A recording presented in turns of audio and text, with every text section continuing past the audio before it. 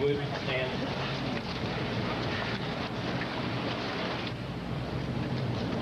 I pledge allegiance to the flag of the United States of America and to the republic for which it stands, one nation, under God, indivisible, with liberty and justice for all. Thank you very much.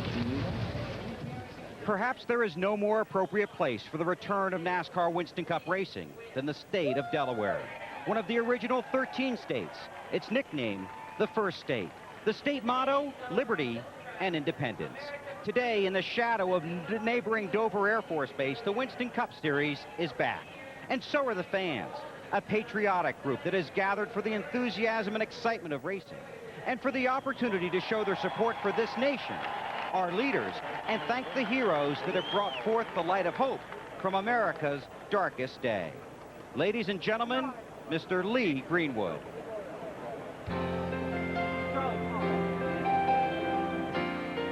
Hello, race fans.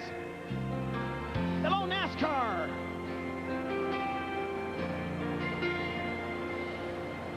If tomorrow all the things were gone, work for all my life, and I had to start again, just my children and my wife. Thank my lucky stars to be living here today, 'cause the flag still stands for freedom, and they can't take that away. And I'm proud to be an American, where at least I know I'm free. And I won't forget the men who died, who gave that right to me. And I gladly stand up next to you and defend her still today. 'Cause there ain't no doubt I love this land. God bless the USA.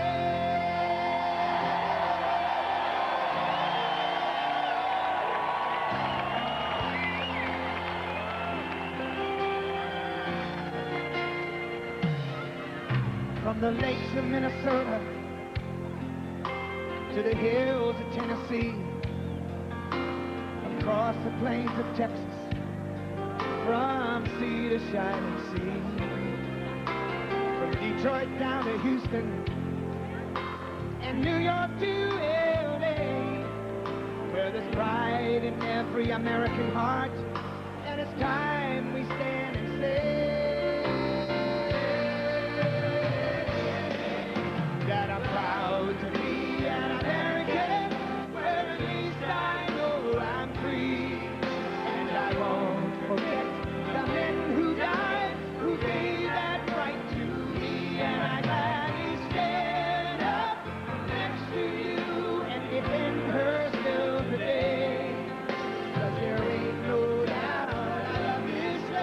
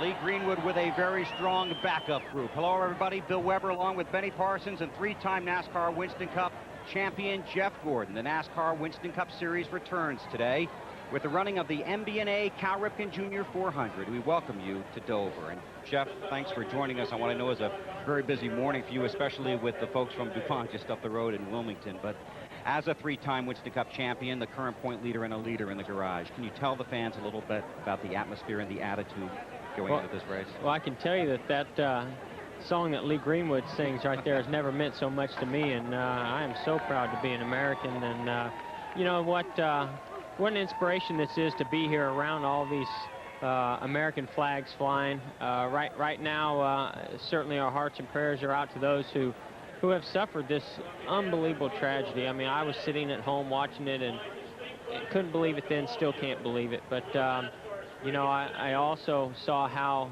this country has come together and how we've united in a way that has just inspired everybody. And I think that's what we're here to do this weekend, is not only to do our jobs and get back to some kind of normalcy, but to, I guess, show those out there that we're not going to allow anybody to take away our freedom.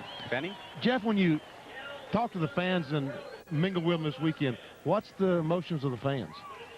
Well, you know, I think it is mixed emotions. I think everybody's focus right now is on what's gone on around the country and in New York, especially with those victims there and Pennsylvania and the Pentagon. But I also hear him say, you know, let's get back to racing. Let's do something that is American, like NASCAR Winston Cup racing, and let's go out there and just put on a great race. They want to see a great race, and they want to show their patriotism.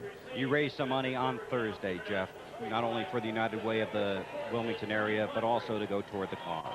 Absolutely. You know, we want to do all we can. That's what I love so much about our community within NASCAR, the drivers, the crew members, the car owners, NASCAR themselves. Everybody in this garage area has always supported those in need. And right now there's a lot that we can do, and we are doing. You're seeing it on these cars today, a lot of American flags, but a lot of different ways to generate dollars to donate towards these needy causes up there. And, you know, I'm not only proud to be an American, but I'm proud to be a NASCAR Winston Cup driver. All right, let's talk about a NASCAR Winston Cup driver. What are you trying to do? Get your qualifying spot to match your car number? I try not to do that very often, but sometimes it does happen. No, we just loosen the car up too much, and we're starting 23rd. We got a long road ahead of us, but I love Dover. This same race car we had the last time we were here. It's a great race car, but we got to just take all 400 laps and 400 miles today. Thanks for joining us. Thank you, Best Bill. of luck. Appreciate it, Benny. That's Jeff God Gordon, bless. one of 43 stories in the starting field. Let's get some others, beginning with Dave Burns.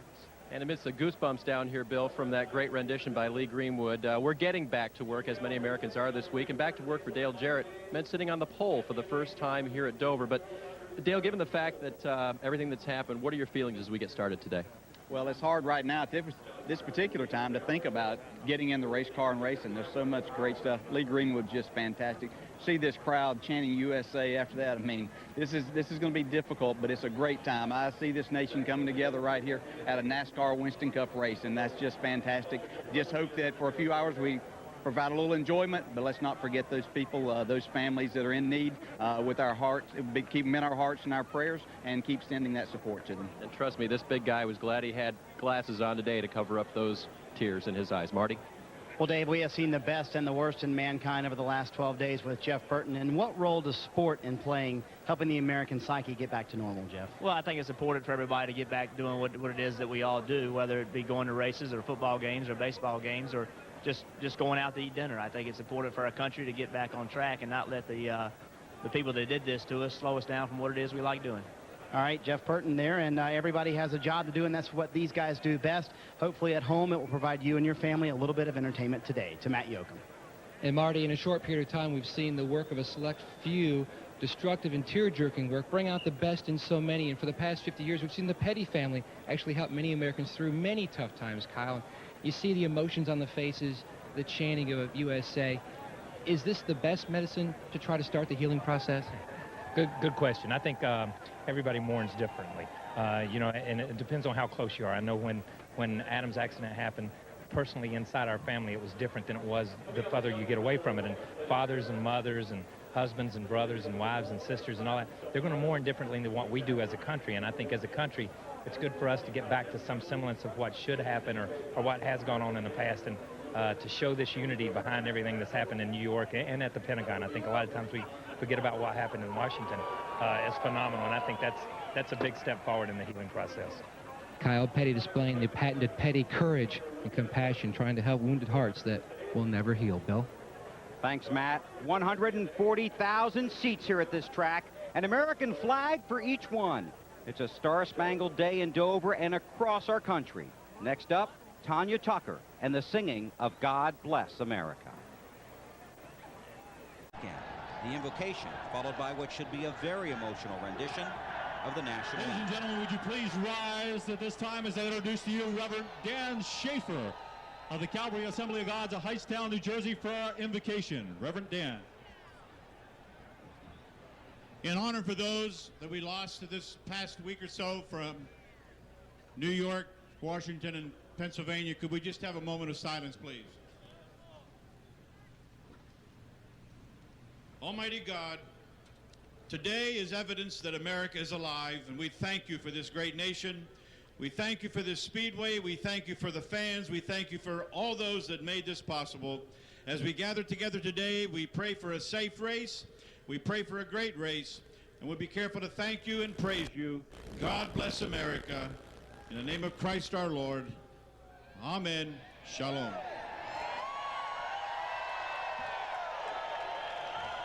And now please remain standing for our national anthem by Miss Tanya Tucker.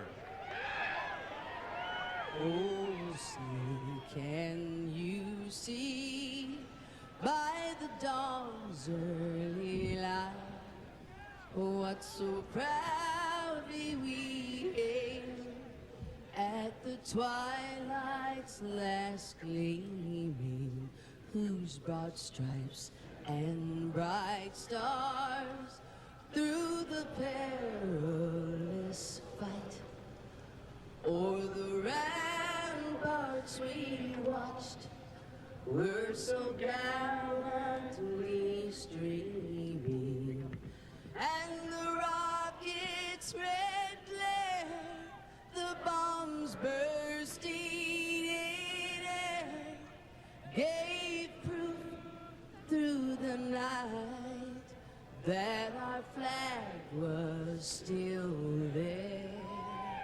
Oh, say does that star-spangled banner yet wave o'er the land of the free and the home of the brave?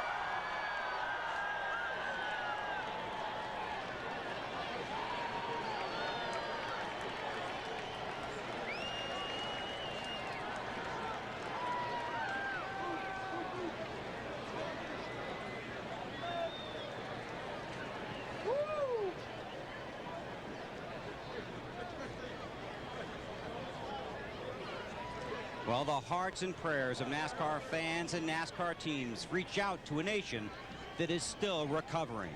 Meanwhile, the message has been sent to New York City, to Somerset County, Pennsylvania, and to Arlington, Virginia. We mourn your loss.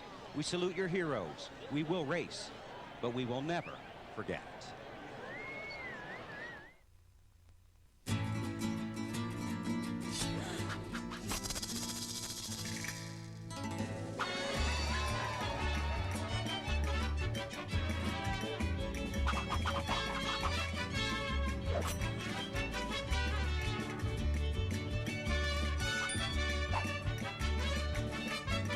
Another rollback saves the day by saving you even more. Walmart, always low prices, always. The Dew Crew.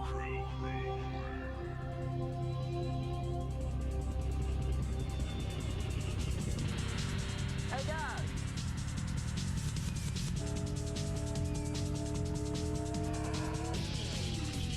$9.5. Not bad. You better not do this on Sunday. The Dew Crew. Fueled by Mountain Dew. Per favore, devi guardare la strada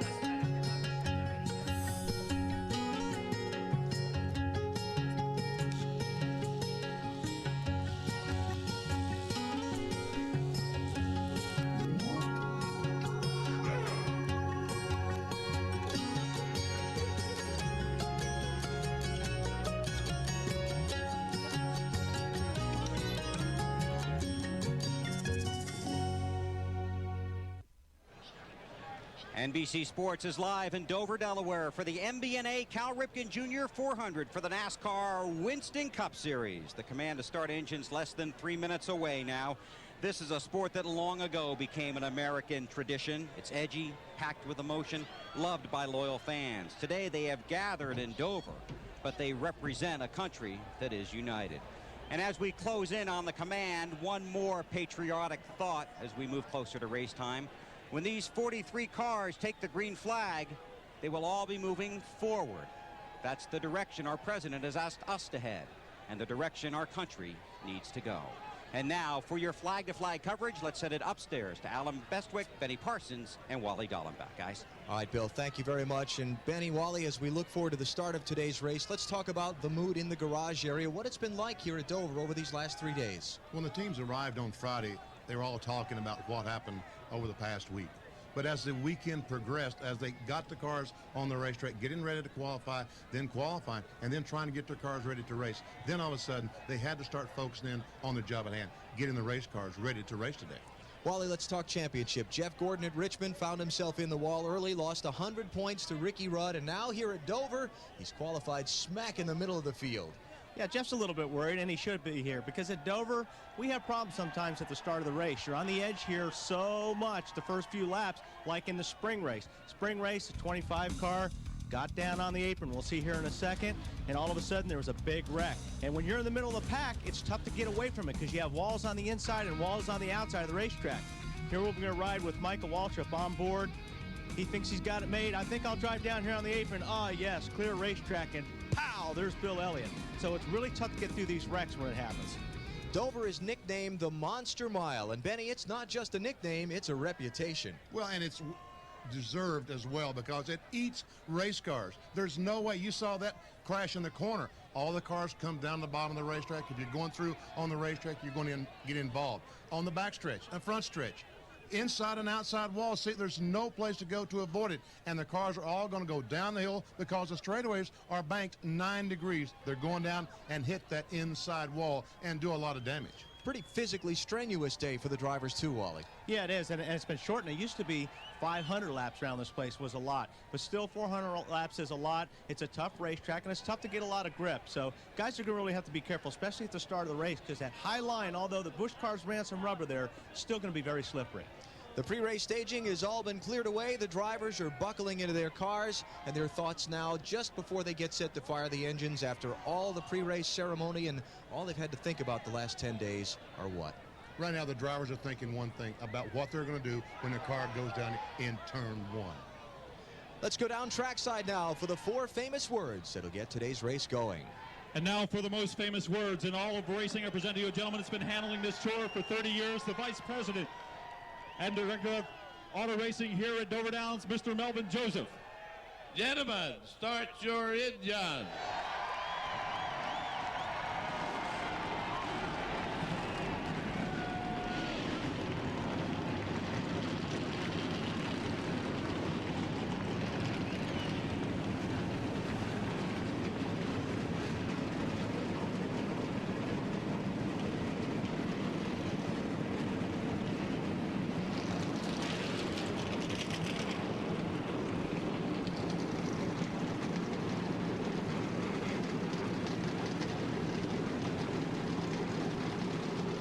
While the drivers sit on pit road for a moment, get the cars warmed up before they roll out, let's get a virtual look at the Dover Downs track from EA Sports. BP? Let's take a ride on Thunder Motion, powered by EA Sports. The bottom of the racetrack is the place to be early on. Tony Stewart is in my way as we go down the front stretch. I will drive to the inside, and once again, should be able to pass him on the bottom of the racetrack. But you see, I ran on the apron. We saw Jerry Nadeau do that in June. You cannot catch the apron. Off turn 2, you let the car drift back out to the wall, unless there's a car on the outside. Tony Stewart is there. Going through 3 and 4, again, right down to the bottom of the racetrack. Try to stay low. As the tires wear, as they get warm, you will move up the racetrack. But early on, we'll see all the cars on the very bottom. So that's a virtual look at what it's like to rock it around this monster mile, and these guys are going to do it for 400 times throughout the afternoon.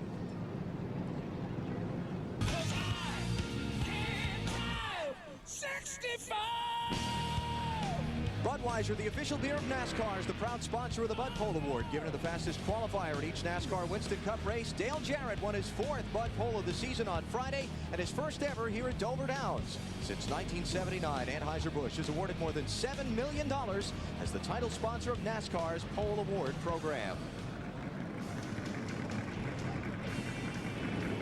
Now a look at the Walmart starting lineup for today's MBNA Cal Ripken Jr. 400. Dale Jarrett seeking his 5th win of 2001 on the front row with Bobby Labonte. Check this record out, 10 top 5 finishes in 13 Dover races driving for Joe Gibbs. Dale Earnhardt Jr. finished 3rd here in June. He starts in row 2 with Ricky Rudd, who scored 4 times here at the Monster Mile. On the inside of row 3, Ricky Craven started 30th in June, finished 4th. On the outside, Kenny Wallace in the car that finished 2nd in June. Back to row 4, Jeremy Mayfield led 80 laps last September till the engine expired. Ron Hornaday, the fastest of the bestest rookies this race. Row 5, Todd Bodine with 3 Busch Series wins here, and Bill Elliott, 3 of his 4 top 5s in this season have been in the last 7 races. Tony Stewart won this race last fall from the 27th starting spot. He'll go from row 6 with Stacy Compton. On the inside of row 7, Kenny Schrader, an American flag for a car today, and on the outside, Kevin Harvick.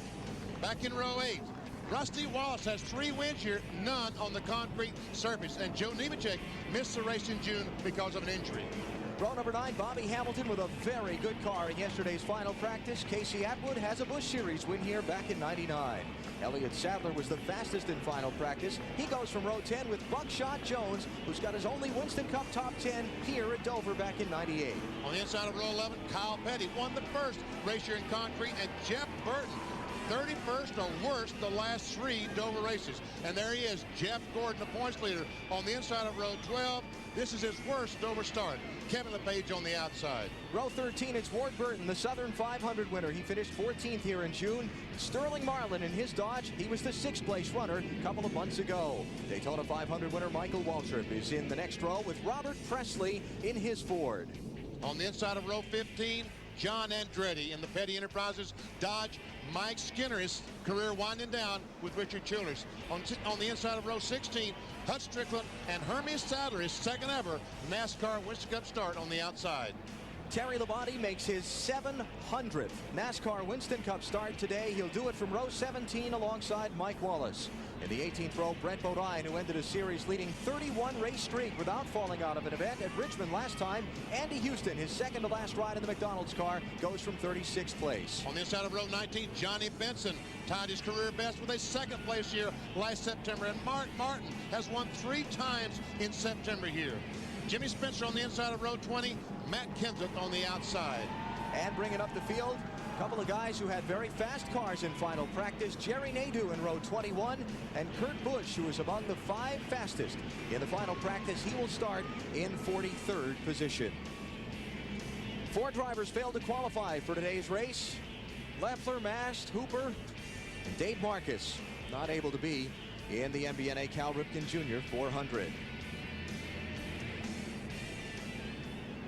Kenny Schrader is scheduled to start today's race in the 13th position. Look at that race car. Isn't that pretty? That's beautiful. Let's try to talk to Schrader. Kenny Benny Parsons, you got me?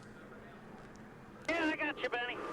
All right, multiple choice. You're starting in 13th. A, you're going, stay where you are. B, you're going backwards. C, you're going forward. What's the answer? Let's go and see, Benny. I got 400 miles to do it, but this little M&M car is pretty good, and we're going to go forward. Charge, but we're going to look for lap 400. We'd love to see that American flag in victory lane. Good luck, Kenny. Thanks for giving me an easy question.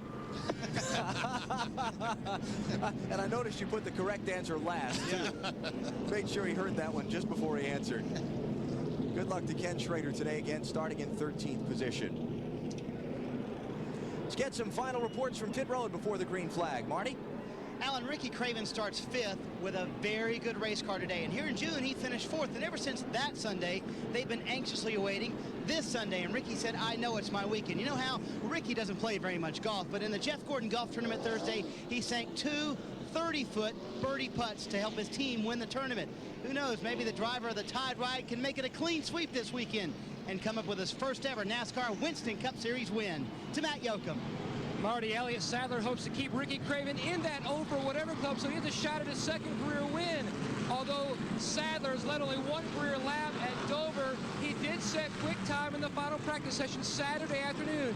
He has confidence because the last time he pulled off that feat, he won his first career race on the concrete at Bristol. He has the same Ford shocks as Bristol, but a different race car, hoping for the same result from the 19th position. To Dave. Matt, in 1976, Bill Elliott made his first Winston Cup start. Today, he makes his 650th, trailing only Ricky Rudd, Terry Labonte, and Dave Marcus in career starts. I asked Bill what he thought about that, and he says, the only thing I don't like about 650 is it has a 65 in it. I'm not retired yet, and they think they have a car that can win at the track today. Alan? All right, Dave, half a lap from the green flag. 140,000 seats around the Dover Downs International Speedway. I can't see any of them that are unoccupied. I thought that we would have some empty seats today. I'm so impressed with these fans that showed up to watch this great race. There's the man who'll wave the green flag. This was supposed to be the day of Cal Ripken Jr.'s last ball game at Camden Yards. Obviously, due to the tragedies, that's been put off some, but he's here nonetheless to celebrate his great career with his fellow NASCAR racing, his fellow athletes, and he's going to get them underway here just moments from now. The championship down to just 10 races to go. Jeff Gordon lost ground to Ricky Rudd at Richmond. He starts in 23rd spot. Very precarious here at Dover. Let him loose, Cal. Let's go racing at Dover.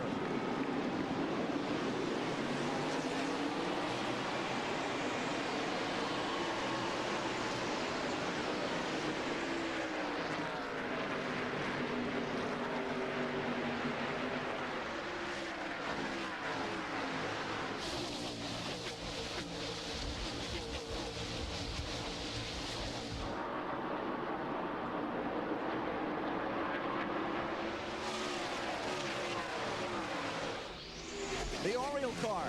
Bobby Labonte leads lap 1. Guys got down to the bottom pretty quick, BP. You see a lot of cars trying to get on that bottom lane. And Labonte moves up off the bottom just a little bit. Jarrett trying to get on the inside. And the car that everyone was talking about being so fast, the 8 car, back in 3rd spot. Here comes TJ on the bottom. While we've been honoring the memory of Dale Earnhardt with a silent lap 3 through the season, we thought today we should take that time and remember all of America's lost heroes.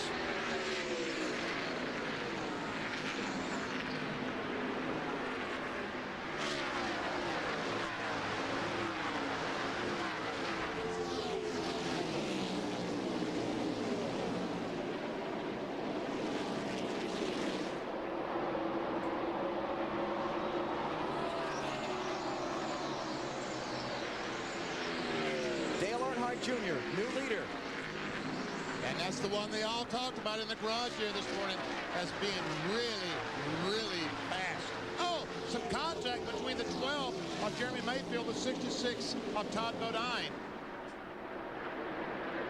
That's back for 6th place. You see Bobby Labonte has slipped back to 5th, just in front of them. It's Earnhardt Jr., Jarrett, Rudd, Craven, then Labonte, Mayfield, and Bodine.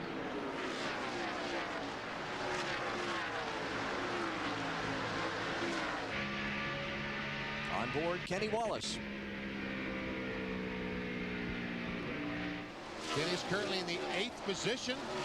Started 6th. He's backed up a couple of spots. Been on the outside, not an advantage on the very start of a race.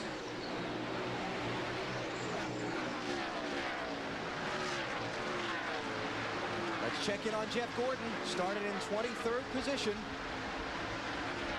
He's picked up 3 spots. He's in 20th. Make it 19th as he goes around Kyle Petty. There's Joe Nemechek, the 33 car, trying to get by on the outside. I think the thing Jeff wanted to see the most has happened, that the field got single file quickly. He certainly did not want to repeat of what happened here in June, a crash. And we see Hornaday on the inside of Kenny Wallace taking a spot away in this 14 car. The last few races, I asked those guys this morning, what's going on here? He said, we're finally getting it together. That's 8th place now that Hornaday's in.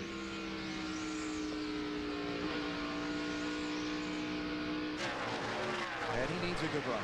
They have finished 30th or worse in 13 of the last 16 races. And the same thing, BP, talking to those guys, they know they've got a good car, they've had good runs, but they haven't been able to capitalize it. They want to finish today. They figure if they finish, they'll have a top 10 car.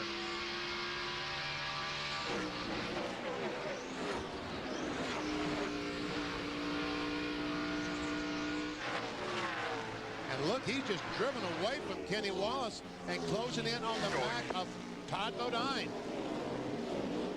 Bodine sees him coming. Go on.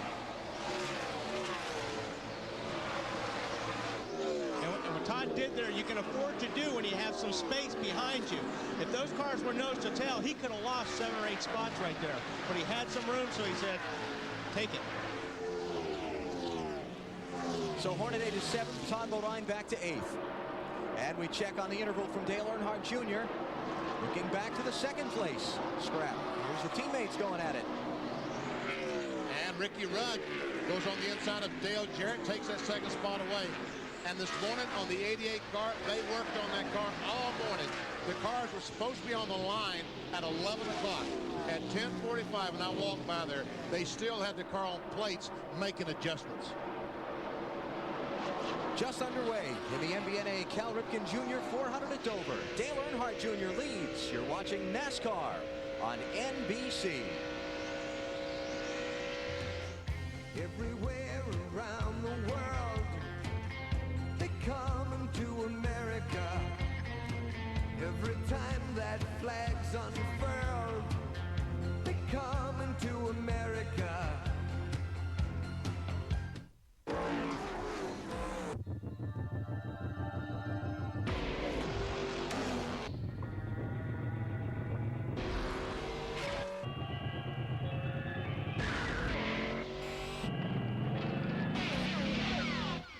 Who'd you expect? Bob Dole?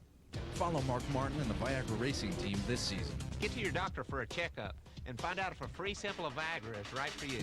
And for more information right now, race over to Viagra.com.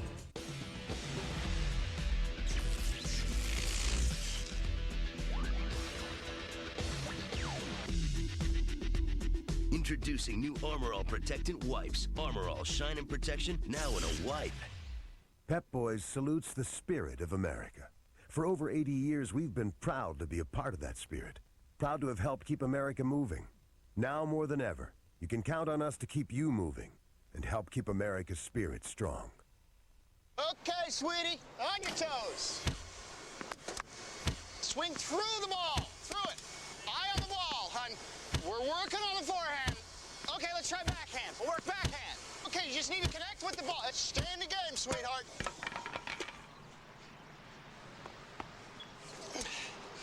Now, don't be afraid to charge the net. How do you plan on financing your retirement? Conseco's annuities have tax advantages that can help. Conseco, step up. We Americans are going through a tragic time. We all have painful emotions following these hideous events. Here are some ways to get through this time of crisis. Please ask for help if you want it. Avoid repetitive viewing of the terrible images. And do something. Donate money, donate blood, volunteer. For more information, contact your local American Red Cross chapter or visit our website. Together, we can save a life. NBC Monday. I'm only happy when it rains. What do we have? USA Today calls Crossing Jordan Monday's top pick. I found something. New York Magazine says it's the first smart dramatic series of the season. You are unbelievable. Jill Hennessy is sexier than ever. I'm gonna find out who did this to you. Crossing Jordan premieres NBC Monday. NBC's coverage of the MBNA Cal Ripken Jr. 400 is brought to you by Casey Atwood and the Dew Crew, fueled by Mountain Dew, by Viagra. Ask your doctor if Viagra is right for you. And by Pep Boys. All you need to know is where to go. Pep Boys.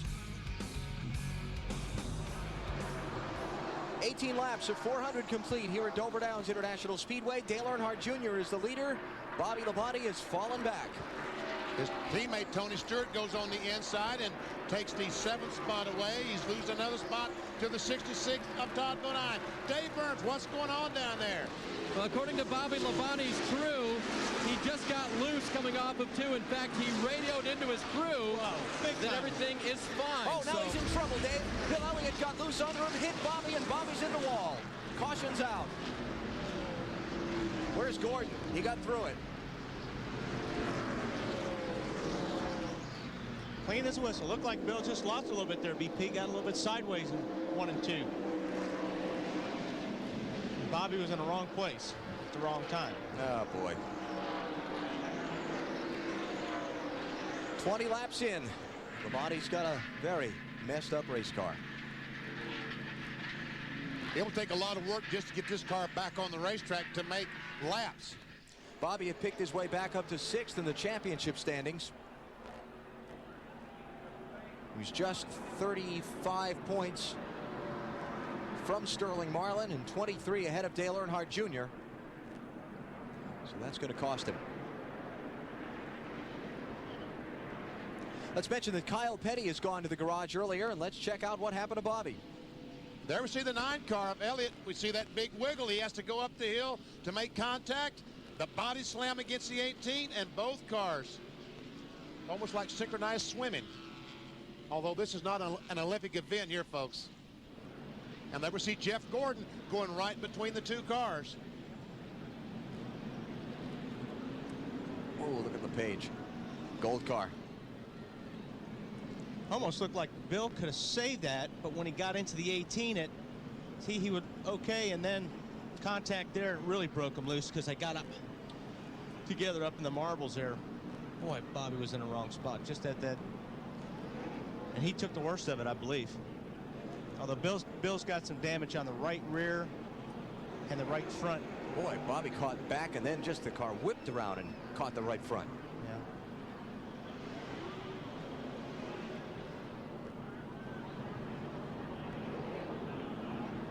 All right, Kenny Wallace in the Pennzoil Chevrolet sees all that, and he says, thank goodness it happened right in front of me.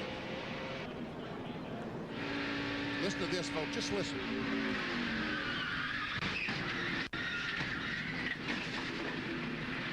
Doesn't that hurt just hearing it? Ouch. Just hearing it hurts, folks. Let's go to Marty Snyder. Well, Alan, there were a few pit stops, among them Johnny Benson, who had already picked up 10 spots in that short amount of time. He started 37th, 27th when he came down pit road, a little tight off. They took 1 pound out of both left side tires, which should loosen up just a little bit, but they made tremendous progress in that first run for Johnny Benson. Today, Burns. And Marty, this is the biggest piece of body work that came off of Bill Elliott's car. It's the rear bumper cover. They got to the good stuff, too, that needed to come away, the fenders and everything, to try to repair it for Bill. They think that the radiator's okay, which is good news, but that car is really banged up. And Dave, Kyle Petty has brought his Sprint Dodge back to the garage. Kyle, reports your car leaking fluid. Is it terminal? Yeah. I hope it's terminal. If it wouldn't run any better than that, it should be terminal anyhow. But it broke. I don't know, what we run, 10 laps? So that's good. We got 10 laps in today, but, you know, it's pretty frustrating because you had a pretty good car that would drive good and run good. And, you know, it seems like we've hit and miss this year. We've been pretty good with the car. We've missed it with the motor, and now we were pretty good. And when we've been pretty good with the engine, we've missed it with the cars. So we'll get on it eventually. The last time a Dodge won here at Dover, his father, the King Richard Petty, took it to victory lane, Bill, back in 1975. Well, Matt, Ward Burton was on pit road, an early stop for the Caterpillar car. His car just way too loose all over the racetrack. Crew Chief Tommy Baldwin indicated to us. So Ward came in, 4 tires, fuel, made the chassis adjustment, sent him back out. Just missed a loose tire on pit road, and we know how narrow this pit road is, and we know what damage tires can do to the front of the cars. Just ask Johnny Benson, right, Alan? Yeah, that was from the race back in June when Benson ran into a tire from another car and wound up damaging the nose of his car to the point the engine overheated and he was done for the day. On to the first caution here at Dover.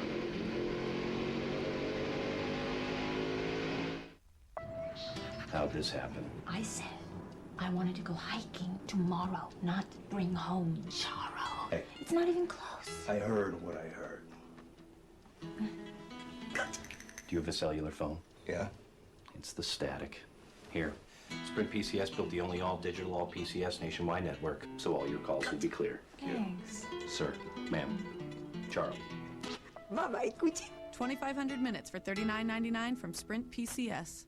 Pep Boys salutes the spirit of America. For over 80 years, we've been proud to be a part of that spirit. Proud to have helped keep America moving. Now more than ever, you can count on us to keep you moving and help keep America's spirit strong.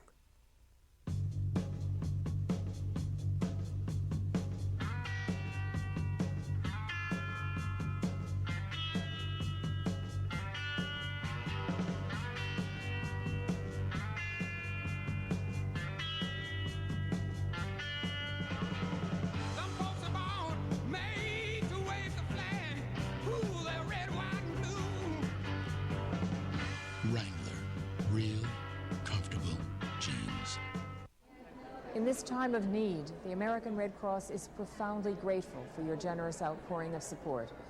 A long period of uncertainty and recovery awaits us all. Thanks to your contributions, the American Red Cross is providing life-saving assistance, including food, shelter, grief counseling, and precious blood. We still need your help. Please call 1-800-HELP-NOW to offer your financial support. Thank you. Together, we can save a life. NASCAR zooms through Kansas City for the first time ever. Next Sunday at 12:30 Eastern, Sprint PCS presents 400 miles of Winston Cup action on NBC. Jeff Gordon's dominated mile-and-a-half tracks this year. Will that trend continue versus NASCAR's best on this smooth and fast super speedway? Next Sunday, 12:30 Eastern, NBC. At the Dover Downs International Speedway, NASCAR on NBC, bringing you the MBNA Cal Ripken Jr. 400. And we're under the first caution of the race. Came out at lap 21 when Bill Elliott and Bobby Labonte crashed in turn number 2. It's our leader, Dale Earnhardt Jr. as he weaves his car back and forth, trying to keep those tires clean. Here's Jeff Gordon, our points leader, as he drives through the 2 spinning cars.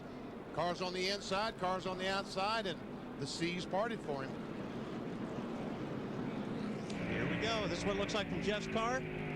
Just backs off the throttle, looks for a hole. Actually, he was lucky at a big hole there. Keep going, go, go, go. You're good, you're clear. Not too much smoke either. Sometimes you get a lot of smoke back there. But we talked about for Gordon starting back in 23rd that it was going to be anxious while he worked his way to the front. There's one incident that he was able to dodge. Bobby Labonte in the garage area. Let's go to Matt Yoakum. And Alan, shades of 1997, Bobby. You weren't in the lead, but nonetheless, you're back here in the garage early. Yeah, it's a shame. Car was a little loose at the beginning, but you know, we had plenty of adjustments to make it better, and you know, just wasn't meant to be today. How bad's the car hurt? Pretty bad. You know, just it's a bad place to be over there. At the wrong place, at the wrong time. Just it's hurt pretty bad. We'll probably get it fixed, but it's going to take a while. And he certainly is going to take a hit in the points. He entered 6th in Dover with only a 23-point lead over Dale Earnhardt Jr., Dave. And Matt, Bill Elliott reported to his crew that the steering was okay on the 9. They haven't lost any fluid from the radiator. And so basically they were going to bang out the fenders and cut some off and send them back out. But the problem was they lost laps because they couldn't get the hood pinned down. The hood pins have to be in before they head back onto the track. And the hood was misaligned with the pins that come out of the frame, and so they lost at least 2 laps because they couldn't get the hood back down, and the NASCAR officials wouldn't let them go.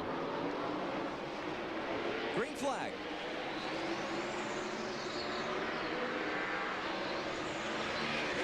Ricky Craven on the outside of Earnhardt Jr. trying to take the lead away, and Hornaday on the outside of Rudd.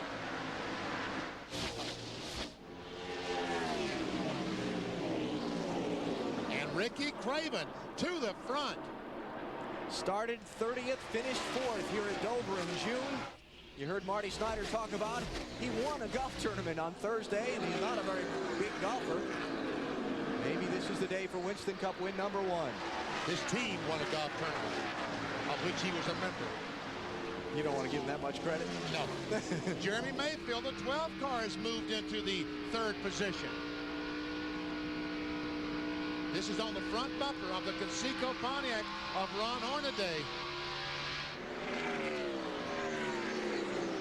Farther back, Ken Schrader, Kenny Wallace, 9th spot. And look here, Jeff Gordon is back in the 14th position, but running with 5 cars. Get by those 5, he goes up to the top 10.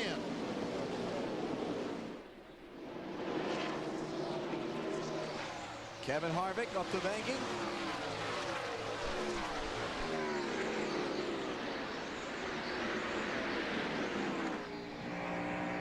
Gordon trying to get 12th.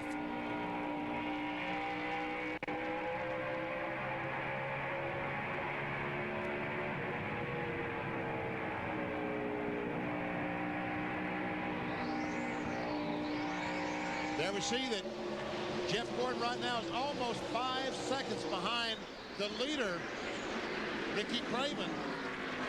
And as he runs side by side, you can see that number getting bigger and bigger.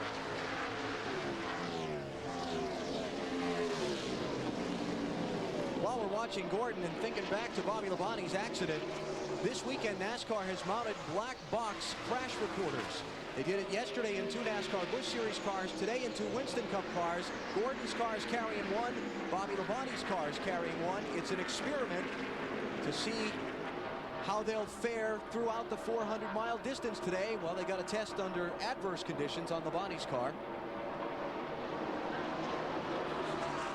Ricky Craven, the 32 car, the Tide Ride, the leader of the race. He ran so well here in June, almost won. At one point in time, looked like he was going to win his first Winston Cup race. You would have thought they brought exactly the same car back. No, a different car. Brand new car. Brand new car, because they felt like that in June, the car was really good on long runs, but they wanted to make something that was a little bit better in the short runs and would keep it there for a longer time. And so far in the short runs, he is very, very good. Left that low lane open. Junior couldn't take advantage. Craven's team has really been coming around lately. He's led laps in 3 out of the last 5 races.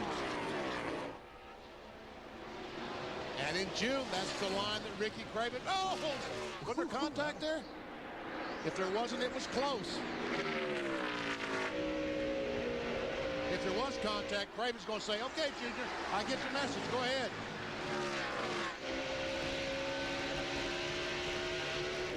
Craven using that high lane is like waving the red flag in front of the bull at Dale Jr. And that's the line, that's where Ricky Craven made so much of his time here in June, in that high line. Now he's going to try it on the bottom. And someone now is telling Ricky Craven that they're reading off to him his lap times. And he will be moving back around the racetrack, trying to find the fastest line around the Speedway. Yeah, right now the spotter's probably clicking off some lap times to him, which is actually Fat Boy. Fat Boy used to be my spotter, and he's saying you're the fastest car, or right there where you're running, it's 1/10 of a second faster than if you're running down low. Aerial views of Dover, courtesy of the United States Army, an army of 1.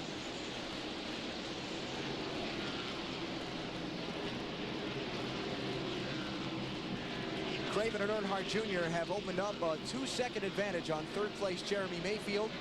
Then you've got Ron Hornaday in 4th and Ricky Rudd in 5th. We've now completed 37 of 400 laps. You're watching NASCAR on NBC. This is Bill. Bill is installing a new belt on his car. The belt he purchased isn't exactly right, but it seemed like a bargain, and Bill's determined to get it on there.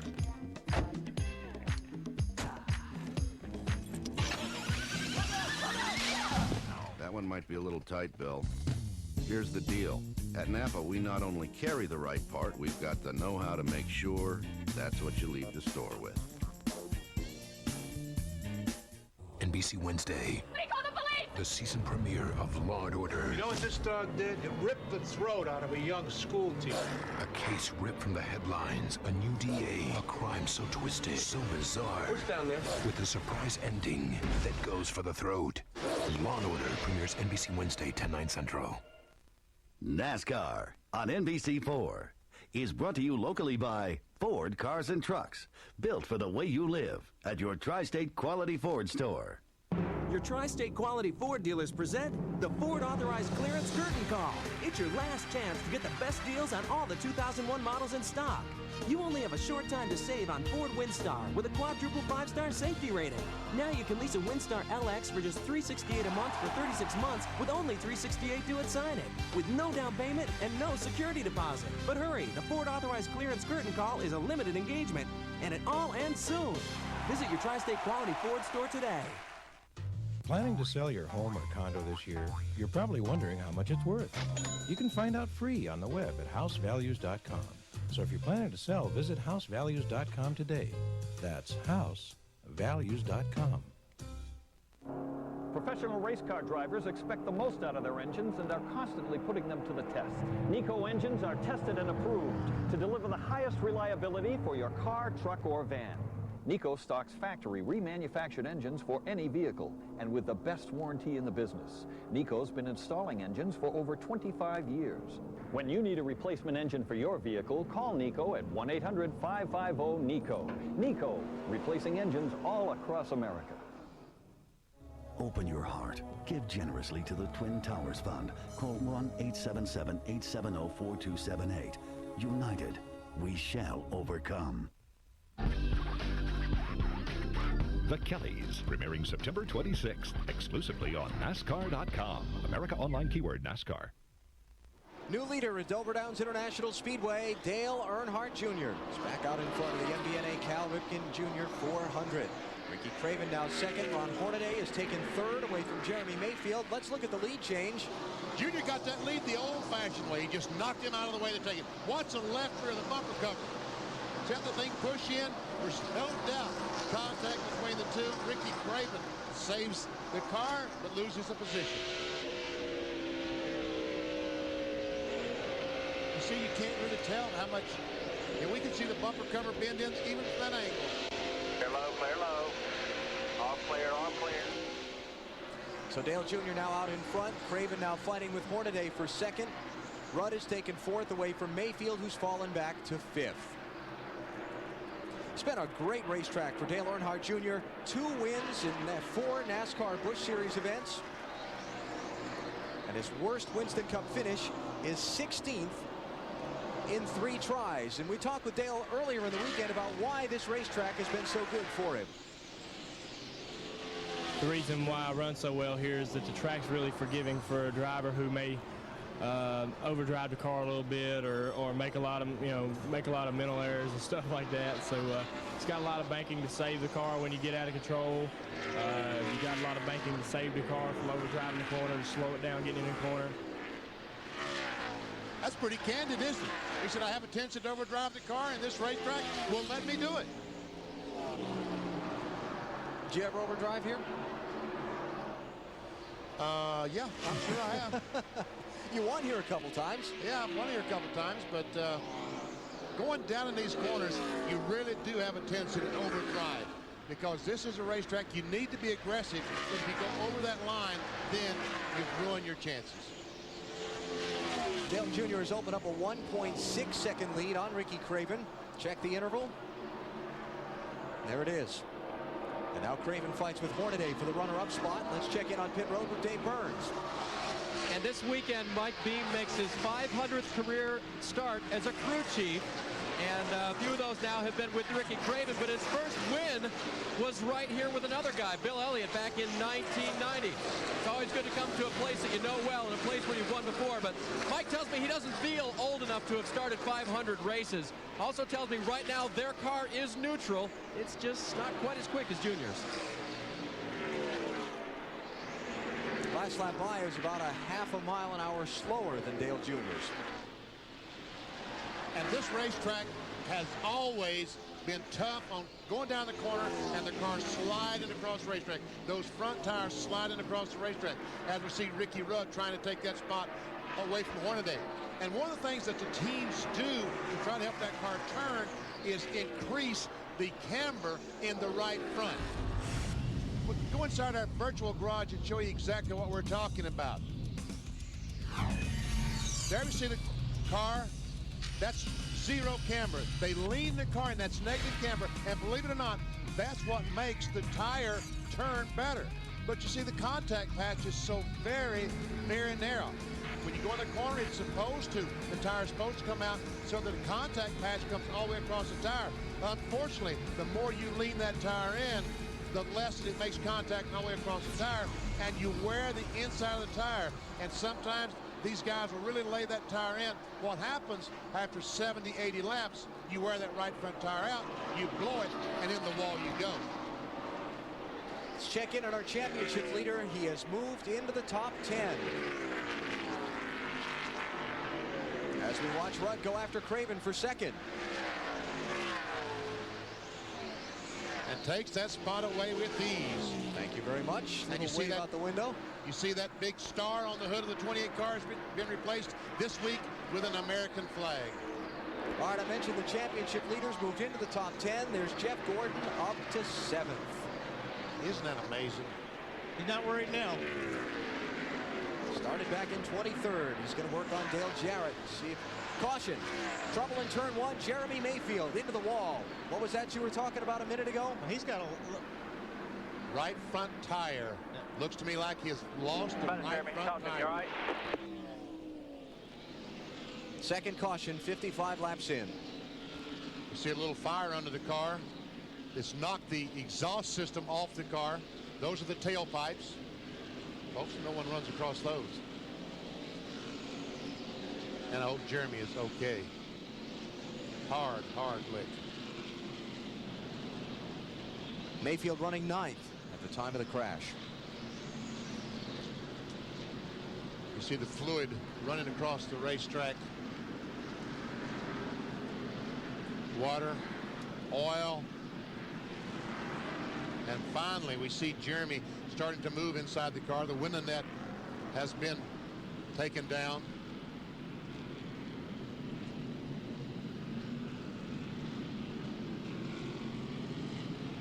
Yeah, that's a good sign there. There aren't many easy hits here at Dover. No. And I'm sure all the cars, here they come. Every one will be down pit road this time.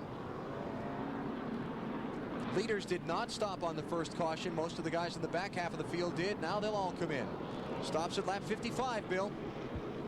And Ron Hornaday will be one of the first to hit his stall just at the start-finish line. Outstanding start for Hornaday.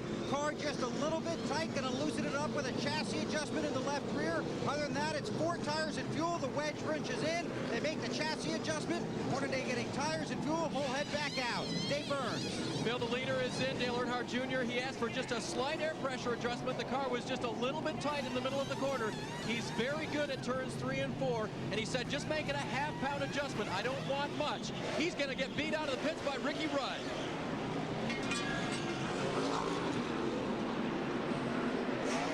Matt and Tony Stewart entered here road 5th. He was bad loose. They made 1.5 rounds in on the right rear of wedge, and they also went up 1 pound of air pressure in the right front. He said he wasn't concerned about the leader, who he's only 1/10 off of on the stopwatch. His biggest concern, the 24 of Jeff Gordon. He was coming fast. Let's check the race off pit road. How they got to that all-important scoring stripe. Ricky Rudd is going to get out first. Ever see Rudd go by? Earnhardt Jr. Boy, big gap back to Dale Jarrett. Then Tony Stewart. Ricky Craven barely beats. Who was that? Jeff Gordon. Yep. And Rusty Wallace. So Gordon has moved up to the, what, 6th position? Under caution, Jeremy Mayfield has climbed from his car and walked to the ambulance for the ride to the infield care center.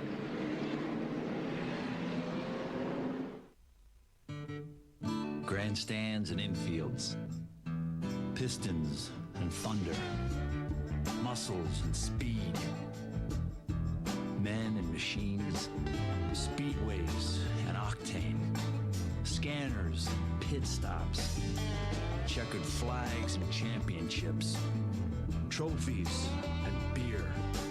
Start your engines, baby. I'm a race fan. Hey, boss, what are we doing here? Yeah, I thought we was getting some ziti. Enough with the ziti. You're here to lose weight, capiche? Tell him, sweetheart.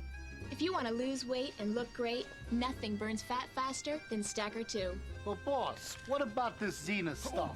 And this metabo whatever. Forget about it.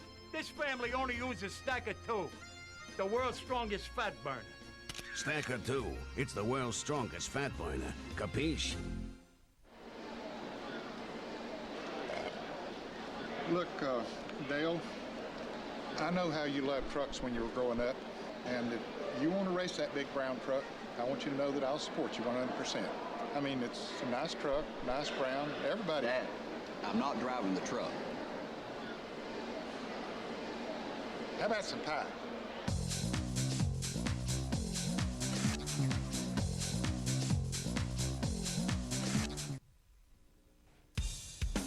NBC's coverage of the MBNA Cal Ripken Jr. 400 is brought to you by UPS, the official delivery company of NASCAR.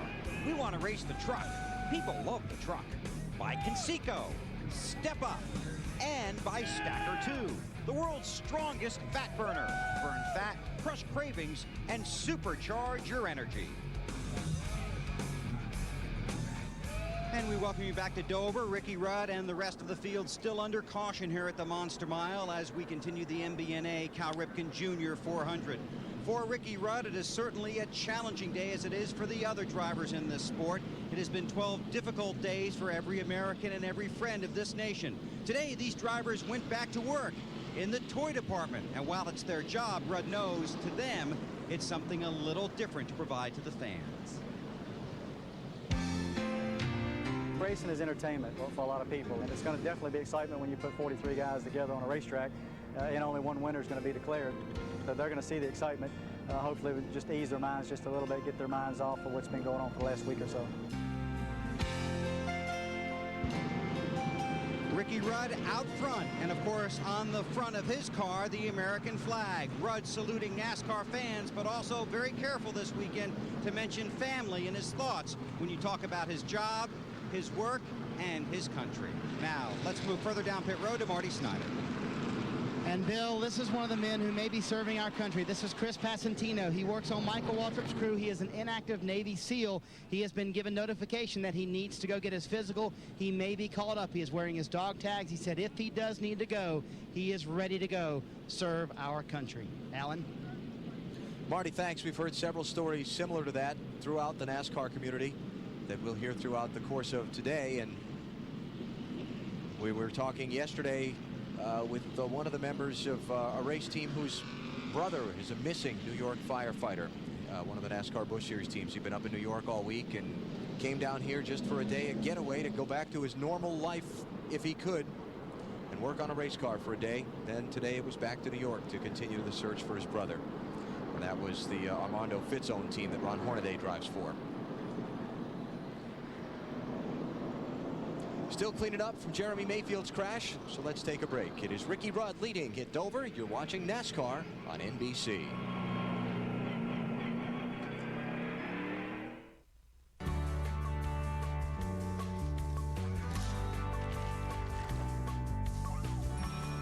%100% pure. Absolutely perfect.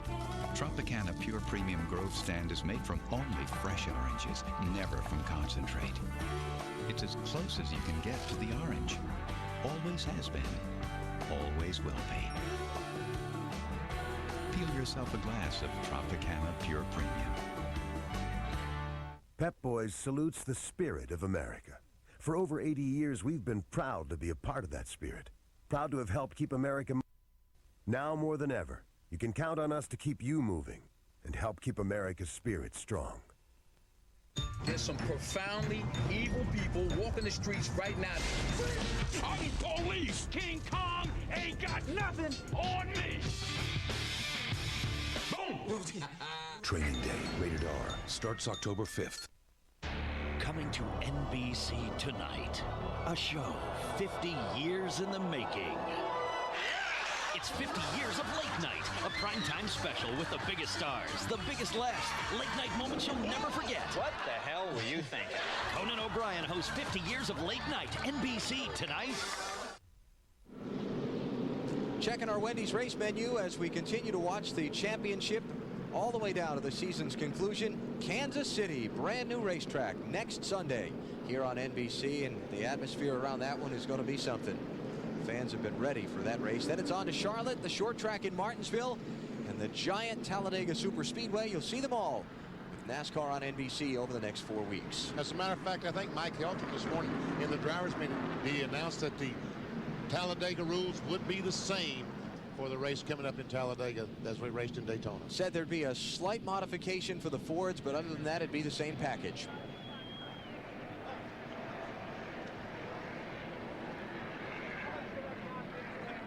Everybody's remembering the heroes. Let's check our NASCAR Busch Series update. Yesterday, Jeff Green scored a surprise win. Ryan Newman dominated the race, but got bounced back in traffic after Green took 2 tires on a last pit stop. Kevin Harvick opened a little more ground on Jason Keller in the Busch Series championship as they move toward conclusion of their series. Here's our Craftsman Truck Series update. Their scheduled race last weekend at Texas Motor Speedway was postponed until October the 5th. Jack Sprague leads a very tight championship chase. They race next in South Boston, Virginia. Let's check in with our leaders team, and here's Dave Burns. And Alan, that was obviously a very quick pit stop for Ricky Rudd, and they had to make absolutely no changes to the car. That was one reason why they got around the thing so fast, and the crew was high-fiving each other saying, bring it on, give us more. But let me remind you, this is the same kind of car that Ricky had when he won at Richmond 2 weeks ago. They made very minor changes all evening long, and Ricky ended up winning that race. It sounds like these guys are really on their game. I just love those glasses. Michael McSwain wears. Fatback's glasses. Oh, yeah. He's the man, Michael. He might be one of the most positive people that you'll find around the garage area. Check it out. That's Michael signaling that the restart has been waved off for another lap. So let's take a break while we wait for the restart. It is Ricky Rudd, Michael McSwain's driver, who's leading at Dover. Fixing up my car, stand up and chill. Go where I want to go, I'm a free man here. I'm an American boy.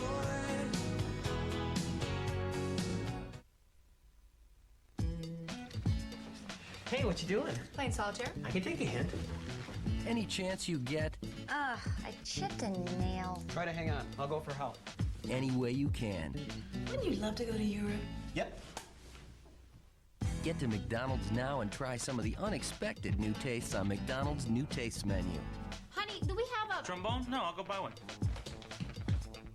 Unexpected new tastes at your favorite place, now on McDonald's new taste menu. Pep Boys salutes the spirit of America. For over 80 years, we've been proud to be a part of that spirit. Proud to have helped keep America moving. Now more than ever, you can count on us to keep you moving and help keep America's spirit strong.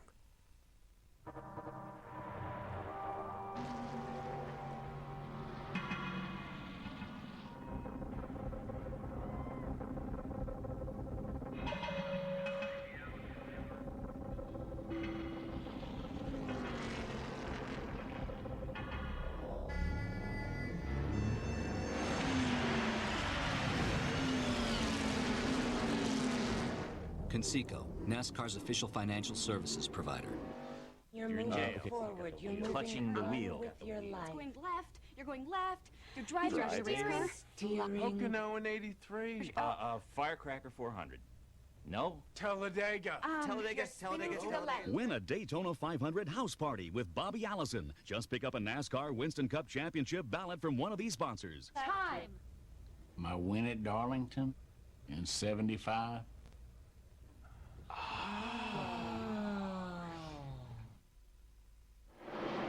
We're just back underway at Dover, and on the first lap after the restart, Dale Earnhardt Jr. got after Ricky Rudd. Passed him on the backstretch. Rudd moves into that second spot. His teammate, Dale Jarrett, in third. Tony Stewart in fourth. Dale Jarrett moving up from sixth to third on the pit stops. Let's take a look at the lead change just a minute ago on the restart. Go ahead, BP. I'm trying to figure out what happened. It looks like you got maybe a little bit loose or something, because that 8 really just shot off of turn 2. And either that 8 car got a terrific run off to, or the 28 car had to squeeze out of the throttle. So Dale Earnhardt Jr. leading this race for the third different time. Of the 66 laps that we've run, he's been out front for 41 of them. Ron Hornaday under Rusty Wallace. 7th place. And I saw the left side of Rusty Wallace's car bottom out going in turn 3. Tells me that Rusty has a very, very soft left rear spring in that 2 car. And probably a little bit down on the air pressures right after the pit stops. Maybe they're not built up enough. Hitting the track a little bit, which when you hit the track here, it definitely moves the car. It'll slide the car up the racetrack if you bottom out. Kevin Harvick in the 29 running in 9th spot. That's Todd Bodine just behind him. The old blue light special, and then Ken Schrader.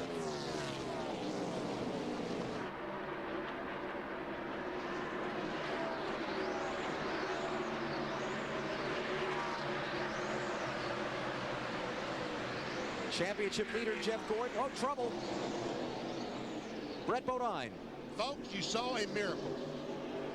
You absolutely saw a miracle. You saw a car spin at Dover and not hit the wall. How can you do that? We saw that yesterday at the Busch race. I don't know how they can do that. I'm telling you, it's a miracle. Third caution of the race. And it's up at lap 70. Dale Earnhardt Jr., Ricky Rudd, Dale Jarrett, Tony Stewart, and Ricky Craven are your leaders at Dover. So, how's the food here? Great, Mom. Pizza every day. That's what I was afraid of. Oh, it's not what you had in college, Mom. It's Papa John's. But you need variety. Variety? I get it with Papa John's thin or original crust, great fresh veggies, and 100% meat toppings. And right now, a large 2-topping Papa John's pizza is only $9.99. Plus, a second large 2-topping pizza is just $4.99. I'm living better than I ever did at home. Next Sunday, NBC is dramatically different. Don't move! I said hallelujah! First, the series premiere of a new Law & Order, Criminal Intent. We got her. Then, the series premiere of UC Undercover. Fellow agent! 2 new dramas making NBC Sundays dramatically different. With a longer wheelbase and a new independent rear suspension, the all-new 2002 Explorer is confident even over rough terrain. Looks like the road of life just got a whole lot smoother. Lease an Explorer for $398 a month with only $398 due at signing. With the smart new third row, the all-new 2002 Ford Explorer now comfortably seats 7. You can see why Ford is putting more people into their SUVs. Lease an Explorer for $398 a month with only $398 due at signing.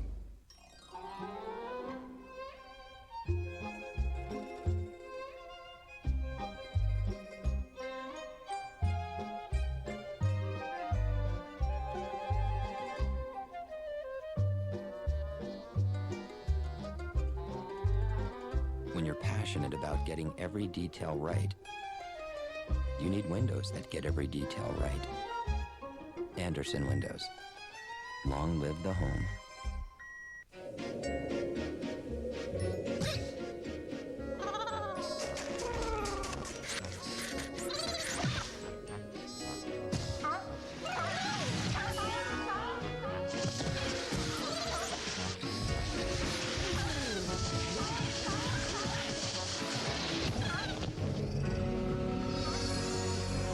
Everybody should have a grip as strong as Hanguk. Ground control. Hanguk tires.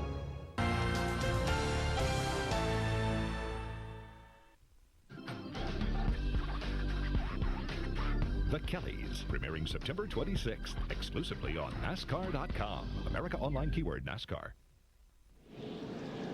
Back at Dover Downs International Speedway under caution for the third time in the MBNA Cal Ripken Jr. 400. Brett Bodine with a little spin in turn 4. How did it start? Well, he may have got a little bit of help on that spin, but we'll take a look at it and see. Here we got Buckshot underneath. It looks like Buckshot gets into the left rear of Brett Bodine.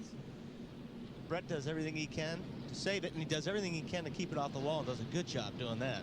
I still don't understand how in the world he managed to spin, not hit the wall or get hit by another car. But he did it. He managed it. Another look at it. One more look. And there we see, I don't know, we first thought that maybe Buckshot Jones in the 44 got a little bit loose, and as they chased the car up the hill, kind of like Bill Elliott did, he caught the left rear of Brett Bodine's car. From that angle, inconclusive. Matt Yoakum has an update on Jeremy Mayfield for us. Matt. Alan, Jeremy Mayfield can attest that any hit at Dover is a hard one. After he walked into the infield media care center and he was talking with doctors, they found out that he had a slight loss of consciousness while sitting in the race car after the crash. They feel like he has a mild concussion. They are going to transport him to Kent General, which is now called Bay Health Medical Center, for observation and a CAT scan test. But the good news, he was alert and he was talking to his crew chief, Peter Suspenzo, and the doctors. So while they prepare to transport Jeremy, we're going to be under caution for a few more laps. Dover is one of the tracks on the NASCAR Winston Cup circuit that has no tunnel. And the only way in and out of the infield is through a crossover gate at the start-finish line. There you see the workers. They've removed the stanchions and the turnbuckles, if you will, that hold that gate in place during racing. And in a moment when they get set to transport Jeremy, they'll swing that gate open to allow the ambulance out of the infield. So we're going to be there they go now. So we're going to be under caution here for a few more laps while we wait for that to happen. And of course, we'll stay on top of Jeremy's condition and bring you updates as we get them throughout the afternoon here in Dover.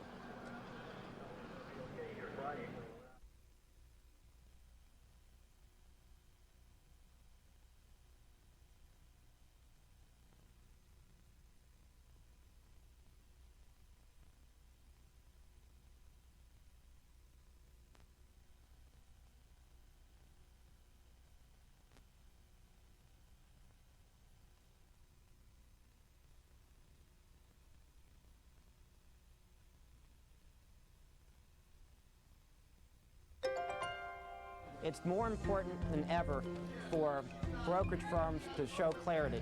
Prudential is a leader when it comes to using plain English for investment recommendations. Call it back to basics: buy, hold, and sell. The financial advisor takes it one step further, gets to know the investor, and tailors my recommendations to the investor's unique needs. We're working for the investor every day. So many bass, so little time. Time this. Gotta be Grand Prix drivers. It's the wide track attack. Nothing sticks to the curves like the Pontiac Grand Prix with wide track handling. Wider is better. I thought only bass had big mouths. You've waited all summer.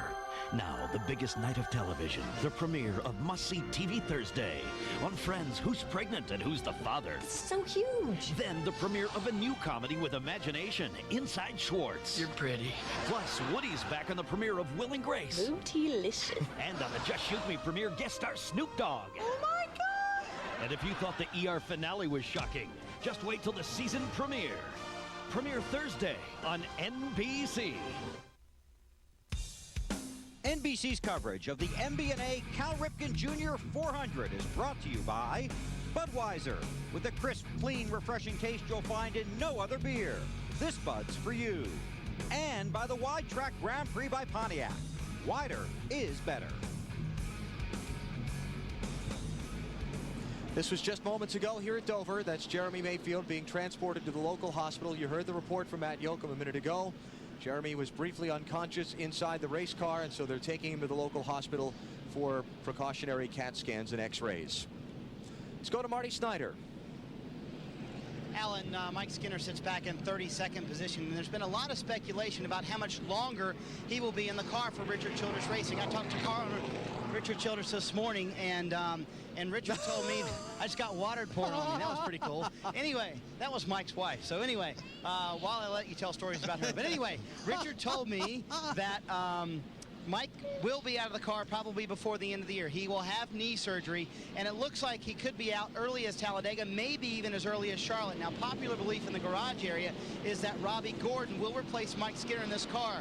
The belief of many people is also that if Mike Skinner goes out early this year, that Robbie Gordon will also replace him in the car early this year as well, Alan. I'm going to go dry off now. Thank you. My wife and Angela don't spend too much time together. But no, you're right. Mike's looking to get that done so he can be completely healed for when the season starts next year. So the only thing about that is he was supposed to be my teammate in the 24-hour. Now he's leaving me hanging on that one. But that's a good way to do it. And I think he's looking at Talladega, after Talladega. Here's our UPS track fact. 22,1986 seats here. Look at this place today. 140,000, and they're all full. Amazing. Dave Burns. Alan Dale Earnhardt Jr. says that the goggles that he has on are not sealing well to his face. He has sweat running down his eyes. He's asked the guys for a plain old rag next time he comes in so he can do this at over 170 miles an hour. Bill? Well, Jeff Gordon cruising around under caution in the 6th position. On the last set of pit stops, he came in 8th, went out 6th. No changes to his car. They gave him 4 tires and fueled it in 14.30 seconds. That's what helped him pick up those 2 positions on pit road. He runs very well at this track. Green's out.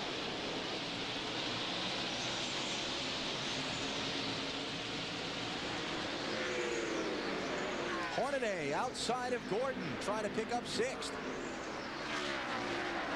And he's going by Craven. Ho-ho! Hornaday going somewhere. He has a reputation as being the best in the business at restarts. He is the king of restarts. And I know why. Well, I don't think I'll tell you why though. Why not? Well, because he'll get mad at you. Probably would. Look at Tony Stewart poking the nose of that orange car under Dale Jarrett. Contact between the 14 and 32. Oh, more contact. And more contact, and Jeff Gordon almost gets knocked in the wall. Damage to the left front fender on Gordon's car. Like we talked about earlier, these are the bullets that he has to dodge, but we just didn't expect to see that far up front. There's considerable amount of damage on that left front right there. See, right? Yes, and you know, that 24 car, he was so good at Charlotte in the Coke 600. He had damage to the front fender, and it ruined his day. See if we can see what happened here exactly. Coming off the corner, we see Hornaday get loose. He backs off the gas, so Craven gets a run. They go down in the corner, and Hornaday comes down the hill. Here, Craven and Hornaday makes contact, and there we see Jeff Gordon getting in the right rear of Ricky Craven with that left front fender. Here you go on board. A little bit tough to see if he can see. Jeff did not have a whole lot of room up there. He got really lucky, but still, I think that damage to the left front is going to affect the way that car handles a little bit. And NASCAR spotters around the racetrack are reporting there is a slight tire rub on that left front for You Gordon. can just see right there, Alan, there was a little bit of smoke right before he got down in the corner there. Racing Rusty Wallace for 7th place. Rusty had just taken that spot away from Jeff Gordon. Now Jeff is trying to retake the spot from Rusty Wallace. And does. To Matt Yoakum. Alan, down here in the 2 pit, this is the right front tire that came off Rusty Wallace's car. You can see how it is cut on the inside shoulder right there. This tire actually is out of the same batch number that Jerry Mayfield had on his right front. Apparently, Robin Pepperin has had everyone check up and down pit road. This tire was actually made 15 tires apart from Mayfield's. Nobody else on pit road apparently has this batch number. So the good news is they've lucked out with that caution. Unfortunately, it was due to their teammate, but you can see they also had a cut, so there was a tire problem developing down here. So it looks like good news. Nobody else has this batch number. They might not have the same problem. And Bobby Hamilton Jr., the 55 car, trying to get by Jeff Gordon. And folks, I don't think Jeff Gordon's car is as fast right now as it was before the contact with Ricky Craven. That's 8th place that Gordon just lost to Hamilton. He just got to ride it out till he can get onto pit road and get that fender fixed. And I don't know, they'll make it a little bit better, but they're not going to make it as good as that thing was to begin with. The bodies on these cars are so important. When you do that kind of damage, you can't get it fixed 100%. So lap number 80 at Dover. Jeff Gordon gets nicked up.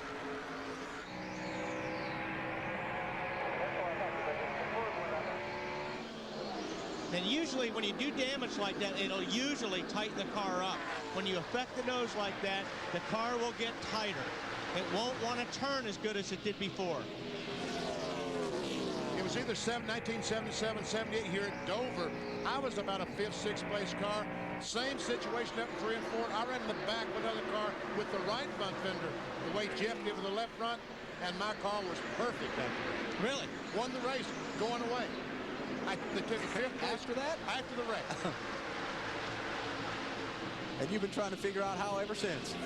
Exactly. I just wish I knew. Interval from Jeff Gordon up to leader Dale Earnhardt Jr. You see it's growing. Just every turn of the wheel, it seems like it's growing by 1/100 of a second. Bill Weber.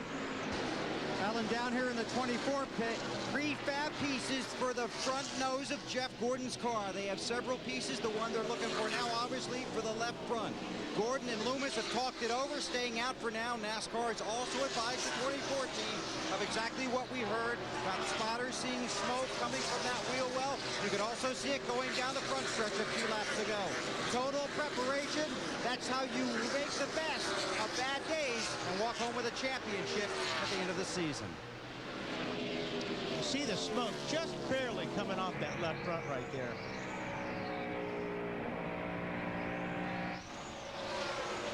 And hopefully that will not cut the tire as we go along.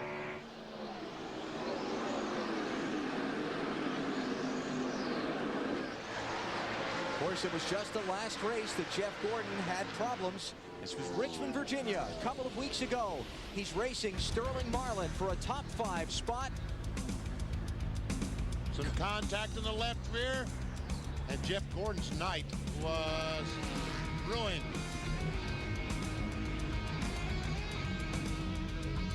He was able to get back on the racetrack. But he lost 100 points. He finished in 36th position. Tell you what, well, that car does not look that bad right now, BP. He's hanging right in there, and Harvick hasn't gained anything on him.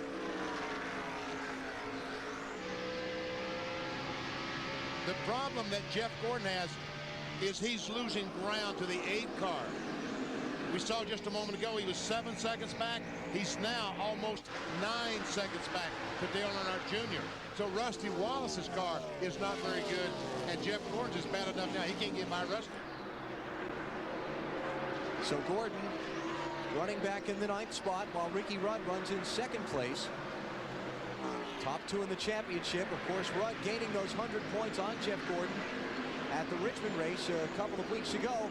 We heard from Rudd in our pre-race, and also we talked with him at more length earlier in the weekend about his needing to take advantage of Gordon's problems to have a shot at the championship. Well, we got to take advantage of the situation. We haven't been able to do that over the season. Jeff has had some problems along the way, and we've had some problems. But on the days he's had his problems up until Richmond, we haven't been able to capitalize and take advantage of the big point swing like we did the other week at Richmond. And Rudd is 222 points behind Jeff Gordon coming into today's race. 10 events to go. You see right now he's gained a little bit of ground. He's gained 27 points right now on Jeff Gordon. But if this race were to go green flag for a couple of 100 miles, Jeff Gordon would lose, I think, more positions, because I think that fender situation would make his car get slower and slower as the run progresses. That was 7 seconds just a little bit ago. And now it's over 9 seconds, the difference between Jeff Gordon and Dale Earnhardt Jr. Actually, that's to Ricky Rudd. It was 7 seconds to Dale Jr., so Rudd is almost a second behind Earnhardt Jr., so Gordon's 10 off the lead.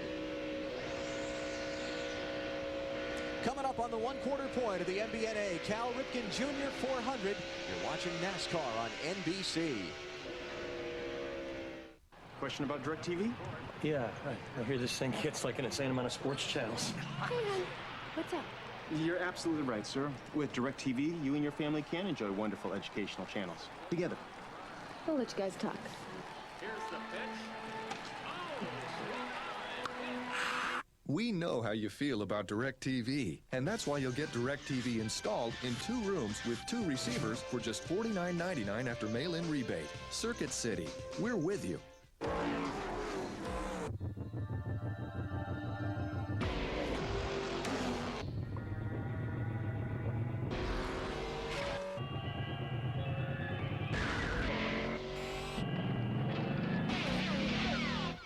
Who'd you expect?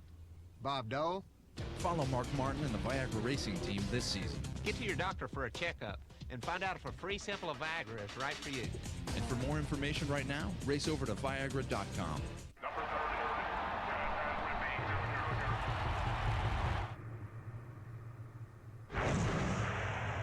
Find the seams. It's the splitter. No, it's the high heat. Did I lock my keys in the car? Is that Sosa? Going for my Pepsi. Sammy.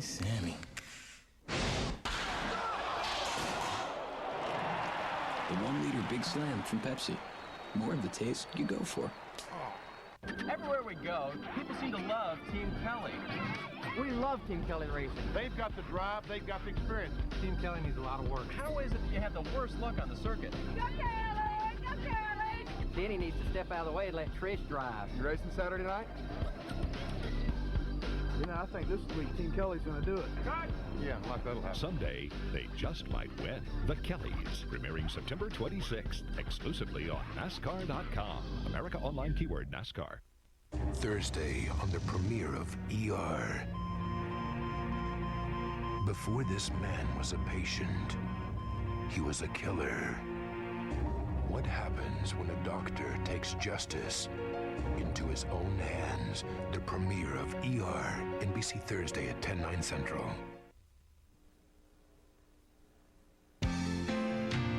We just come up with a good idea to be able to donate some money ourselves and maybe do some help. I mean, that's really all I've been doing the past several days is just wondering how I can help and what I can do. And so maybe this is a way that that I can, make a difference. Race leader Dale Earnhardt Jr. here at Dover. He and his team, one of many, in fact, most all the field, using today's event to raise funds, almost kind of like a race-a-thon. Money per lap completed, money per mile completed. Junior's even got a little carrot out there to his race team as well in their pit stop performance today. Said if they can have a pit stop under 14 seconds, he will donate $10,000 to the fund. And he is starting to lap cars. That's Brett Bodine, the 11th car in 37th spot, right in front of Dale Earnhardt Jr. Junior's led 79 on the 105 laps so far.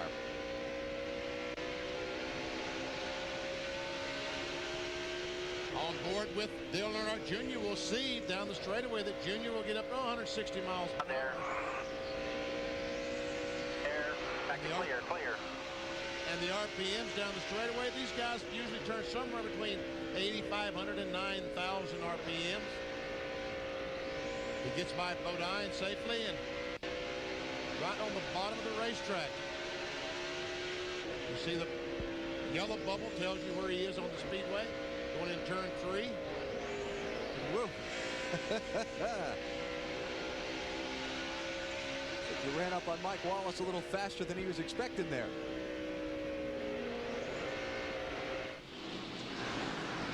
'36th place car, 1 lap down.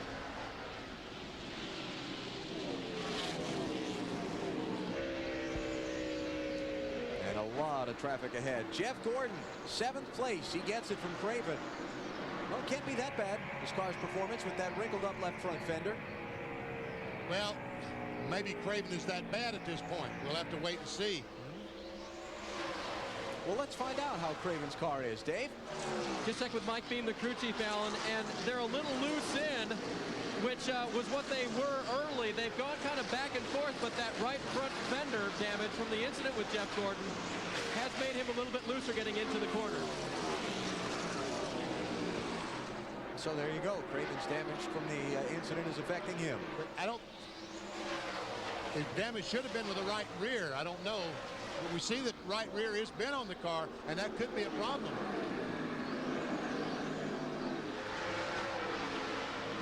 Behind these two, 9th place, Kevin Harvick working on Rusty Wallace, and here comes Kenny Wallace in the 1.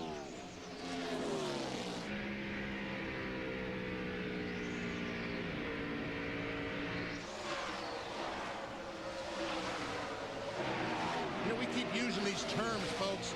Pushing, loose, tight. Let's show you what we're talking about. Go inside our virtual garage and show you loose. The car goes down in the corner. Preferred line on the bottom of Speedway, kind of like here at Dover, and the car is fine. All of a sudden, the back end starts going out. And when the back end kicks out like that, that's what we refer to as loose. That's kind of exaggerated, but I think you get the picture. Even a car 5 degrees out of shape, back end to front end in the corner, is going to feel mighty uncomfortable at 140 miles an hour. Yeah, it feels like how that looks when they're doing it. Here's Kenny Wallace on Kevin Harvick. This is 10th place. Rusty Wallace looks out the back bumper of the Miller Lite Ford and sees this battle going on. Of course, Kenny Wallace continuing to substitute for Steve Park in that machine. Park recovering from his injuries at the Darlington NASCAR Busch Series race on Labor Day weekend. His team giving an update earlier in the weekend here at Dover, saying Steve's recovering just fine. The only lingering effects from his injury are a little bit of double vision, and the doctors say that will heal in time, and he will be back in this race car at some point. Look how much in the corners here, BP, the groove has moved up so much higher in just 100 laps. I mean, they're almost up to the wall. And that's usually a sign of some cars that are not handling very well. The concrete surface here at this racetrack makes that so easy to see. The white concrete and the dark rubber from the tires, you can see where they're running a lot more easily than you can on a paved track. As a matter of fact, when they first made this surface concrete, they tried to change the name of it, the catchphrase, to White Lightning. Didn't quite stick. I think most everyone still likes the Monster Mile. It feels like a monster. It's a great nickname. Like we said, too, at the beginning of the program, it's not just a nickname, it's a reputation. Early pit stop for Joe Nemechek. Matt? Oh, Kurt Busch in trouble. The engine has expired. We got reports earlier that Kurt Busch was on 7 cylinders, and now he is on 0. Caution's out. Who's going to get a lap back? Dale Jr.'s easing off, giving a lot of guys a break. Buckshot's the last car to get a lap down. Terry Labonte, Bill Elliott, and Buckshot Jones.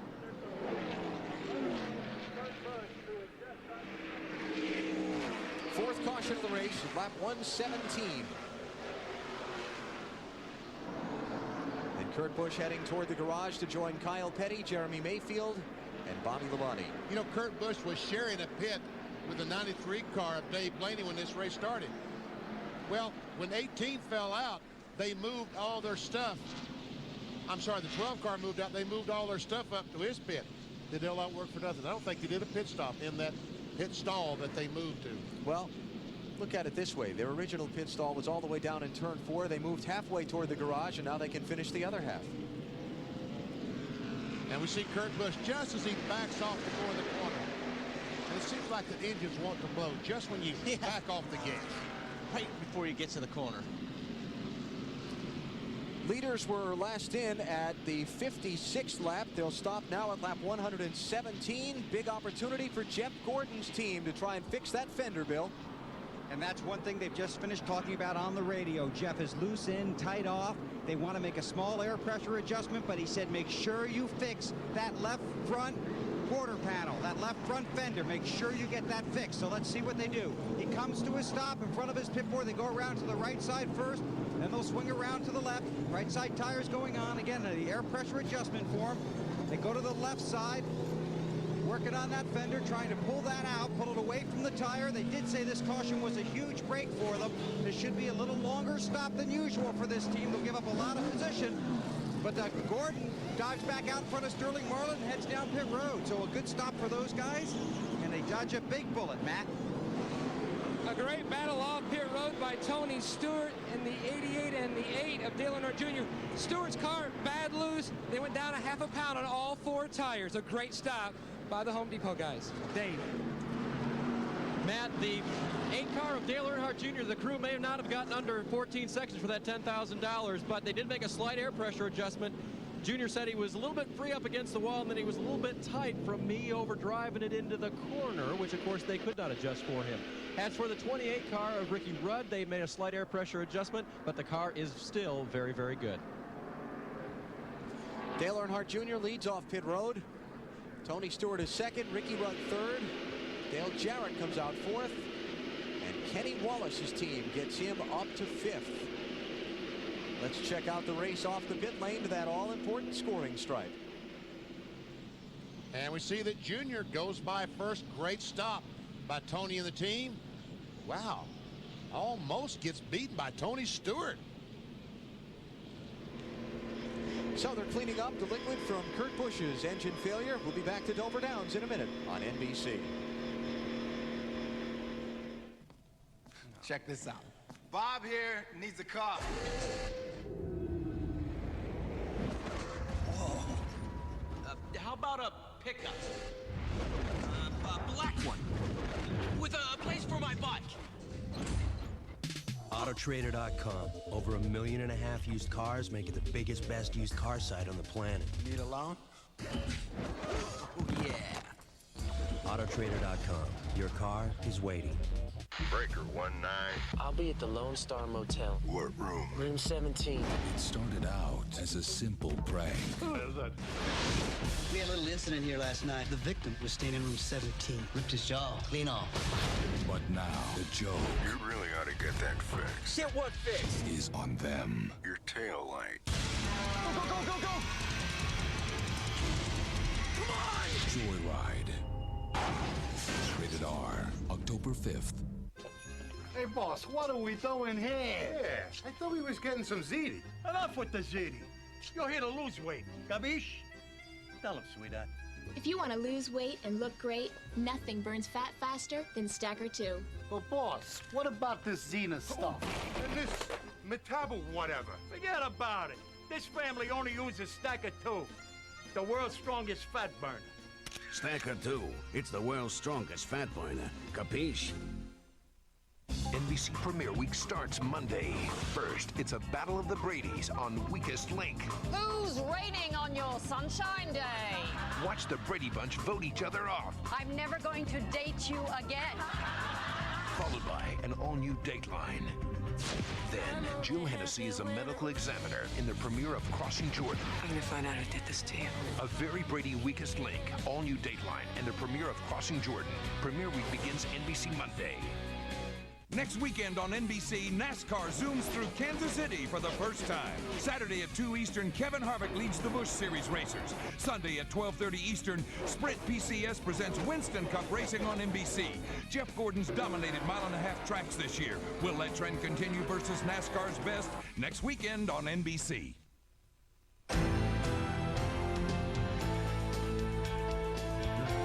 This is News Channel 4's continuing coverage.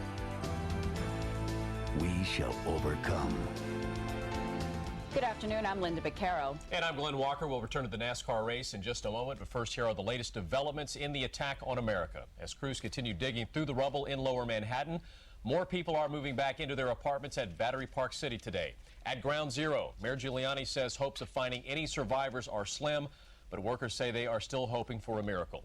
8,300 people have applied for federal aid, and the government is gearing up for more. The aid includes money for temporary housing, as well as grants to repair damaged homes. The other major development this afternoon, a prayer for America, a memorial service at Yankee Stadium where people are gathering to remember friends and family missing or killed in the September 11 terrorist attacks on the World Trade Center.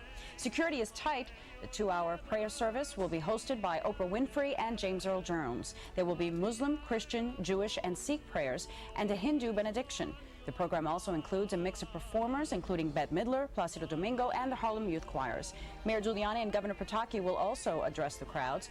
The event is being simulcast at minor league baseball parks in Brooklyn and Staten Island. And we'll have extended coverage from Yankee Stadium and the ballparks in Brooklyn and Staten Island immediately following the car race. The Prayer for America can also be seen on MSNBC. And please join us at 6. Now back to NASCAR.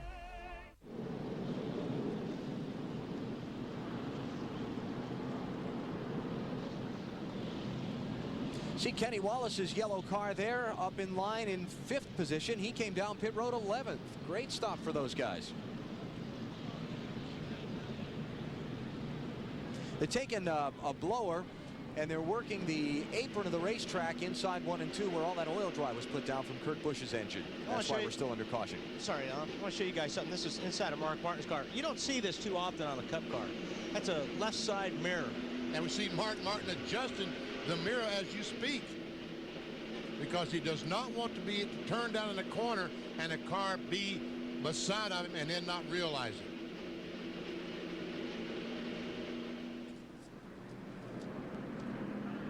Let's go to Bill Weber. Alan, down here in the 24 pit, got the left front tire that just took off the DuPont Chevrolet of Jeff Gordon. You can see right here, this is pretty much the groove that was being rubbed in or worked in by the front fender.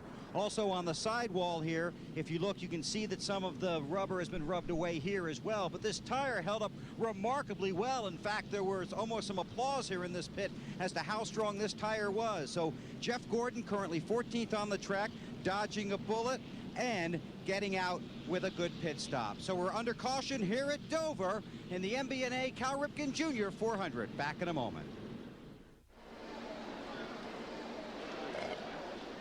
Look, Dale, I know how you loved trucks when you were growing up, and if you want to race that big brown truck, I want you to know that I'll support you 100%. I mean, it's a nice truck, nice brown, everybody. Dad, I'm not driving the truck. How about some pie?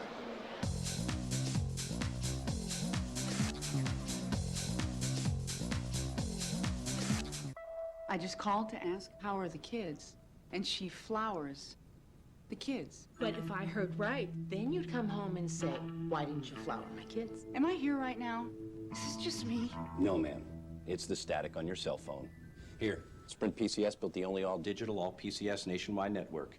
So your calls are clear. So no more of this, right? Not on my watch, ma'am.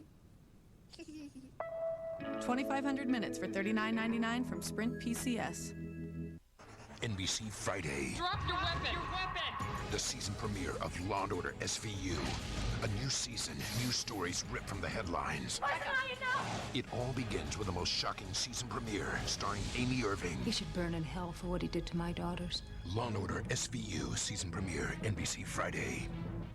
With larger door openings and a lower step in height, and now with an attractive lease price, you could say the all-new 2002 Ford Explorer is easier than ever to get into.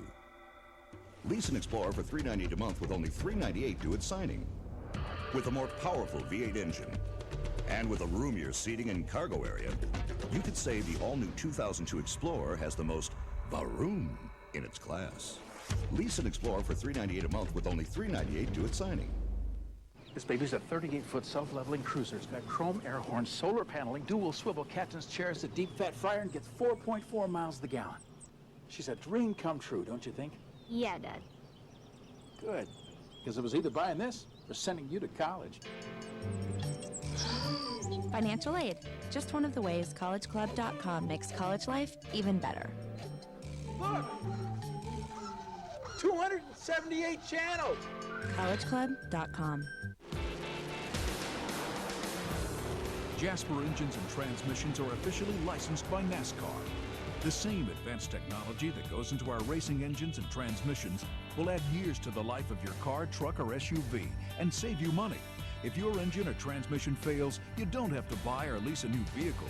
Ask your service technician about Jasper or visit us on the web at jasperengines.com. For the race of everyday life.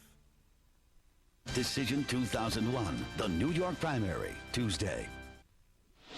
Back at Dover just as the green flag waves in the MBNA Cal Ripken Jr. 400.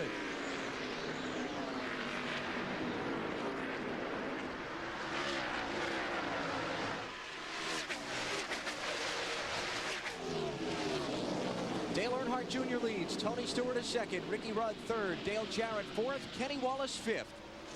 Then you've got Bobby Hamilton, Rusty Wallace, Robert Presley, Kevin Harvick, and Ron Hornaday. All right, as good as Dale Earnhardt Jr. is running today, Tony Stewart, that 20 car, always runs well here at Dover. What can he do with Junior? I think we're going to find out in the next few laps. Let's mention that Jeff Gordon came off pit road after the extended stop back in 14th place. You see our Williams race chase on your screens. The distance between Earnhardt Jr. back to the second and third place cars.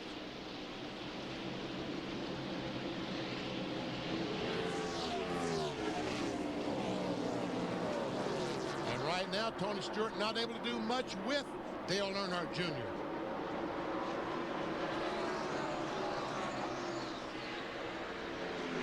Let's check up on Jeff Gordon.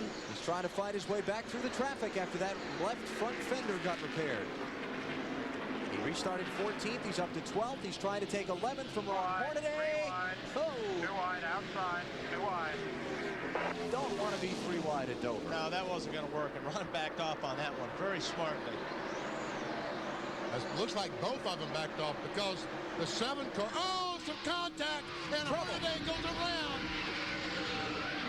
Mark Martin is crashing. Johnny Benson is crashing in the aftermath. Another couple of cars involved. Ward Burton's in it. Mark Martin's in it.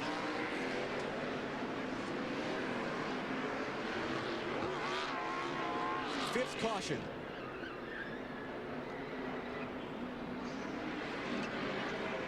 A lot of damage to Ward Burton's car. That's what I was talking about earlier. That 14 really needed, they were trying to get a finish. They had good race cars, but this is how it's wound up.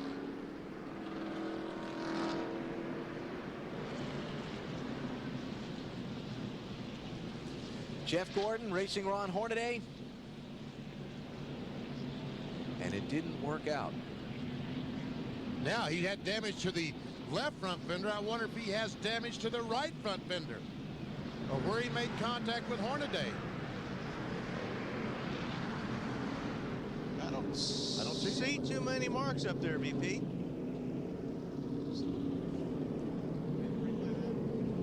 Well, don't know. He got away fortunate.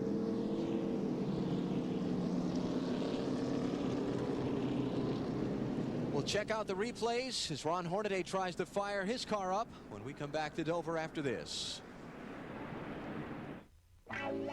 Tommy, you know what mystery meat is? No, sir. Well, that's what's in those formed and pressed nuggets that you've got here. Yeah, it's a pity, because you could be having KFC popcorn chicken. All white meat chicken, crunchy on the outside, juicy on the inside. KFC's crispy popcorn chicken is back. Get an individual size for only $1.99 or a party size for $6.99. This is springy and spongy, not worthy of a fine young man like yourself. Here you go, Tommy. Have a nice day. There's fast food, and then there's KFC.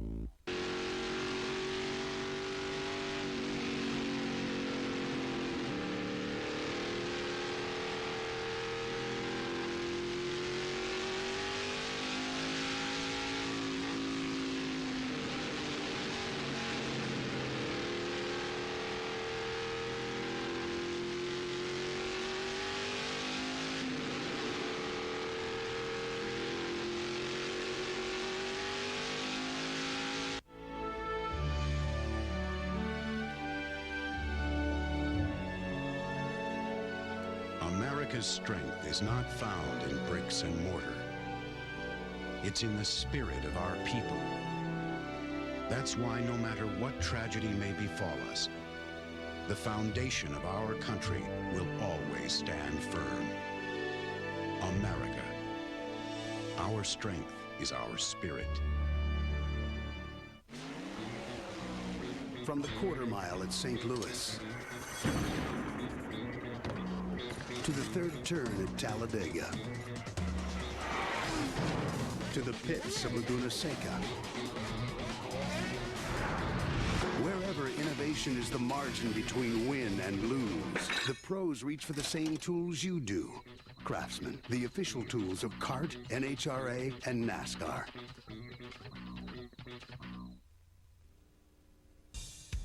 NBC's coverage of the MBNA Cal Ripken Jr. 400 is brought to you by KFC. There's fast food, then there's KFC. By Napa Auto Parts. Napa, we keep America running. And by Sears. Only Sears has the brands you want at the prices you need. Sears, where else? Cleaning up down inside of turn 1. Ward Burton has climbed from that mangled Dodge and walked away. Ron Hornaday has driven his car from the accident scene. Here's what happened. Well, it looks to me like 24 car got in the left rear quarter of the 14 car and just got a little bit sideways getting off the corner, BP. Yep.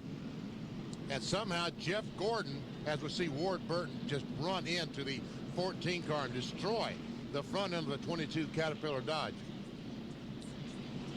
All right, here we go. The Army helicopter will take us down into turn 3. We see Hornaday on the outside, Jeff Gordon on the inside. And watch as he come off turn 4. Right. Just a touch. That way you really couldn't tell it.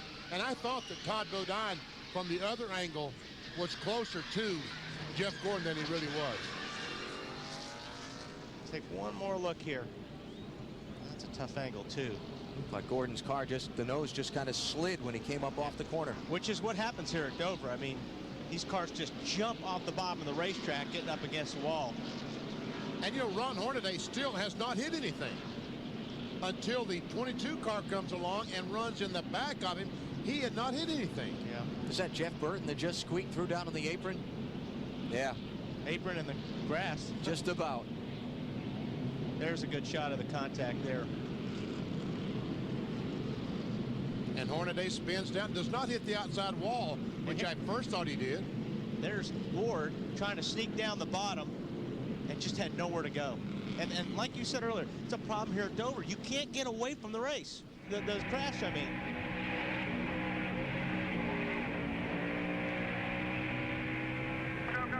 Go. On board with Mark. Watch him run in the back of the 10 car. Slow down. And you could see Johnny Benson was waving. He had his hand up trying to tell Mark to slow down. Just didn't get there quick enough. From Ron Hornaday's back bumper.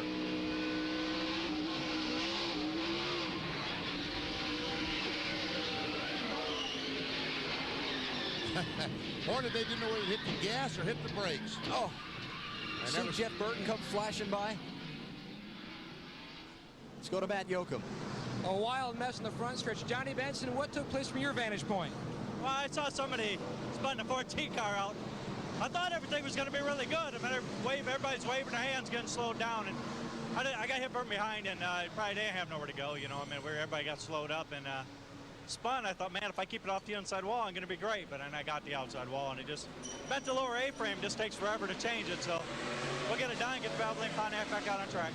James Anson, Gary Putnam, and the Valvoline guys are busy at work behind us trying to save points because they are 10th in points. Bill? Matt, Jimmy Fennig, Sean Parker, and the Viagra crew working on Mark Martin's Ford. A new radiator, new oil cooler. There's oil over the inside of the hood. He's got front nose damage to the back end of the car as well. Mark still sits in the car, helmet on and window net up. And one reason for that is this has been an unbelievably frustrating season for these guys. Just cannot seem to get it to go. So another disappointing day in a frustrating year for Mark Martin. A long time here behind pit road, fixing the Viagra Ford.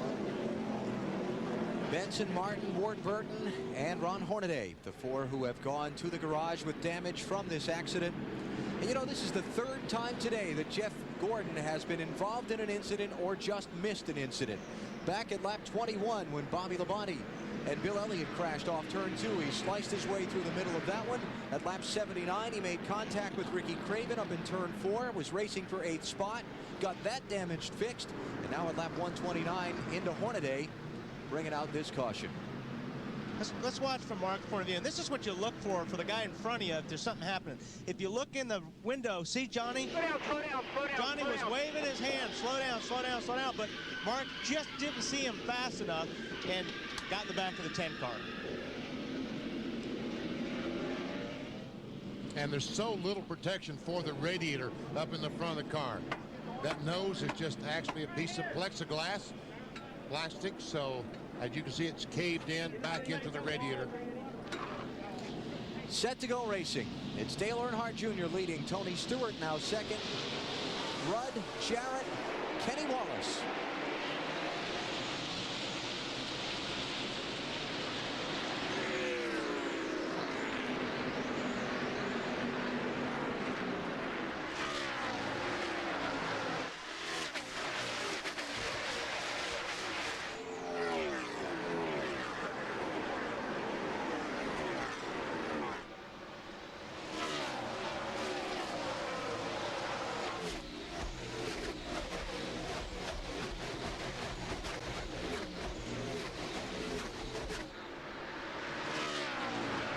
Cars on the lead lap at this point. Dale Jarrett getting a little antsy there, trying to find a way around his teammate Ricky Rudd.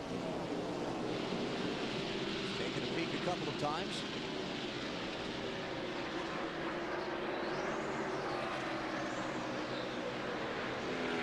Just behind them, Kenny Wallace and Bobby Hamilton racing for fifth. Hamilton's team kind of a little renewed vigor this weekend. Signed a new sponsorship deal with Square D and Schneider Electric to carry them through the next 2 seasons.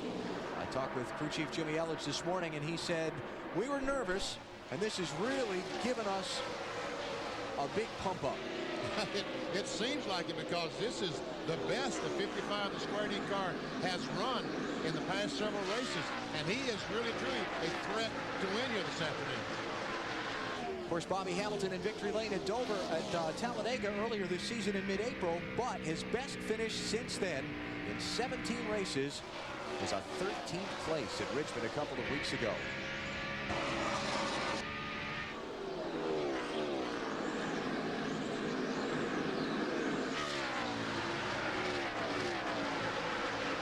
Bobby Hamilton's teammate Joe Nemechek, the Oakwoods car, is right behind him, and Nemechek had an unscheduled pit stop earlier and lost a lap, and he's now in 30th position, 1 lap down, but seems to be hanging in pretty well in those first 5 cars. And now that Andy Petrie has sponsorship wrapped up for Bobby Hamilton's car, next task for him is to find backing for Joe Nemechek's for next year. And, you know, as a sidelight to what happened this past week, and all the economic uncertainties that seem to be facing a lot of industries in our country, these Winston Cup team owners now face even more questions in trying to secure those corporate sponsorships for 2002 and down the road. Really has been on a lot of people's minds all across the summer with all of the tragic events and the economic uncertainty that's brought about. It's brought that issue even more to some team owners' minds. And talking with Andy earlier this weekend, he said they are very close to securing a sponsorship for that Joe Nemechek car, that 33 car right there.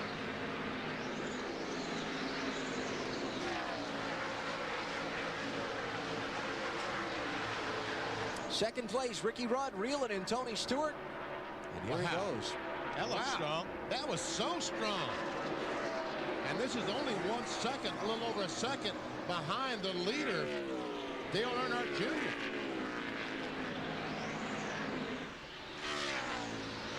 It's amazing, because just a couple laps ago, I thought really, I saw that battle between the 28 and 88, and I thought to myself, the 28's holding Dale Jarrett up, but not the case. After a couple of laps, this 28 car is really fast. Tony Stewart has been perhaps the most dominant driver here at Dover over the last couple of years. He scored 2 wins in the last 4 races here. He's led 631 of 2,000 possible laps. And his career average finish at Dover is 3rd. 4th, 2nd, 1st, 1st, and 7th are his career finishes here. Check in on our leader, Dale Earnhardt Jr. with Dave Burns. And remember, guys, he has a new friend riding with him this weekend, a volleyball named Wilson, kind of like Tom Hanks from the Castaway movie. The team thought he needed a buddy in there. And so today, he was giving water temperatures to his team, and he said it's about 220, guys. I'm not sure that's so good. I remember when 210 was bad. And then one of the crew radioed back. They said, well, Wilson says it's okay. And Junior didn't know he had Wilson in the car. He couldn't see him. So they said, feel around behind your right hip, and sure enough, there was a deflated volleyball with a goofy face on it for Dale Jr. to ride with, and I guess now he believes his water temps are okay too. And you saw sitting beside him, Wilson, on the floor pan of the car, was his water thermos, his water jug. If he gets thirsty, there's a hose goes up to his helmet, and he can get him a drink of water. Wilson looks just like Alan Bestwick. Think so? I think he does. You look like Castaway movie, Wilson. I thought it was a cool movie with Tom Hanks. If you're going to say I look like Tom Hanks, I was going to slap you on the back and say thanks. You know better than that. I know. But you're about as old as old Tom Hanks. I hear you have a birthday coming up, the big 5-0. 5-0? No. That's one too many on that first digit, thank you. Yes, Jeff Gordon has worked his way back up to the 8th position now, although he's over 6 seconds behind Dale Earnhardt Jr. I am due for my midlife crisis at any moment now. Jeff Gordon has interesting would be the way to describe his day so far, huh? Dodged the first one, involved in the second one, started the third one, 3 incidents that he's been in. Well, check and see how far Jeff Gordon is back from Dale Earnhardt Jr. And you see it's hanging at about 6.5 seconds.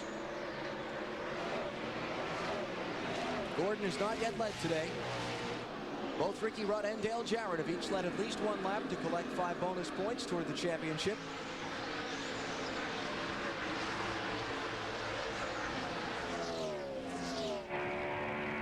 And we've just crossed the 150-mile mark here in the MBNA Cal Ripken Jr. 400 at Dover.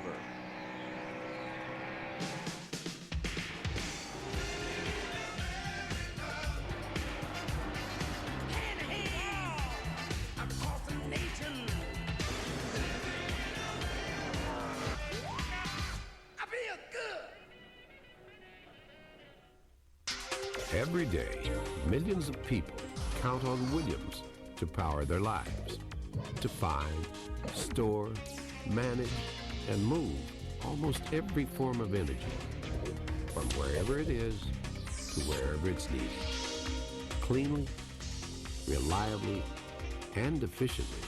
So to all those millions of people who count on Williams, now you know who's leading energy solutions. I'll tell you what, on race day, you better get it right. You want a hands-on boss. Yeah. Terry Labonte. Terry Labonte. Check the transmission and the drive shaft. He's involved in every detail. Right. Absolutely. Hey, if that makes me a perfectionist, 1 more pound. So what? There's a fingerprint on the windshield. Got it.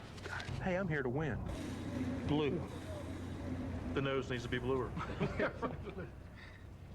Blue's good. Yeah, Blue's great. Very good. It's beautiful. Yeah. Thanks for all your help. It's my job.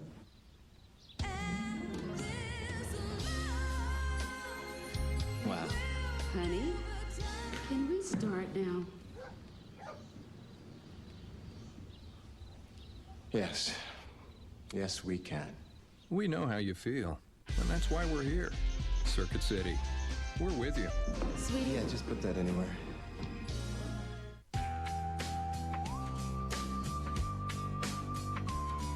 A beer is only as good as the ingredients used to brew it. That's why Budweiser uses only the finest all-natural ingredients, hand-selected to deliver a taste, a smoothness, and a drinkability you won't find in any other beer at any price. This bug's for you. And you. This bug's for you. Coming to NBC tonight, a show 50 years in the making. It's 50 years of late night, a primetime special with the biggest stars, the biggest laughs, late night moments you'll never forget. What the hell were you thinking? Conan O'Brien hosts 50 years of late night, NBC tonight. Next weekend, it's a busy schedule of NASCAR action on NBC as we enter the home stretch in the race for the championship on Saturday. And note, this is a change from our original schedule. We have qualifying on Friday and final practice on CNN Sports Illustrated. Then Saturday, the NASCAR Busch Series race is on NBC at 2 Eastern Time from the new Kansas Speedway. And then next Sunday, Spring PCS presents NASCAR Winston Cup Racing, 12:30 Eastern Time next Sunday on NBC. Spectacular new track. Can't wait for that one. There's Dale Earnhardt Jr., the leader. Ricky Rudd is closing in. Let's check with Matt Yoakum. And Alan, one of the pre-race favorites, Ward Burton, is back here in the garage. Ward, what happened? Not really sure, Matt. Some guys got together in front of us, and everybody checked up, and I just couldn't get slowed down. It's a bad race for us today, but it was really exciting to see the patriotism here by all these race fans. A lot of proud people to be from this country, America. When you talk about proud people in this country, there are also some proud people on this race team. One crew member, Sam Pardon, took a week's vacation. He's a Vietnam veteran and a welder at Bill Davis Racing. He flew up to New York City and helped the relief effort. The crew's trying to find anyone still stranded inside the buildings at the World Trade Center, helping weld apart the debris, trying to cut apart the debris, hoping to find some survivors. But what an American. 34th.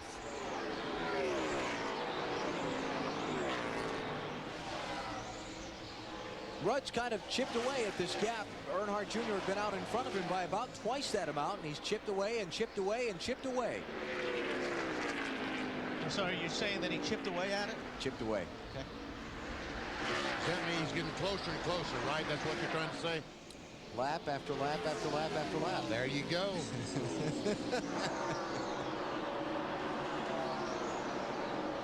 I still can't believe you said I was 50. That's what I was told. Dale Earnhardt Jr. has led 138 of the 164 laps that have been run so far. Other lap leaders on the day, Ricky Craven, Ricky Rudd, Bobby Labonte, and Dale Jarrett. And we go to Dave Burns. And Alan, Dale Jr. does not like this set of tires as well as the last. That is his problem right now. Ricky Rudd, moving up, is doing great on the racetrack, but he had trouble in the pits last time because when he came in, they had already pulled the signboard up out of the way of Dale Earnhardt Jr., who was the leader. And Ricky almost missed his pits. So they put some new bright orange tape down in the pit to try to give Ricky Rudd a better opportunity to see his pit box. And they're going to try to make sure they have something else waving there so that Ricky doesn't miss his pit board. If, Mrs. Pit Stall, that is, if Dale Jr. is still the leader on the next round of pit stops. So there you go. You, like we were asking, what are we looking at this strike for? Dave with the explanation. Put some very brightly colored tape on pit. Trouble, turn 2. Andy Houston has crashed. Back down into traffic. Oh, that's not a good Look spot. out. Put it in gear. Go. Caution's out. Looks like his tires are up on the right side anyway. 6th time the yellow flag waves today. Not only is Rodney Wise, who's from Dover, up on the starter stand for NASCAR, this young man has been here for about as long as I've been coming to Dover, stands right there below the starter stand for every practice, every car in qualifying, every lap of both races, and does a fine job of flagging the race. And let's take a look at why he's waving his yellow flag now. Andy Houston goes in the corner. I think he got just a little bit too high. He was trying to ride that cushion, that just trying to get the most grip he possibly could. I think he got just a little bit too high.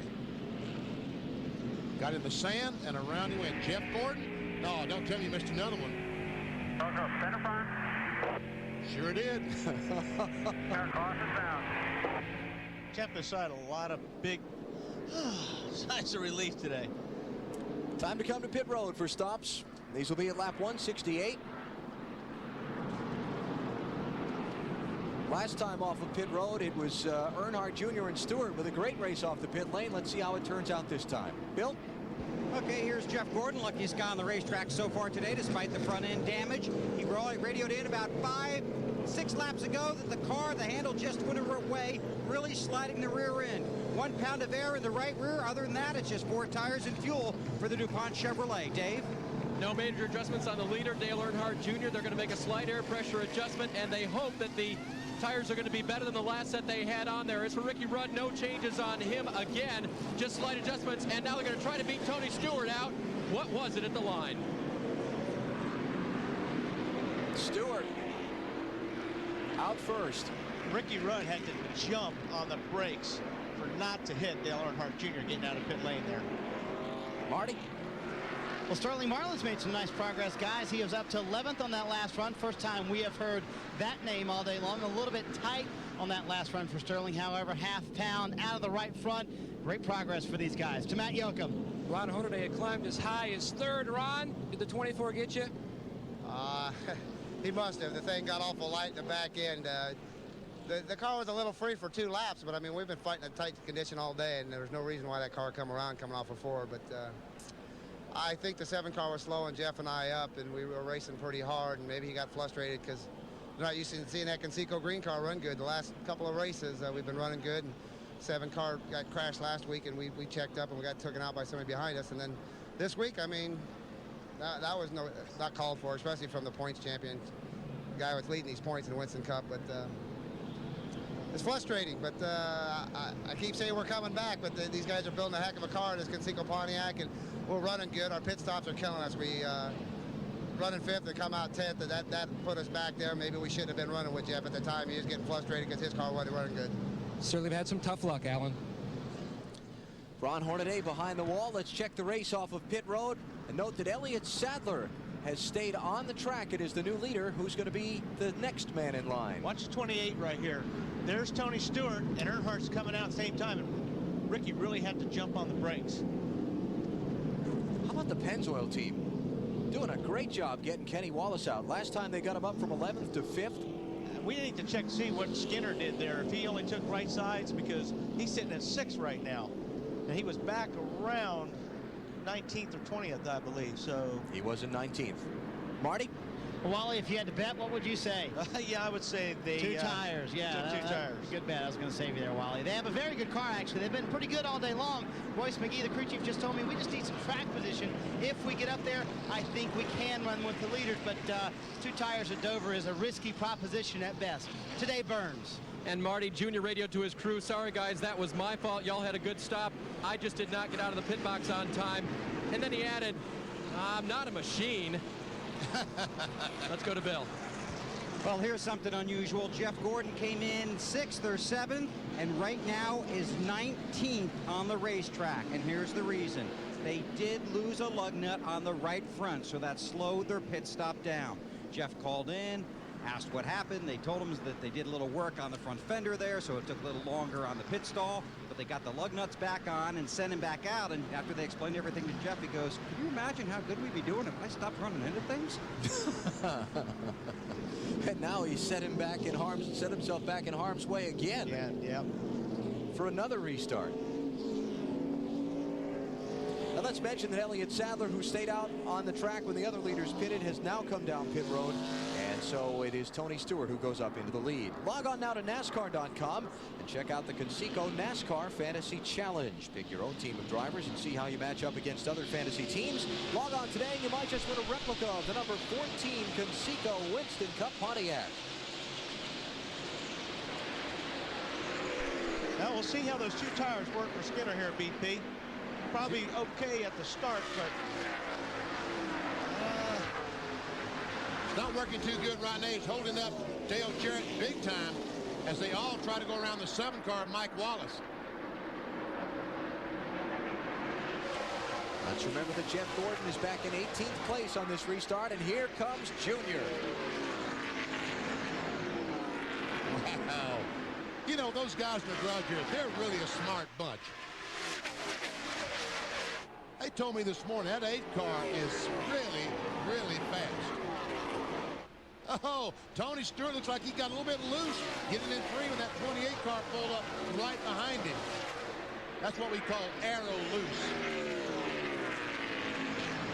that could be. Got the nose right underneath the tail and took a little air off the rear spoiler. Also packed a little air underneath the rear bumper, and it makes the rear of the car loose. Need to check that 33 car hanging in there with Tony Stewart. But once again, he is 29th position, 1 lap down. Bobby Labonte's back on track, 135 laps down after the early accident he was involved in. Mark Martin is out. Andy Houston's in the garage. Johnny Benson, Ron Hornaday, Ward Burton, Kurt Busch, Jeremy Mayfield, Kyle Petty. No further update yet on Mayfield. Just joining us, he was transported to a local hospital after a lap 56 crash in turn 1 for x-rays and CAT scans. Just at the top of your screen there, you saw the cars coming off turn 4. You saw Dale Jarrett get by Mike Skinner and take over the 5th position. Let's go back and look at this race for 7th with Rusty Wallace in the deuce and Kevin Harvick in the 29. Let me just mention that Jeremy did walk away from his car, but they suspected he might have suffered a concussion, and that's why they took him to check and do those x-rays. I don't know if I made that clear enough the first time around. Here goes the 29, Harvick on the inside of Rusty Wallace. Sterling Marlin, a 40 car. And there's Kenny Schrader, the American flag, running in 10th position.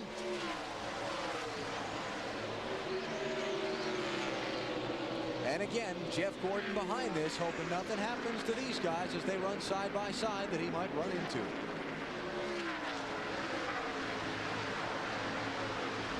You see Schrader's car, the 36 car, the American flag, that is all decal. The entire car is a decal. And it took the guy, the body shop guy, back to the shop 13 hours all night, Wednesday night, to apply that decal. 13 hours worth.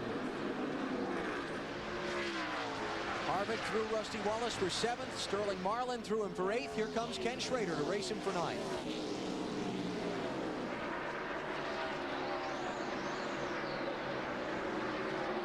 Just when Schrader started to drive in there, Rusty brought that 2 car back down. Since the start of the race, Rusty really hasn't been able to keep that car down on the racetrack. He's been running in the middle of the racetrack even from the start of the race. So he tries to get back down on the bottom, getting off the corner, so the car won't push so bad coming off of like turn 4.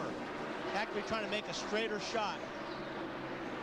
You see the race for position there. The lap car of Hunt Strickland separating 8th and 9th.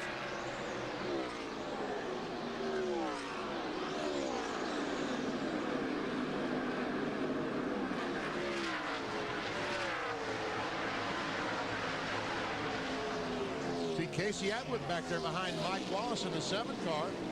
Has a good run going. The 19, number 19 Dodge. There he is. Casey started in 18th place. Right now he's racing Jeff Gordon for 11th. The 7 car just in front of the Mike Wallace is in 30th place. The 2nd car 1 lap down.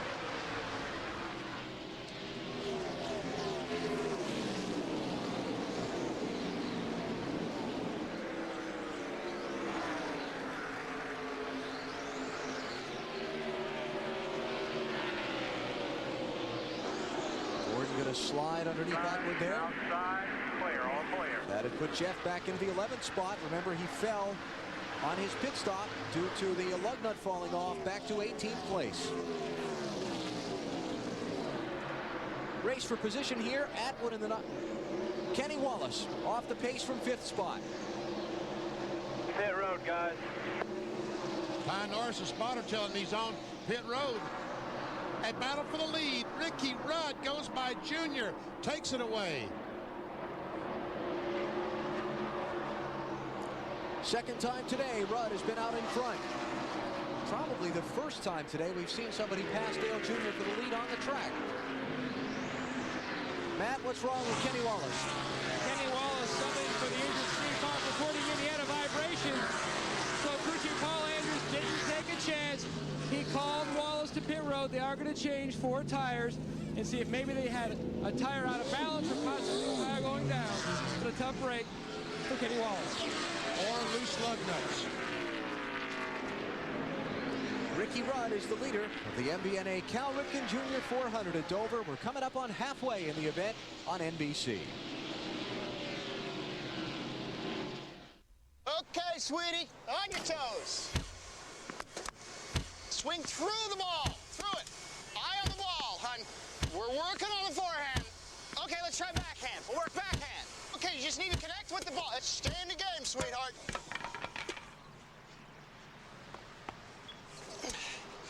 Now, don't be afraid to charge the net. How do you plan on financing your retirement? Conseco's annuities have tax advantages that can help. Conseco, step up. Hey, what you doing? Playing solitaire. I can take a hint. Any chance you get? I chipped a nail. Try to hang on. I'll go for help. Any way you can. Wouldn't you love to go to Europe? Yep. Get to McDonald's now and try some of the unexpected new tastes on McDonald's new taste menu. Honey, do we have a... Trombone? No, I'll go buy one. Unexpected new tastes at your favorite place, now on McDonald's new taste menu.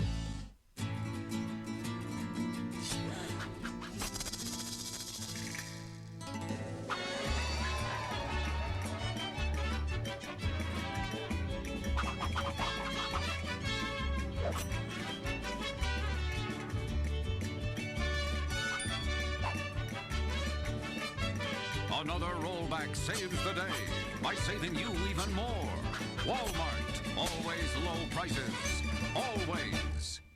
Bring every ounce of atomic fury you got to the EA Sports 500 at Talladega. One non-stop weekend of gravel growls, 3 wide eyes, and no-break asphalt dancing, all to the beat of your eardrum. 2 full days starting at a mere 75 bones. The track is pure velocity, and the action is pure electricity. So get your tickets now for the EA Sports 500, October 18th through the 21st. Call 256-362-RACE or purchase online at TalladegaSuperspeedway.com. See you there.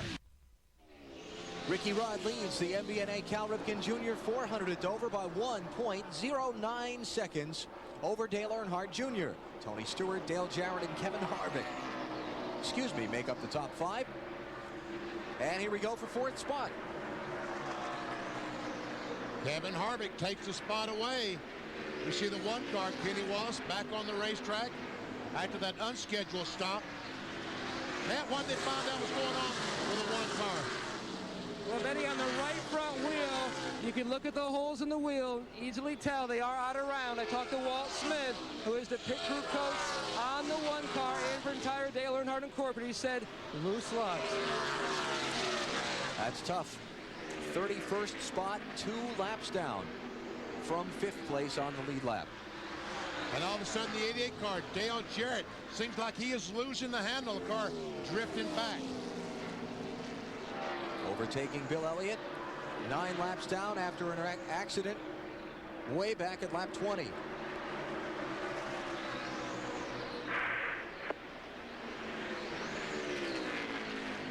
Looking at the interval from Rudd back to Jarrett. Inside, Sterling clear, no pressure. Over 8 seconds.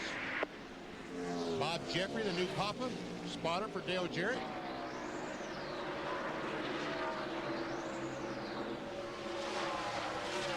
And we see that Jarrett losing ground every lap to Rudd.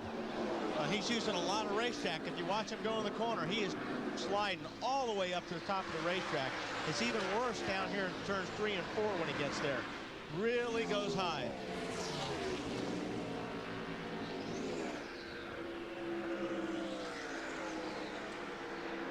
And checking in on Jeff Gordon, briefly we saw there, he's back in 8th place. Tell you what, Kenny Wallace on those fresh tires is moving.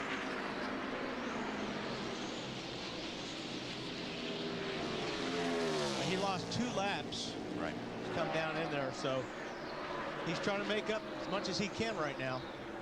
What he needs is the race to Still stay there. green Clear. until everybody else has to make a pit stop. Yeah. And then as soon as they do that, and he gets back in the lead lap, the caution flag come out. Leader stopped at 168, approximately 95 to 100 laps between pit stops, so he needs it to stay green for another 70 laps. Good luck. Looking back across to Bobby Hamilton and Jerry Nadeau, who are racing for 14th and 15th. Bill? Well, Bobby Hamilton's another one of those guys that lost a lot of positions on pit road during the last caution flag stop out. Lost about 10, had a lug nut problem on the left front, but they also had a serious problem with the left front that they took off of that, off of the car at that point during the pit stop had a blister problem on it. They were very fortunate that they had a long stop, but that turned out to be the good news, and Bobby Hamilton has been able to make his way forward in the field. Marty? Well, Bill, a very nice run from Michael Waltrip thus far. He started 27th. He is running 16th right now. And remember, this is he just spun out, Marty. Just as you talked about him, he spun out and crashed in turn 2. Well, as he was doing that, Slugger Labby, his crew chief, was talking to him on the radio. This was just the second race with Slugger as a crew chief, and the crew did not know it. Slugger was talking to him on the radio as he was spinning out, and the crew did not know until just now that Michael Waltrip was into the wall. But they had a great run going, guys. Can you believe? I cannot believe it. Leaders back to the caution. Joe Nemechek will get a lap back. And he might have been the fastest car on the racetrack that last 25, 30 laps. Talking about Joe Nemechek, the 33 car. Kenny Wallace did not. Michael spin again down there inside turn 3 into the grass, trying to get it back around to pit road. I can't believe it. It was similar to Andy Houston while we were looking at it. Let's see if we can see what happens here.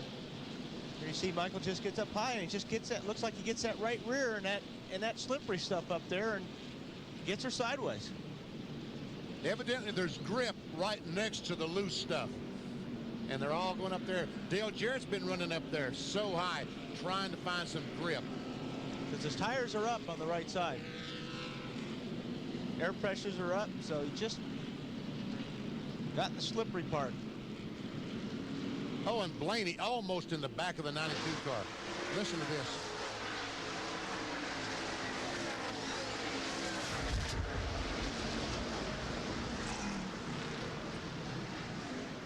Marty? Sterling Marlin will come down pit road here running 5th. By far one of the fastest cars on the racetrack that last run. Very impressive. They make one change on the chassis, and that is it. 4 tires and that one adjustment to Bill Weber. Loose in, wedge adjustment on the right-hand side for the DuPont Chevrolet. 4 tires and fuel. Remember, they had the lug nut hang up last time to Matt. And Tony Stewart already in. He says his car is still loose, kind of snap loose. So Jeff Gooch Patterson made a wedge adjustment on the left side today. No complaints from Ricky Rudd, the leader. No adjustments. The crew is already done. He is out of here. Dale Earnhardt Jr. tries to beat him to the line with only a change of tires with a different spring rate in the tires to try to make the 8 car better. Rudd, Earnhardt Jr., Dale Jarrett, Stewart, and Harvick, the order they come off pit road. Harvick and Tony Stewart were awfully close getting out of the pits.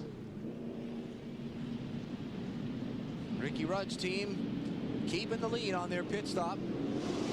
John Robinson jacked down. Rudd goes down the racetrack. They see that he wins. Yes! Yes, John says. Tell me those guys don't get pumped.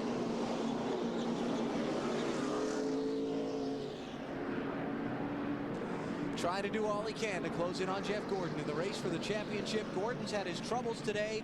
He's hanging in there, though, in 15th place. But Ricky Rudd is the race leader as we just cross halfway. It's been a good track for Rudd over the years. He's been to victory lane at Dover 4 different times.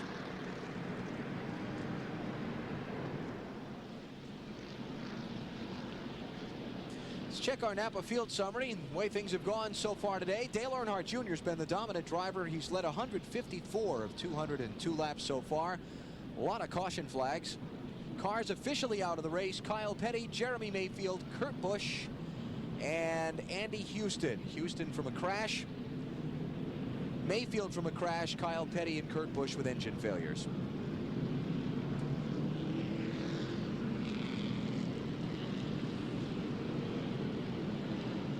There they are.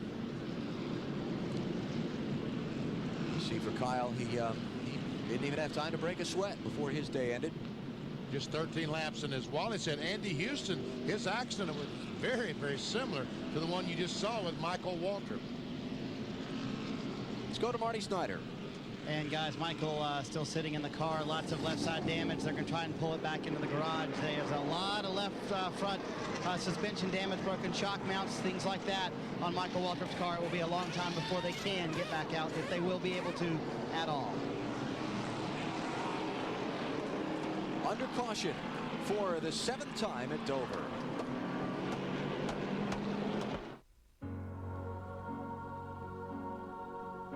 The American dream. We refuse to let anyone take it away. So GM announces interest-free financing on every new car and every new truck, now through October 31st. Believe in the dream. Believe in each other. Keep America rolling.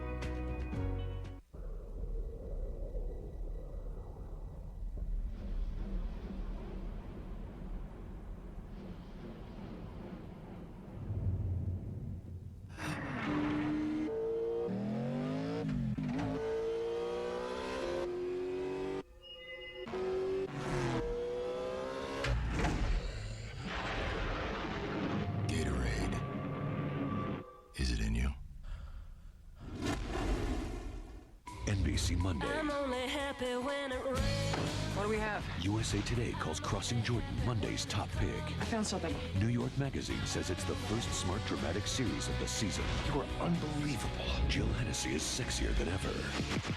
I'm gonna find out who did this to you. Crossing Jordan premieres NBC Monday.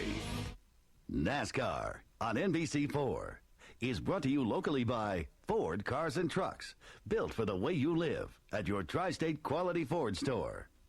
Your Tri-State Quality Ford dealers present the Ford Authorized Clearance Curtain Call. It's your last chance to get the best deals on all the 2001 models in stock. You only have a short time to save on Ford Focus with the most interior room in its class.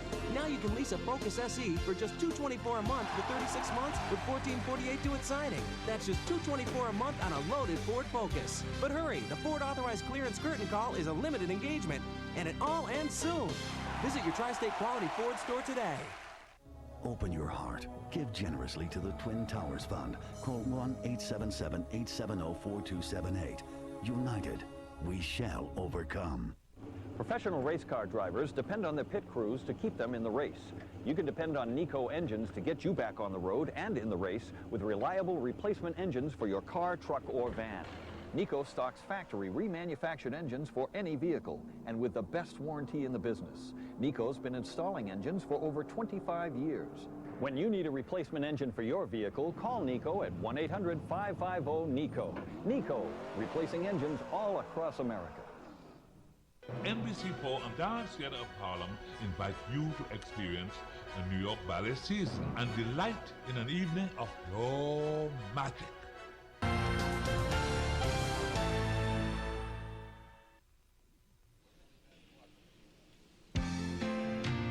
It's been a difficult week for all of us.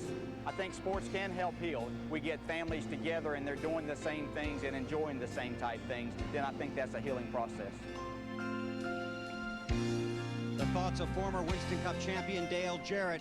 Dale is part of a roundtable discussion we taped here at Dover Downs on Friday night after the Busch North race. It runs as part of our post-race special tonight, NASCAR 2001, the race to the championship. And you can be part of that by logging on to NBCSports.com and telling us your feelings about NASCAR returning to the track this weekend here in Dover. And we'll review some of your messages in our post-race show after the MBNA 400 in honor of Cal Ripken Jr.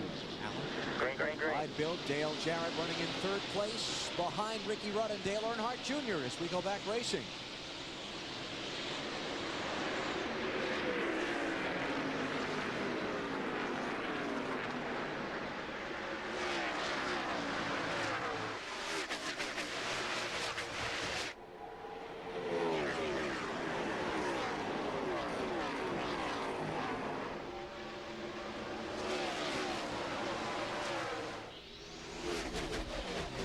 Michael Waltrip has taken his car to the garage. Ward Burton and Ron Hornaday have come back from the garage. Ward 75 laps down, Hornaday 77 laps down. And also under the caution, Buckshot Jones's car lost the fire. under the hood. Had to get pushed back onto pit road. They have taken it back to the garage as well. As we watch the top three go around the racetrack, remember the last time Dale Jarrett's car, the last run, did not handle well. After a few laps, his car very, very high, would go very, very high on the racetrack. Let's see if Todd Barrett, the crew, have made some changes that will keep him on the bottom of the track and up with the Dale Earnhardt Jr. car.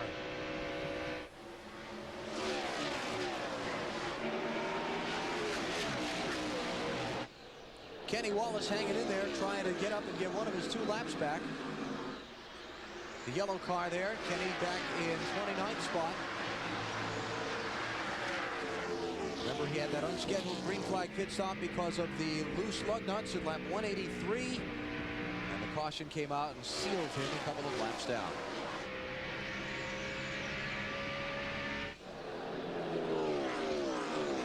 You see Jeff Gordon back there behind the 29 car.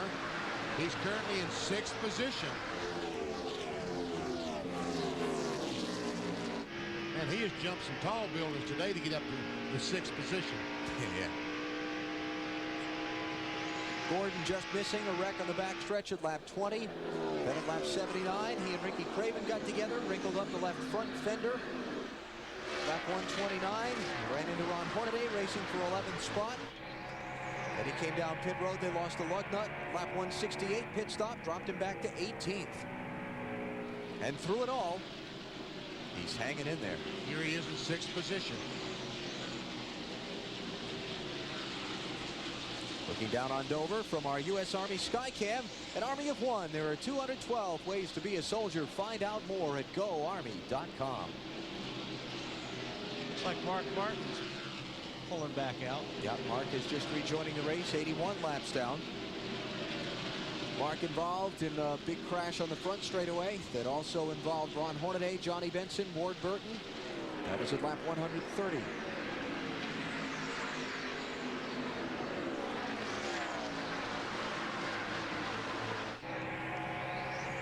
Kevin Harvick in his 2nd NASCAR Winston Cup Series start here at Dover. Back in June, he had an 8th place run. And he comes into this one having finished 2nd in 2 of the last 3 races at Bristol and Richmond. It's a pretty good record for a rookie, huh? I think I would agree with that. Kevin Harvick has definitely been the real deal this year in NASCAR and Winston Cup racing when it comes to being able to keep that Goodrich car up front with very little experience. Which only seems to get better each and every race. Yep. Rookie of the Year standings, he leads Kurt Busch by 62 points, which is a pretty big margin. Check out the telemetry on the 29 car, Kevin Harvick, and see if he's over the 160 mile per hour down the straightaway. Well, Harvick almost up to 170 miles per hour. And we can see that he's turned well over 8,000 RPMs. But he's running a little bit higher than the other cars, and that will turn you a few more RPMs than the cars running on the very bottom. The bigger you make the racetrack with the same gears as another car, the more RPMs you will turn.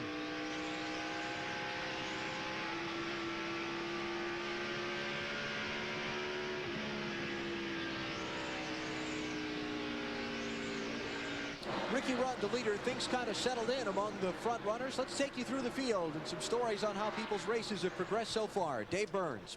Alan, on that last pit stop, no changes for Ricky Rudd, according to crew chief Michael McSwain. And might I say something I said earlier, that is the same type of scenario they had at Richmond 2 weeks ago when they won. Minor changes, if any. As for Dale Earnhardt Jr., he said the car is rough. When I asked his car chief, Tony Eury Jr., to tell me what that means, he said basically here at Dover, they've had trouble when rubber builds up late in the race, and there really isn't a great way to fix it. So his car is now bouncing through the turns before that last pit stop. They hope maybe a tire spring rate change will help that. As for Dale Jarrett, he was tight in the center of the corners. Benny mentioned that. They took air 1/2 pound out of the right front tire to try to help DJ. Matt? On his last pit stop, Tony Stewart entered pit road in 3rd and left in 4th, and that's where he currently rides. Stewart has been fighting loose all day. They've adjusted with air pressure, with track bar, with wedge. He says the car is okay for 2 or 3 laps. It's like snapping your fingers. And the car goes extremely to the loose side. And that's how the car is again right now. Meanwhile, Kevin Harvick joked around before the race. Usually when he struggles in one car or the other, he's either Busch or Cup car. The other car will run well. He finished 14th in the Busch race. Currently, he's riding in 5th. He, too, has been a little bit on the loose side. They've adjusted with air pressure again. To Bill. Well, Matt, as lucky as Jeff Gordon has been today, somebody needs to remind him there is a casino here at Dover Downs. He's hit a lot of things, but he's missed the big one and continues. His last stop, 14.61, makes up for the lug nut problem they had on the previous stop. Made that slight wedge adjustment because it was a little loose in. Running strong. The big question is, if he can get out front, how strong will he be?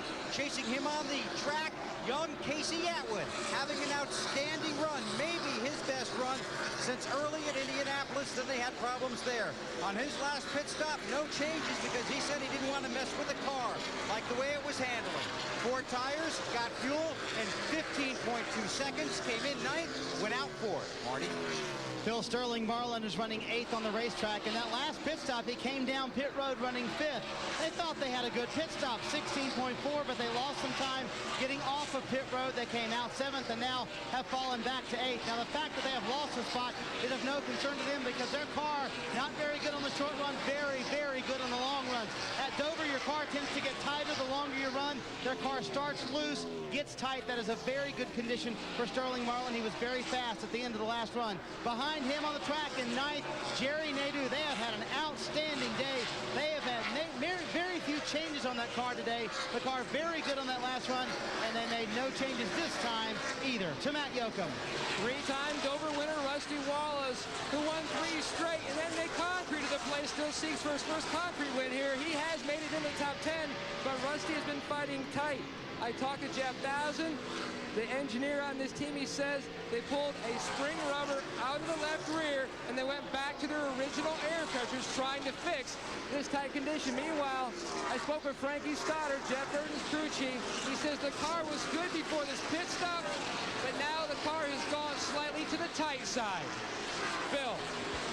Well, please salute the car of Ken Schrader as we show car trouble. Robert Presley's into the wall, turn 2. You know, he really didn't have a lot of damage in the rear of the car until he goes down and the bank of the Speedway carries him to the inside and he hits the inside wall. 8th caution of the race, and we're just past halfway.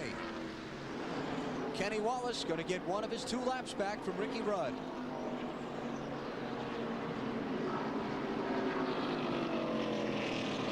Robert Presley started 28th, had been up into the top 10 earlier. Now he's crashed in turn 2. Wally, if I'm not mistaken, this might be the same situation as the last 2. Very high on the racetrack at the edge of the debris. And it just looks like you cannot run up there. And it looks like, I'm not sure where this happened. It looks like it happens just past the middle.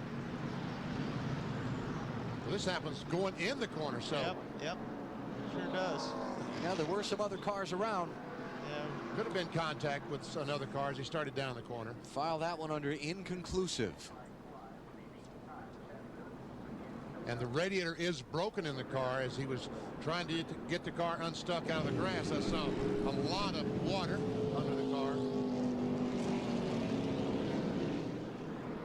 Leaders pitted at 2:01. We're at 2:27. Do they come in?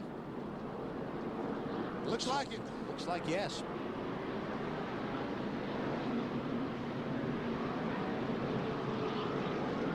Looks like everybody. Well, at 2:01, they were going to have to stop twice more anyway. So this time, they can stop now and only stop once. Marty? Sterling is in running 8th, Benny. As we said, he starts loose. He gets tighter as the run goes along. They will make a chassis adjustment and a 4-tire stop to Bill Weber. Jeff Gordon's car suddenly got very, very loose. Track bar adjustment, 4 tires and fuel. We go down pit road to Matt. Gooch Patterson took a half around the wedge out of the 20 car of Tony Stewart. He says his car really didn't feel much better today. No adjustments on the 28. Earlier in the race, the 28 crew put his car out front. Did they do it again? They kept him out front. Rudd's crew having a better day on pit road. And Jarrett might have gotten out second. He might have beaten the 8 car out. It was very, very close. I believe he did beat Pete. Looked like the 88 did beat the 8 car of Dale Earnhardt out. Let's check it out. All right, there goes Rudd. And here comes Jarrett, and there goes the 8 car. So it's clearly the 88. Dave? And they're making up for lost ground. Last time on the last round of pit stops, they lost 3 positions, and they were not happy about it. Dale Jarrett's crew bounces back. I believe Dave Blaney and Jimmy Spencer only got 2 tires on their pit stop. They're now up into the top 10. We'll follow up on it when we come back.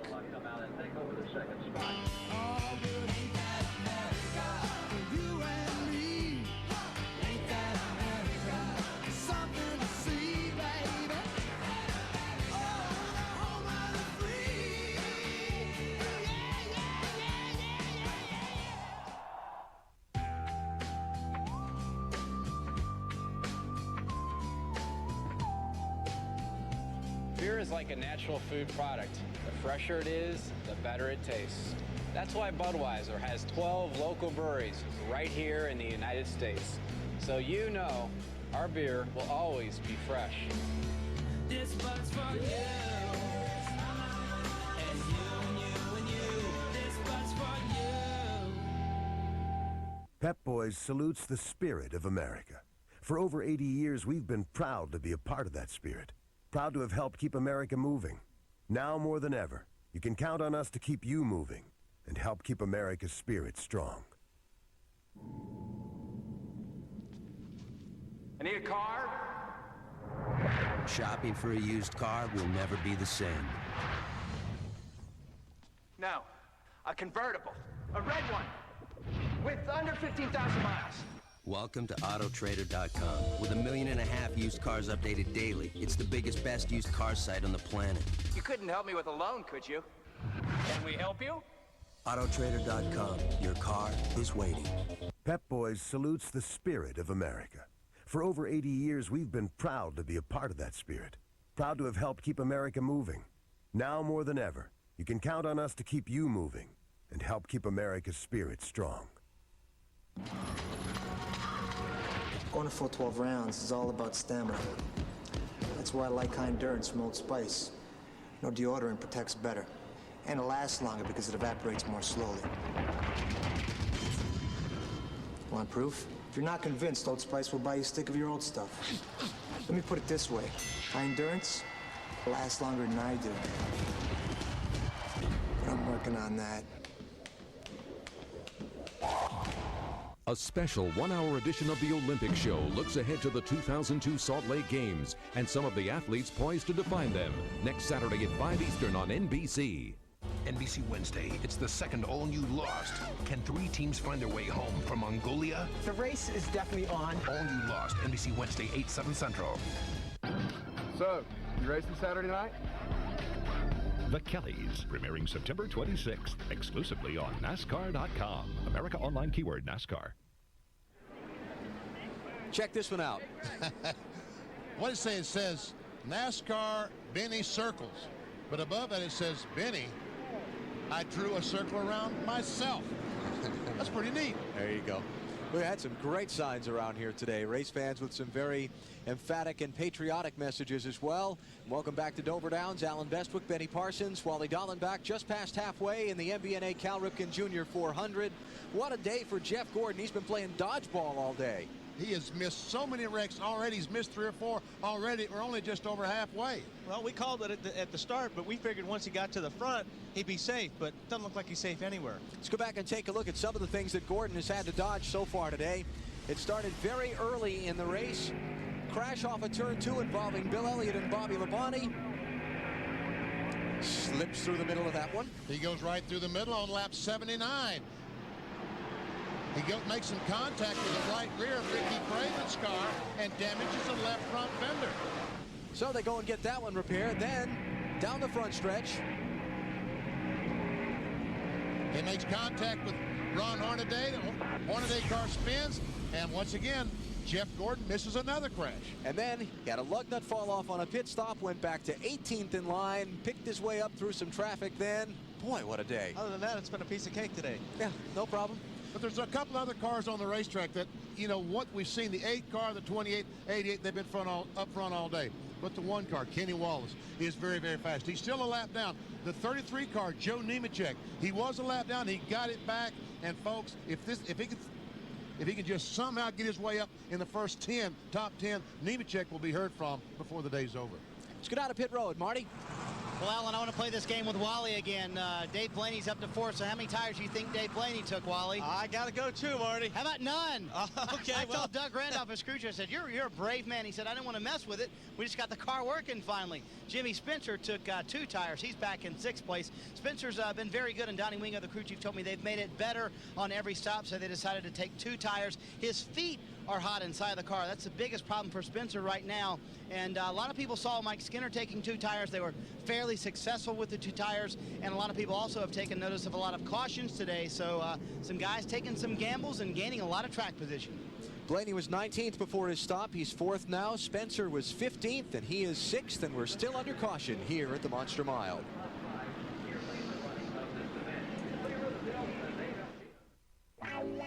Tommy, you know what mystery meat is? No, sir. Well, that's what's in those formed and pressed nuggets that you got here. That's a pity, because you could be having KFC popcorn chicken. All white meat chicken, crunchy on the outside, juicy on the inside. KFC's crispy popcorn chicken is back. Get an individual size for only $1.99 or a party size for $6.99. This is springy and spongy, not worthy of a fine young man like yourself. Here you go, Tommy. Have a nice day. There's fast food, and then there's KFC.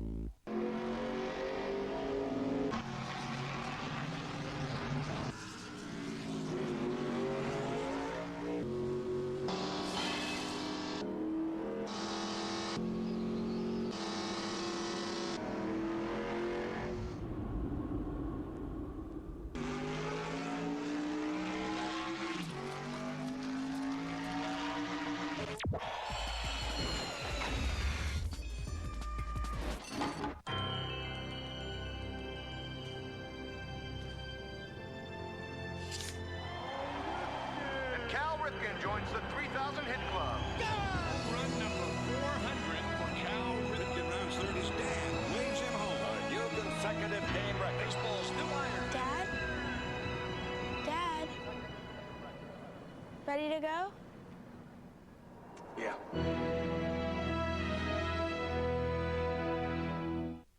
NBC Wednesday begins with the second episode of the new hit Lost. We gotta go! Lost in Mongolia. How far will they go to get home? Every time you come here, you bring money. Then it's the most honored show on television, a special West Wing. And finally, the season premiere of Law & Order, ripped from the headlines. You know what this dog did? And a surprise with light. All New Lost, a special West Wing, and the season premiere of Law & Order, NBC Wednesday.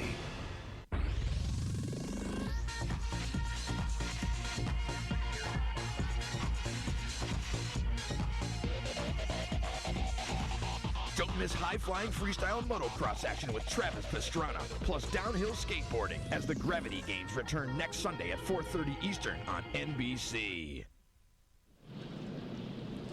Cleanup continues here at Dover Downs International Speedway as NBC brings you the MBNA Cal Ripken Jr. 400. 8th caution of the race when Robert Presley crashed in turns 1 and 2. Let's check back in the garage with Matt Yoakum. And Alan, the Daytona 500 winning driver Michael Walsh was back here in the garage area. Michael, first off, lap 2 crash in June. You had a great car here this time. Yeah, we did. I'm real thankful for Slugger. He came on board last week at Richmond, and we ran real good there. And today we were going to be right. And I heard something bounce off the bottom of the car going into 1. I didn't, you know, you hear that a lot, like rubber, and I didn't think anything about it. Next thing I know, I'm backwards. So I guess I ran over something. The Spirit of America Chevrolet, as you see it over there, is a little wadded up, and that's sad, but Napa Auto Parts and all the folks behind us should be real proud of this team. Slugger's just really working hard with Steve Mill and the whole bunch, and I believe, I mean, you can't run like we did today and not know what you're doing. These guys know what they're doing, and we're putting it back together, and I hate that happen, man, because it can knock the steam out of the wind out of the sails, but in this case, I don't think it did. I think they're with me. And a good update, good news from Jeremy Mayfield's camp. Chip Williams, his PR representative, says that Jeremy has been released from the local hospital. He does have some bruises, but besides that, CAT scans came back negative. All he has is a chipped tooth, so looks like Jeremy will be a little sore and paying a visit to his local dentist. Alan? All right, Matt, that's good news for Jeremy Mayfield. Very hard crash back at lap 56. And after the trip to the hospital, he is doing okay. Half a lap from the restart. Bill Weber. Alan, just wanted to finish up on Ken Schrader with the American flag car today, courtesy of M&M is taking all their decals off of it to salute the country. They've had a day where they've been too tight, too loose, too light, too tight and too loose. Then they softened it up too much on the left side, so they're battling back from that. They think one more pit stop and Schrader could have the best car on the track. Down one round on the track bar last time at 4 tires. And also keep an eye on the 19 at Casey Atwood. We talked about him. Last stop was 14.8. Had a quick conversation with the car runner Ray Abraham. Thrilled with the way the team's running today. We're under green at Dover. Remember that Dave Blaney in 4th got no tires on his pit stop. Jimmy Spencer got 2. He's in 6th. I don't know about that no tire deal, BP, but we'll see. Well, right now, Blaney's right in front of Tony Stewart, who got 4 on his car.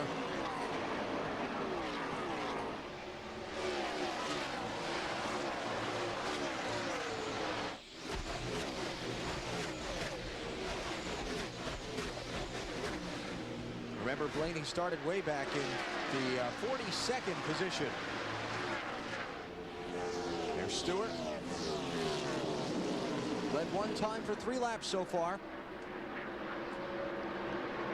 And there we see Blaney with a couple of car length lead on Tony Stewart. Here comes Jimmy Spencer with that 2-tire stop right in front of Kevin Harvick. And there comes Jeff Gordon back to the 8th position now.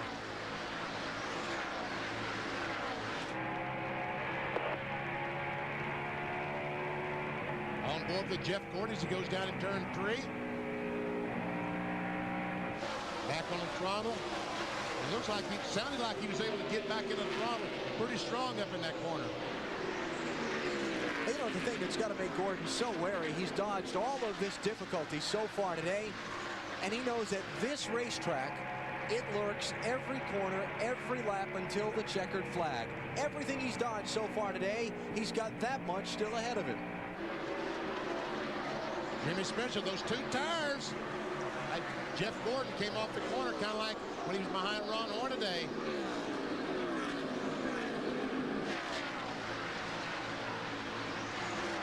This is 6th place, and Harvick's going to get it. Spencer to 7th, Gordon in 8th. The 11 of Brett Bodine is 1 lap down in 27th.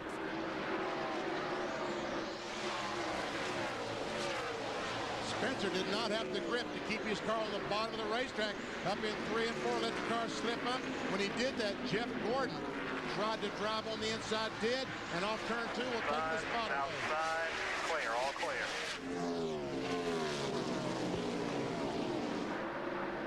Casey Atwood next in line to challenge Jimmy Spencer for a spot. He's got the lap car of Brett Bodine between himself and Spencer. And the passing flag being shown to the lap car.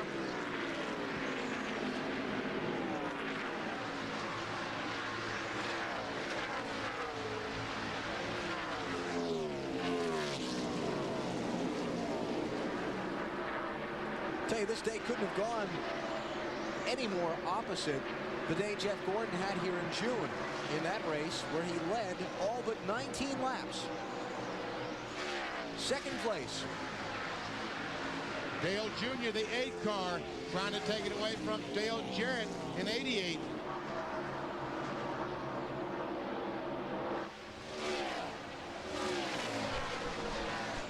Can't quite get it done.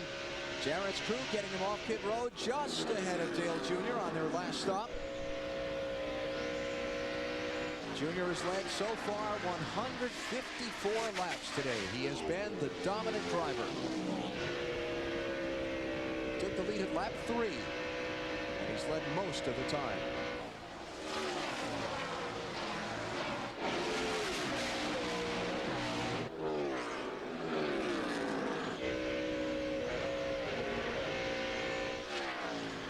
Here comes Junior once again, trying to get on the inside.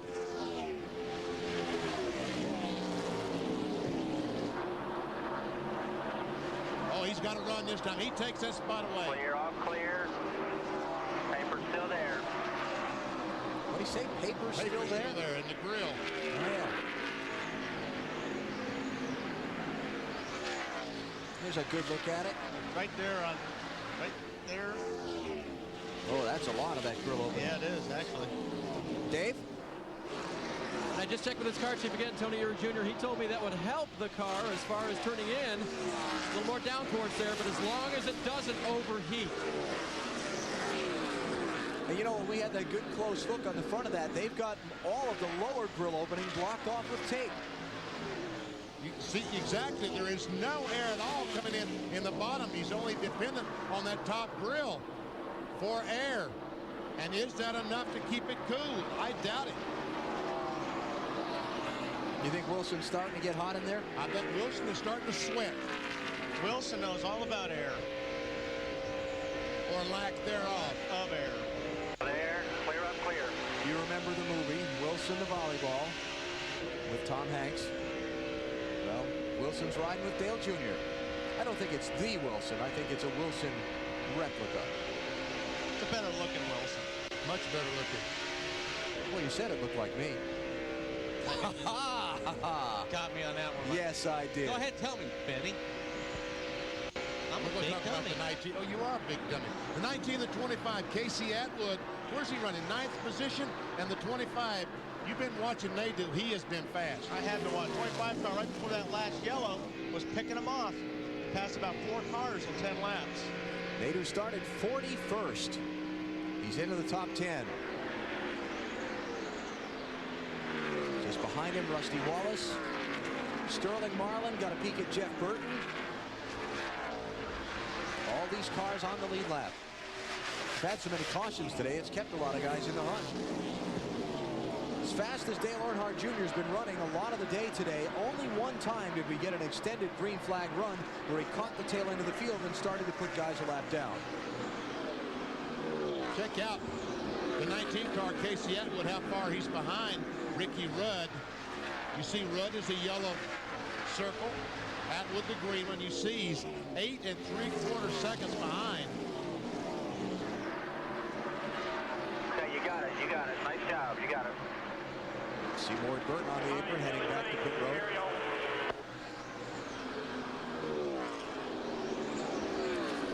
And all of a sudden the 25 car backed off dramatically. Rusty had to dive to the inside, it looked like, to avoid running the back of him. Now the car seems to be back up to speed again.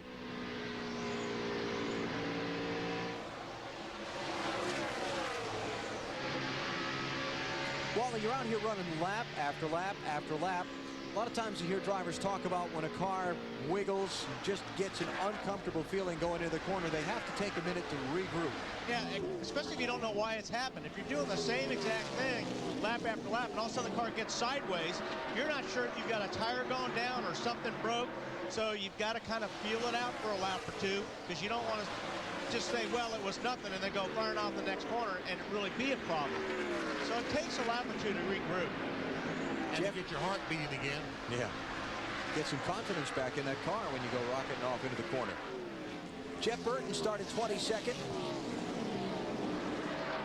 That's the 13th right now. Steadily, if not spectacularly, on the lead lap and moving toward the front.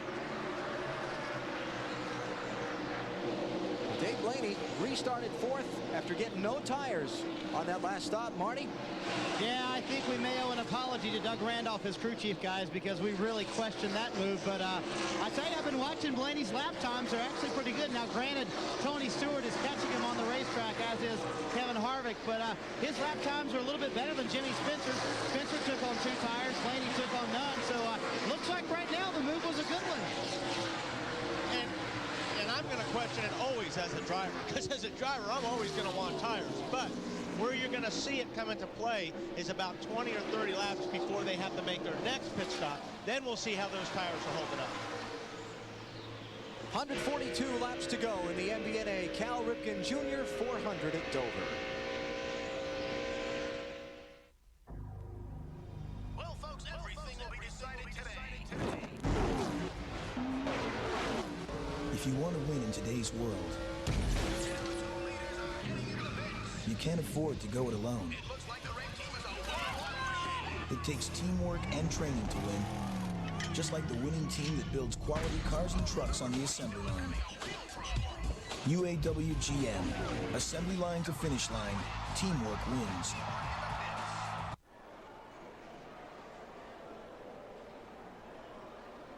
Are you Mr. Dale Jarrett? Yep. Are you going to race the big brown truck? No, I'm not driving the truck. I'm going to hold my breath until you drive that big brown truck.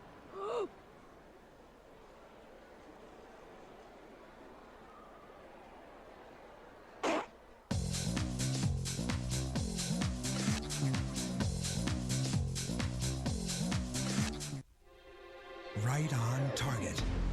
Now there's a men's hair color made to target only your gray hair. Grecian 5. It's right on target.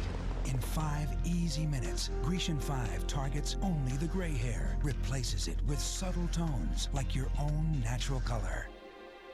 Right on target. It matches the rest of your hair for a subtle, natural look. Grecian 5 targets only the gray. NBC Monday. What do we have? Law & Order's Jill Hennessy is the medical examiner. I found something. With her own way of solving crimes. Promise me you're gonna try to stay out of trouble. Critics are calling Jordan a revelation. USA Today says it's Monday night's top pick. Don't worry, I'll handle this. New York Magazine says it's the first smart dramatic series of the season. Hennessy is sexier than ever.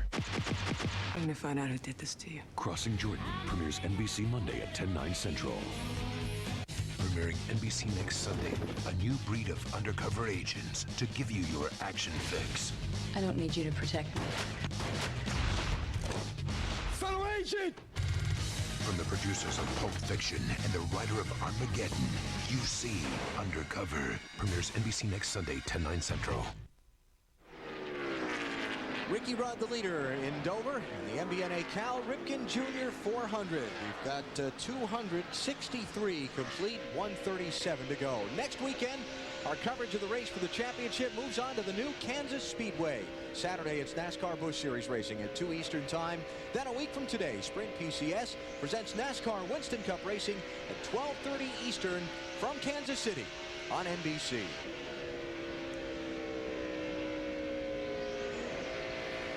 Dale Earnhardt Jr. running 2.8 seconds behind Ricky Rudd in second.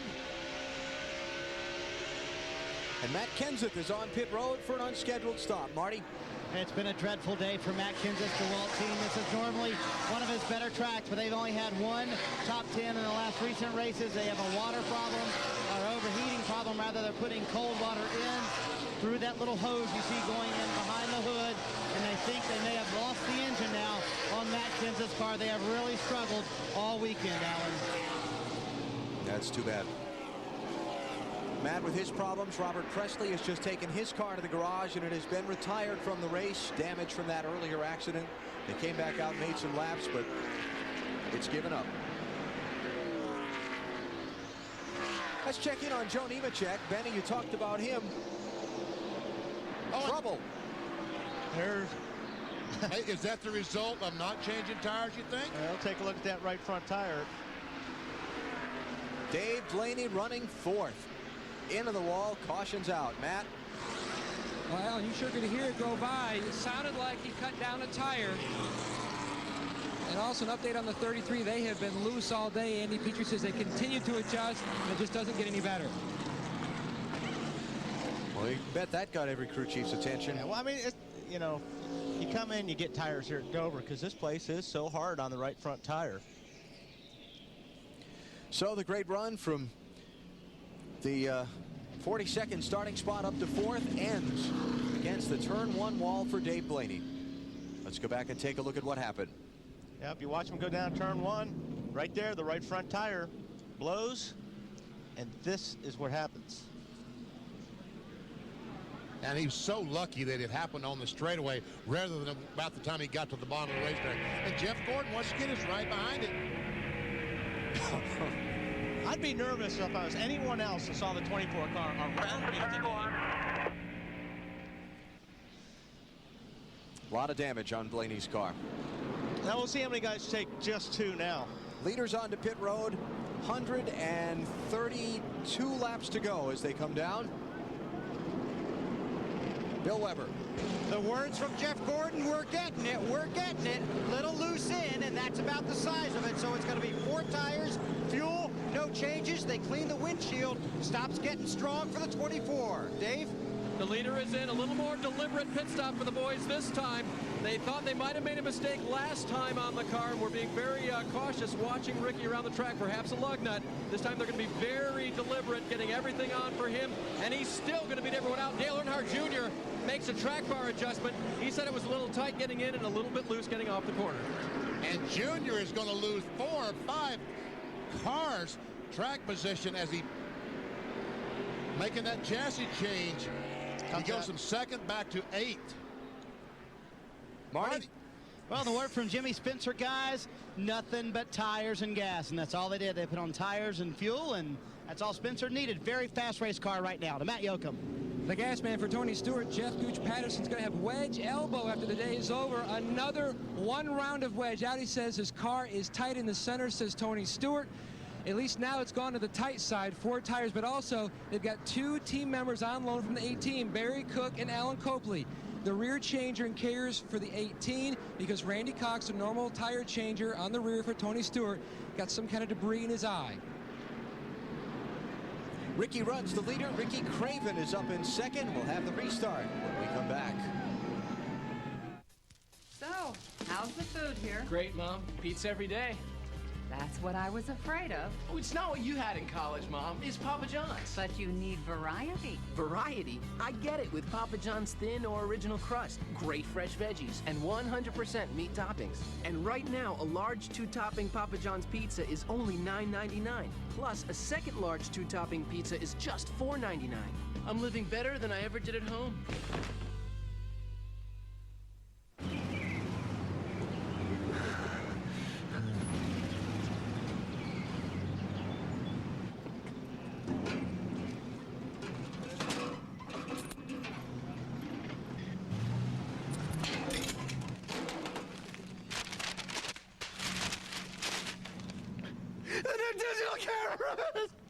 We know how you feel, and that's why we're here. Circuit City, we're with you. Hey! The American way of life is energy in motion. Energy powers our lives and fuels the technologies that make America go. Williams is proud to help deliver that energy through more miles of pipeline than the interstate highway system, including 1/5 of the nation's natural gas. At Williams, our way of life is leading energy solutions. You're moving forward. You're clutching the wheel. With your life. Going left. You're going left. You're driving your race car. Pocono in 83. Firecracker 400. No? Talladega. Talladega. Win a Daytona 500 house party with Bobby Allison. Just pick up a NASCAR Winston Cup Championship ballot from one of these sponsors. Time. My win at Darlington in 75.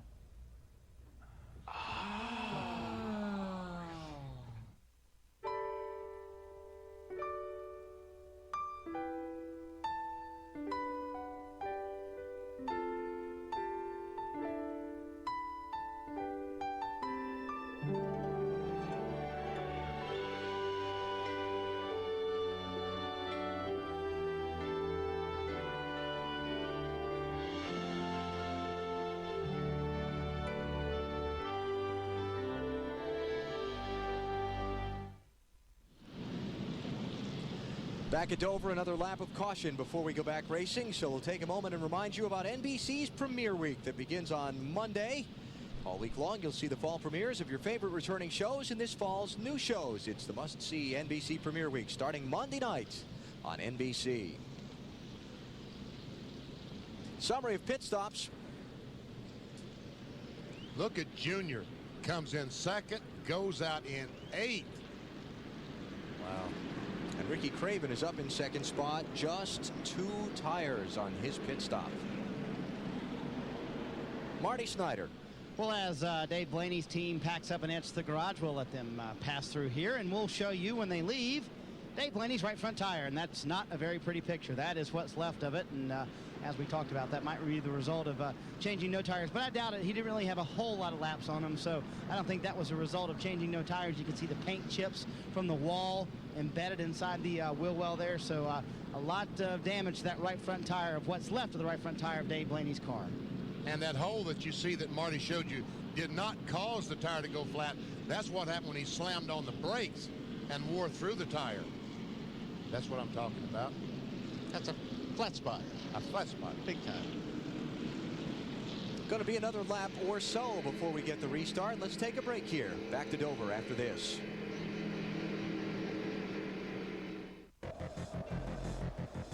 Inside of me, inside my body, under my skin, below my veins, past my heart, beneath my soul, within my courage, and beyond my fears is a machine that lives to win.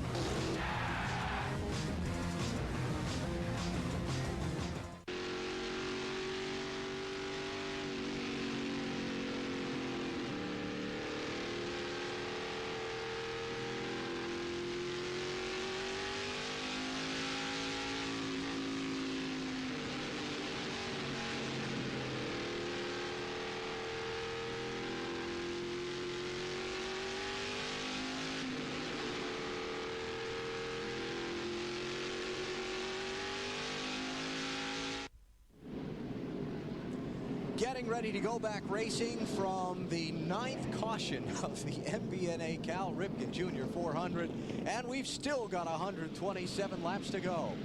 Yellow fever today. Yellow fever. And Ricky Rudd continues to run so well in that number 28 Haviland car, the winner last week or 2 weeks ago in Richmond. Remember, Craven just got 2 tires, second place car, the 32, and Dale Earnhardt Jr.'s back in 8th. Got all the lap cars to the right of your screen mixed in and among them as well. And you see Bubbles in the lead 3 cars. We'll see the distance and how fast that Rudd drives away from them. So far, they're staying fairly close. Yellow car, Kenny Wallace, first car 1 lap down. He's in 23rd place.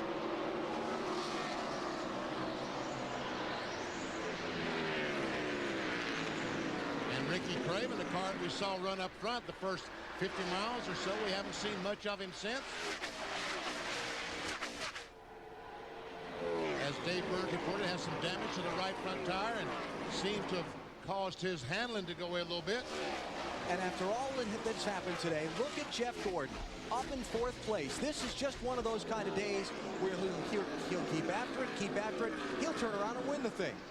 One of those kind of days. Gordon has not won since Watkins Glen and Global Crossing at the Glen in mid-August. He's about due for another one, isn't he? Sounds to me like it. It looks like it as well. Looking down on Dover from our U.S. Army Skycam. Find out more about the United States Army at GoArmy.com.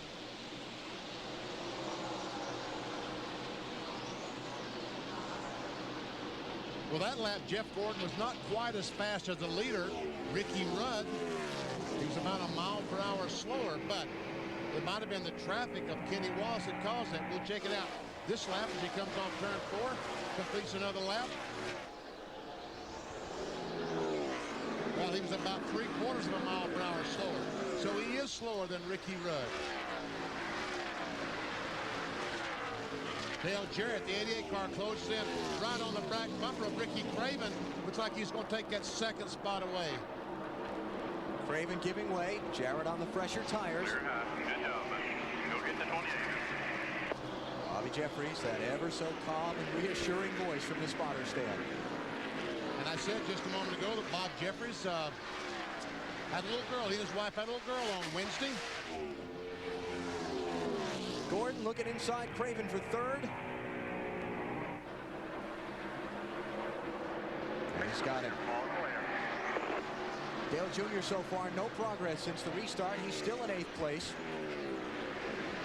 Tell you, Stewart's car's kind of leveled off too. Got the pit report a minute ago that the gas man was going to have, what do you call it, wedge-itis in his arm for making all the adjustments on the car. There's Dale Jr. trying to get around Jimmy Spencer. He's just passed Sterling Marlin for 7th. Now he's trying to get Spencer for 6th. Dave?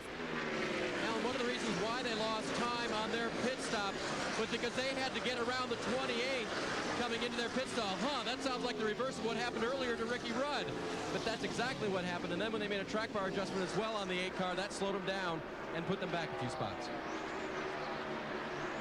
And while we watch this, another unscheduled pit stop for Kenny Wallace. He moved up to be the first car 1 lap down after pitting for loose lug nuts under the green earlier. He's back in again. And since it's just after another caution flag pit stop. Yeah, what leads you to believe, and again, once you wear those studs and the wheel rolls around on those studs, it really is hard. Oh, Spencer and Jr. almost makes contact. That was a little bit, I think, of what we were talking about earlier, where that was the arrow loose that we saw Earnhardt pull on the 26 car of Jimmy Spencer. Earnhardt Jr. has led 154 laps of the race so far. Right now, he's mired back in 6th place. Let's show you what we're talking about when we go arrow loose. If you're the car behind, you want to get somebody loose in front of you. You pull up right on their rear bumper as close as you can. That does 2 things. That takes the air off the spoiler in front of the car. Right, see? The air's going off the spoiler instead of down around it. Also, it's packing air underneath the guy's rear bumper, so it's creating lift on that car. And when it creates lift, it's actually pulling the tires, and there's less grip of that car, and he gets a little sideways. And that's exactly what the 8 car did to the 26 of Jimmy Spencer.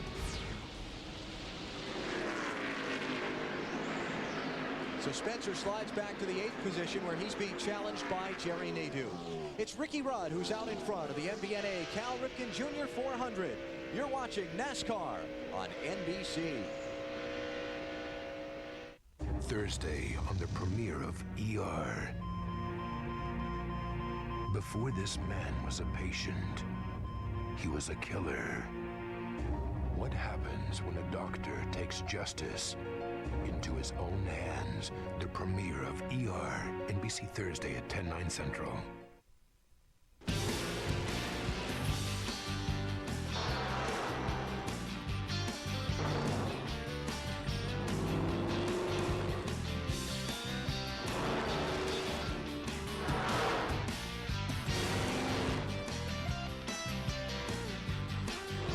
Visit us on the web or ask your service technician about quality Jasper remanufactured products for the race of everyday life.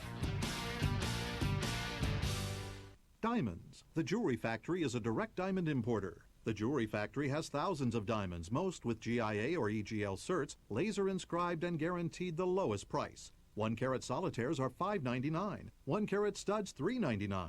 The Jewelry Factory has thousands of rings, pendants, earrings, and bracelets, and specializes in platinum and invisible settings. Only the Jewelry Factory gives you a low price and double value guarantee. Buy factory direct. The Jewelry Factory in Hackensack. Decision 2001, the New York primary, Tuesday. Ricky Rudd is the leader of the MBNA Cal Ripken Jr. 400 with 111 laps remaining in the event. He's out in front by 1.68 seconds over Dale Jarrett. If you remember earlier, 32 was leading this thing, and the 8 kind of rooted him out of the way, but got by there pretty clean. 40 car's going to take advantage of it too. He's going to dive underneath 32 car. Now remember, he's only got right side fresh tires, and all these other guys have 4 brand new tires.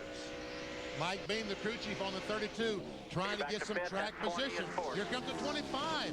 Jerry Nadeau on the inside of the 40 car. That is a battle for the 7th position.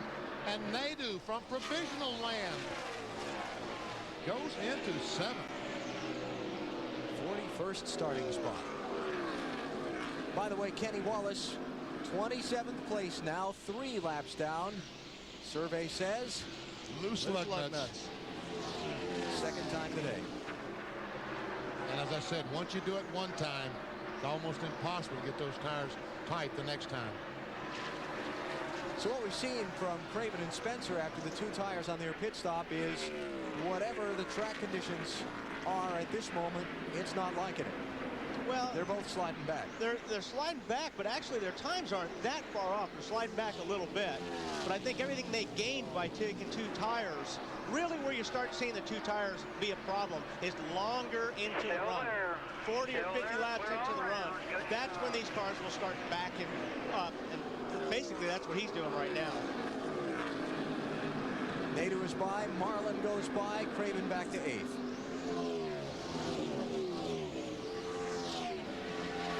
Nice run for Jeff Burton so far. There he is on the lead lap, 15th place. Let's go to Matt Yoakum.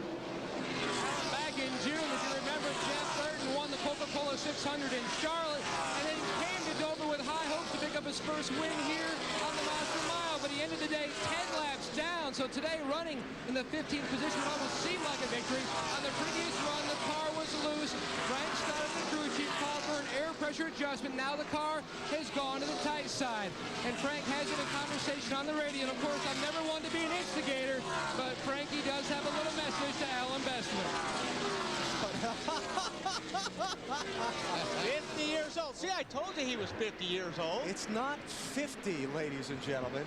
Nice hair for 50, he said, too. I know. Stoddard's my next-door neighbor. All I can say, Frankie, is you better get home before I do tonight. You know, I talked to Mark Armstrong, the front tire change on Jeff Burton's car this morning, and, you know, I didn't realize he was a firefighter in Shelby, North Carolina for five years before he started his racing career. And he was telling me that the New York firefighters are the world's best. All the training films that they show worldwide are all done by the New York firefighters. He said they are the very, very best.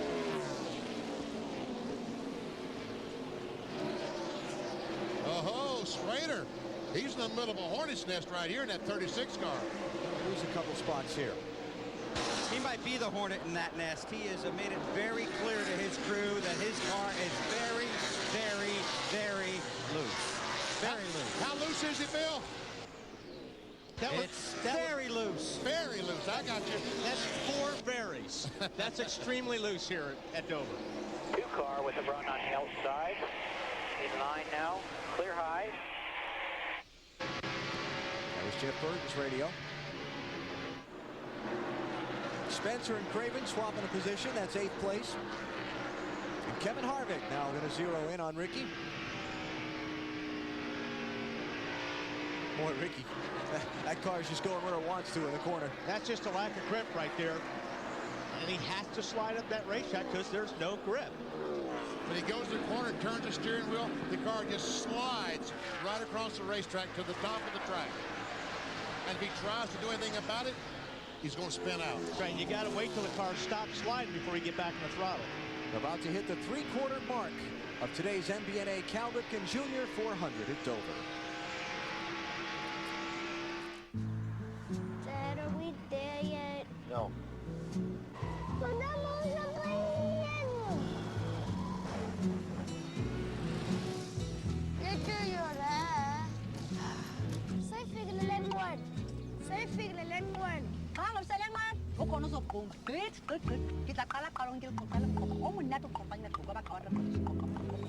Family vacation on the wings of Goodyear.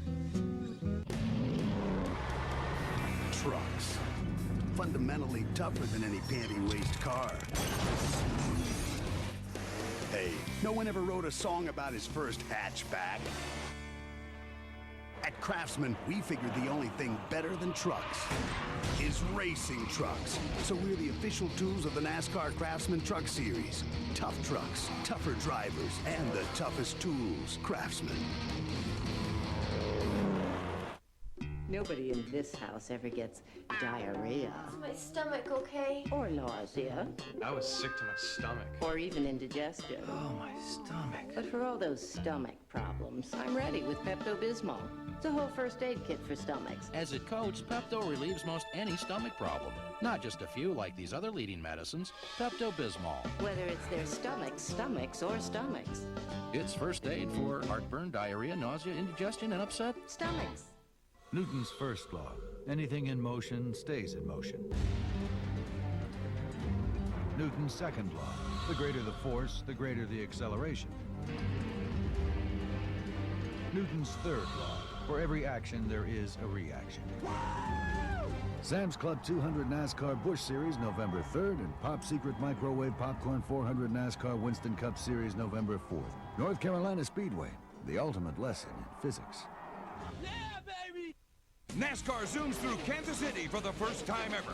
Next Sunday at 12:30 Eastern, Sprint PCS presents 400 miles of Winston Cup action on NBC. Jeff Gordon's dominated mile-and-a-half tracks this year. Will that trend continue versus NASCAR's best on this smooth and fast superspeedway? Next Sunday, 12:30 Eastern, NBC.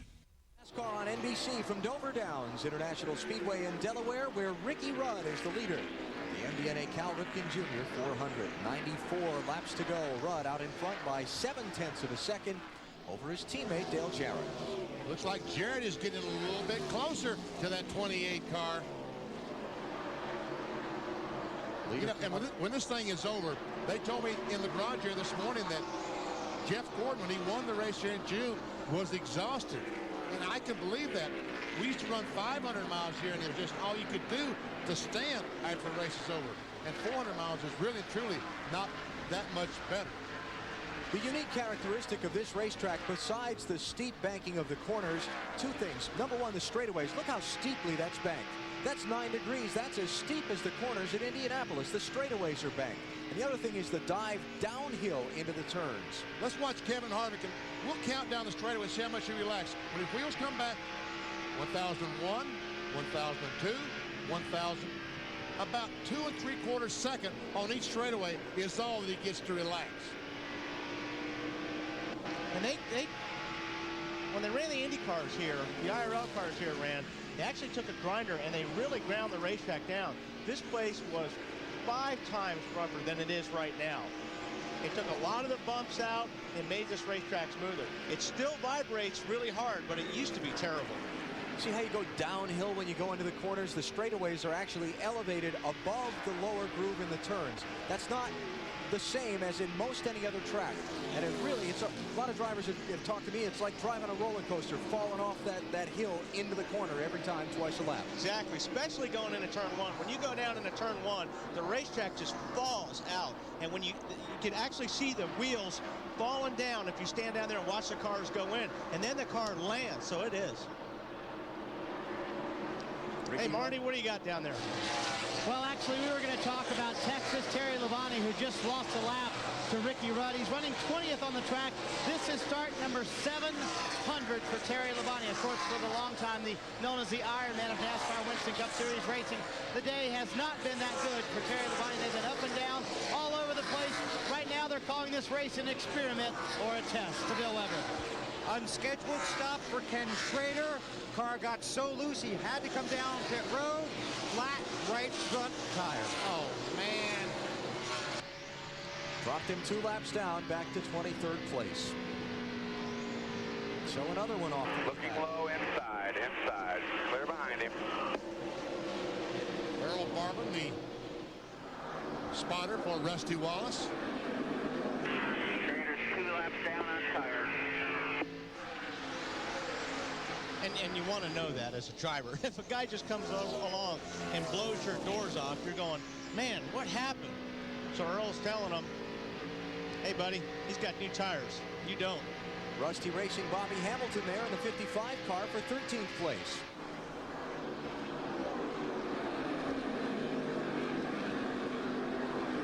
While we watch this, the leader, Ricky Rudd, has just caught Kevin LePage and put him a lap down, the 19th place car.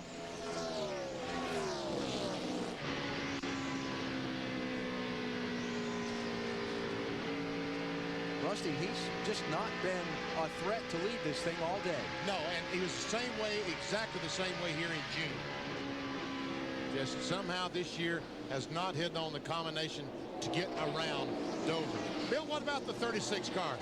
I just wanted to point out, Benny, that there's been a lot of talk about how nice Schrader's car looks this weekend. And how patriotic it is. And it's not just a nice thing that M&M's did to take the decals off the car and put the American flag on there, but it was a lot of work. In fact, it took the crew 13 hours to decal that car.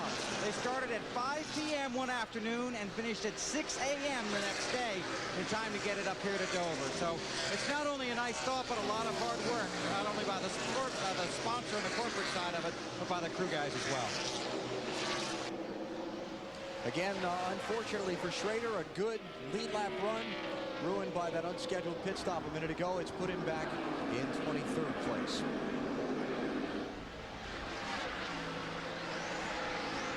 Leaders last pitted at 2:68. So if this thing were to run green to the finish, they'll all be in for a fuel stop around 3:58 or so. Dave? Alan, one of the things that the 28 car said they needed before the end of the race was another set of the same spring-rated tires. You can see the 93 on here. These are from Dave Blaney, who's now out of the race. They talked about other cars that they might get the tires from, including the 15 of Michael Waltrip, but then they remembered, oh yeah, Michael Waltrip is Dale Earnhardt Jr.'s teammate, and there are already tires from the 15 car down in the 8 pit. Everybody's looking for that great tire, the one that they think is going to be the grippiest and the best to try to win this thing. Grippiest, I like it, Dave. Hey, that's a good word, Dave. It's a Wally word. What you're looking for here. You run a 537, you run a 550.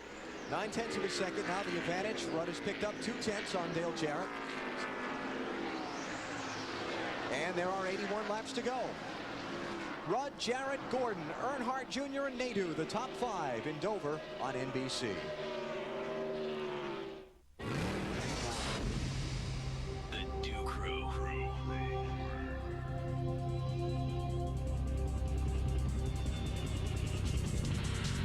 Hey, guys.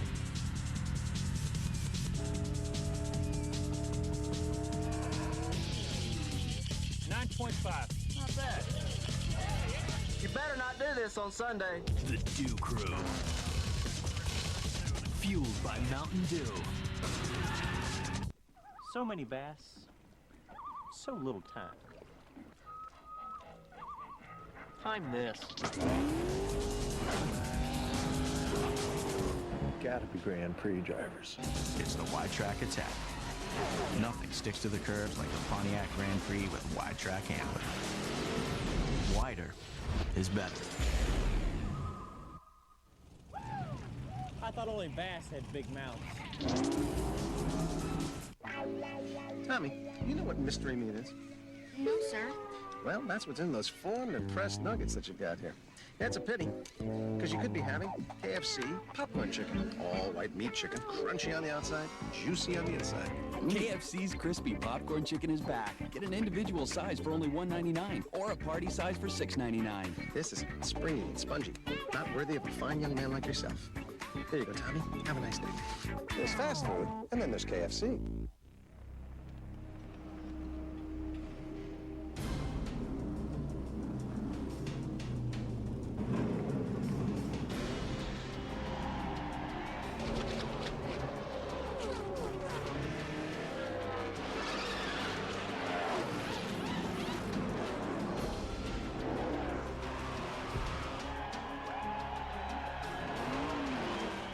The 2001 NASCAR Winston Cup Championship. Coming to NBC tonight, a show 50 years in the making. It's 50 years of late night, a primetime special with the biggest stars, the biggest laughs, late night moments you'll never forget. What the hell were you thinking? Conan O'Brien hosts 50 years of late night, NBC tonight. This copyrighted telecast may not be reproduced, retransmitted, or used in any form without the authorized written consent of NASCAR Broadcasting. NASCAR would like to thank all of our loyal fans for your continued support, and we hope you enjoyed today's broadcast. 75 laps to go at Dover. Ricky Rudd is the leader of the MBNA Cal Ripken Jr. 400. Quite coincidentally, the top 3 drivers in the championship are running in the first 3 positions in the race. And you can see Dale Jarrett just 0.6 of a second behind Ricky Rudd. There you see the current point standings. Ricky Rudd, after his dominating performance today, really hasn't gained that much. No, he hasn't, because he's leading. Jeff Gordon is running 3rd. Rudd is closing in on, taking over the statistic for leading the most laps today. That'd be worth an extra 5 bonus points for him if he can lock that one up for the end of the day. Only 2 drivers with a shot at it now, he and Dale Earnhardt Jr. And there you see the difference between Ricky Rudd, Dale Jarrett, and just how close they are. It's varying around 7/10 of a second. A little higher, sometimes a little lower. And a good ways back to Jeff Gordon. And Jeff Gordon's going to have his hands full with Dale Earnhardt Jr. in just a couple of laps. As a matter of fact, he might already. Remember, Dale Earnhardt Jr. had problems on his last pit stop, came off pit road in 8th place. Took him a while to clear some of the traffic. Ooh, hear that? Off the gas in the middle of the corner. I think he jumped back on the gasoline so soon that he picked up a big-time push and had to back off to let it get back going straight again. Oh, there's that arrow push you talked about, Wally. Arrow loose, yes, sir. That's exactly what it was. Especially when you run up on a car fast. What happens is it really packs air underneath that rear bumper. So when he really ran up on him and got that car loose. Dale Jr. to third. Dave? And Dale Earnhardt Jr. radioed in about 20 laps ago with 2 words, but they were the same word, unfortunately. Tight, tight. And Jeff Gordon lost 5 more points there, and he's about to lose 5 more to Jerry Nadeau, that 25 car. Been a good run for Nadeau today, Marty. Well, the performance over the last couple of races with 2 straight top 15s, Alan, had been much better. And they had a team meeting after Bristol. Crew Chief Tony Furr felt like Jerry was trying to pay too much attention to the chassis setup, not worrying about driving the race car. So Rick Hendrick and Tony Furr sat down with Jerry in a very nice meeting and said, listen, pay attention to driving the race car. Don't worry about the chassis setup. Leave that to Tony. Since then, they have done very, very well. The performances have been much better, and they look on their way to a top 5 right now. If they could just qualify a little better, they'd have a greater chance to win. They started 39th at Richmond, finished 14th. One car inside. Started 41st today, and he's taken 4th from Jeff Gordon. Clear. Nadeau won NASCAR Winston Cup win. He took the season closer in Atlanta last year.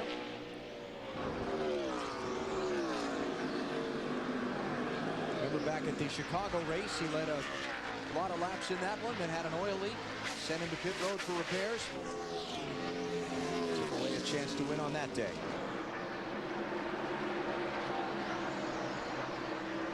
Little team standings for Hendrick Motorsports. 25 car is the fastest car on the racetrack right now, has been for about the last 4 laps.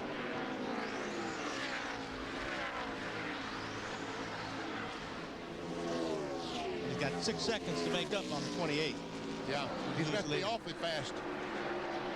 About 20 laps away from pit stops under the green, if it stays that way.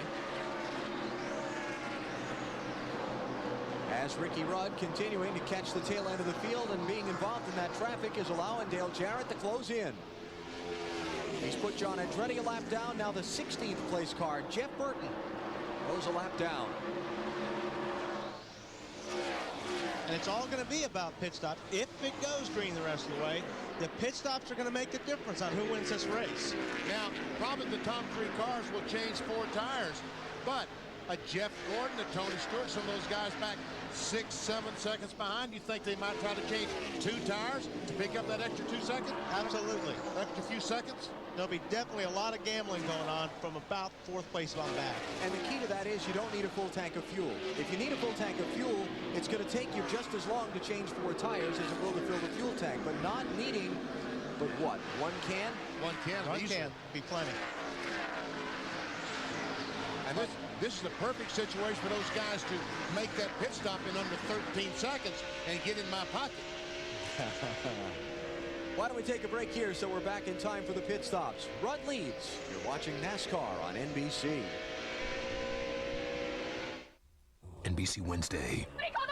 the season premiere of Law & Order. You know what this dog did? It ripped the throat out of a young school teacher. A case ripped from the headlines, a new DA, a crime so twisted, so bizarre. Who's down there? With a surprise ending that goes for the throat. Law & Order premieres NBC Wednesday, 10/9 Central. There's something irresistible about buttermilk pancakes, and only one place to go for the very best, IHOP. Our award-winning recipe hasn't changed in over 40 years. Fluffy, fresh buttermilk pancakes, served hot, golden, and simply perfect. And now try IHOP's buttermilk pancake platters, starting at just $3.99 weekdays. One taste, and you'll see why everybody's favorite pancakes come from IHOP. Anytime's a good time for IHOP. Well, I sent my brother a present last year. It's a great day for a birthday. But this year I'm ordering from 1-800-Flowers.com, and I'm going to send him a cake made out of fresh cut flowers. It's going to smell so good. 1-800-Flowers.com is more than just flowers. You can send teddy bears and gourmet food. You name it. Hi, I'm Jim McCann from 1-800-Flowers.com. Visit us online or call us at 1-800-Flowers today.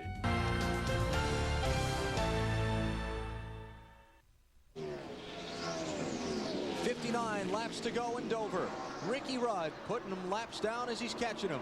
He's about to overtake Ricky Craven, the 15th place car. Matt? And Jeff Burton is on pit road.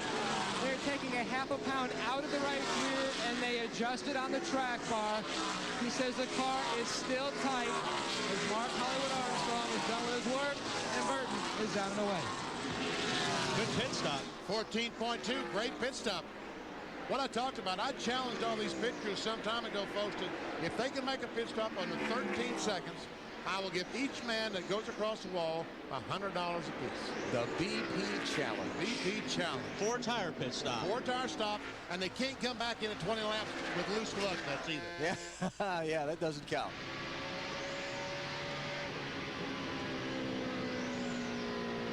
So Rusty Wallace, is that Ricky Rudd right behind him? Clear all around. Here's the race leader. Looking low inside. Ricky is now taking over the bonus points for leading the most laps today. Inside. Dave? The 32 car of Ricky Craven getting ready to come in now. They were reporting that the car was really, really loose, and so we'll see what kind of adjustments they want to make to the Tide Ford as he pulls it in, hits his marks. It looks like right now they are going to make a wedge adjustment in the right rear while they take on more than one can of gas. He's going to need to get to the end. You guys were just talking about that. Drives in with a second can of gas as they put on 4 tires and get Ricky back out on the track. Well, they had to put 4 tires on, didn't they? Oh, we got a prize. The leader, Ricky Rudd, goes around. He hasn't hit anything yet. But Rusty Wallace goes by, gets a lap back. Oh, what you got? What you got? Go ahead. Hustle. Wow. Caution is out. Pull it up here, Ruth. Dig. Don't get us more spots than half, dude. Can you believe? No, I can't. 54 laps to go. Ricky Rudd spins out.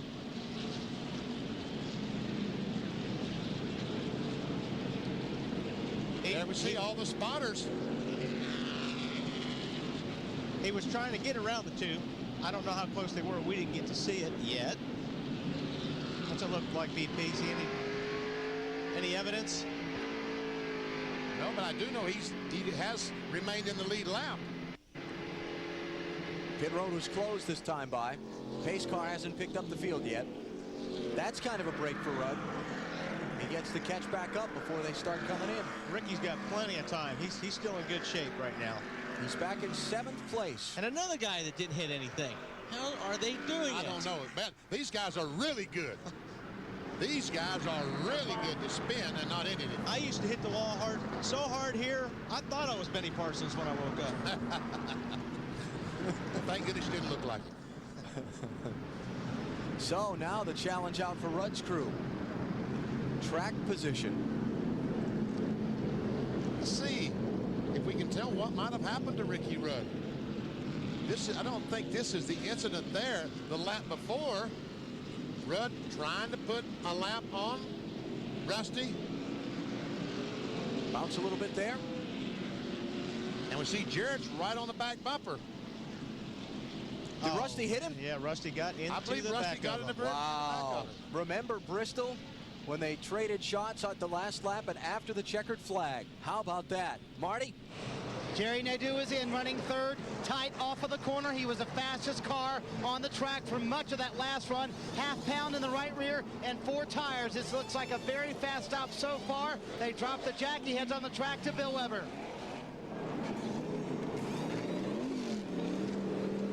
You see the left side's going on. Here comes the 25 car. He's going to beat Jeff out. Here comes the 40 car. He's going to beat Jeff out. Matt. A track bar adjustment on Tony Stewart as the left side tires go on. They adjust with air pressure. He needed help in the final third of the corner. He was a little bit tight today. New leader Dale Jarrett is already gone. He beats everybody off of pit road. The only adjustment they made was to take a half pound of air out of all 4 of the tires to try to give him a little more grip. Rudd's crew gained him a couple of spots on their stop, got him out 5th. That could be big. I'll tell you what, see that smoke coming out of the windows of 28? That's coming out of Ricky Rudd's helmet. And I'll tell you what, if Rusty's anywhere near Ricky, it's going to be big.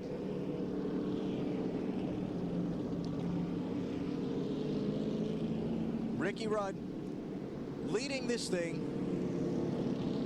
I don't know what he was. What it looked like he had a gasket.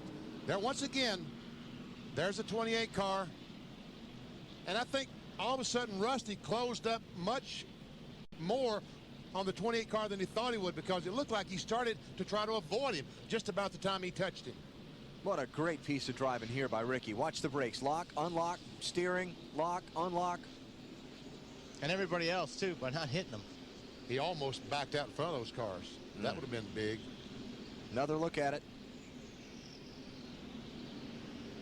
I don't know. Nah, he hit him. He looked like he was on the gas to me. He hit him. Little payback. Maybe thought Ricky roughed him up coming down the front stretch trying to lap him the time before.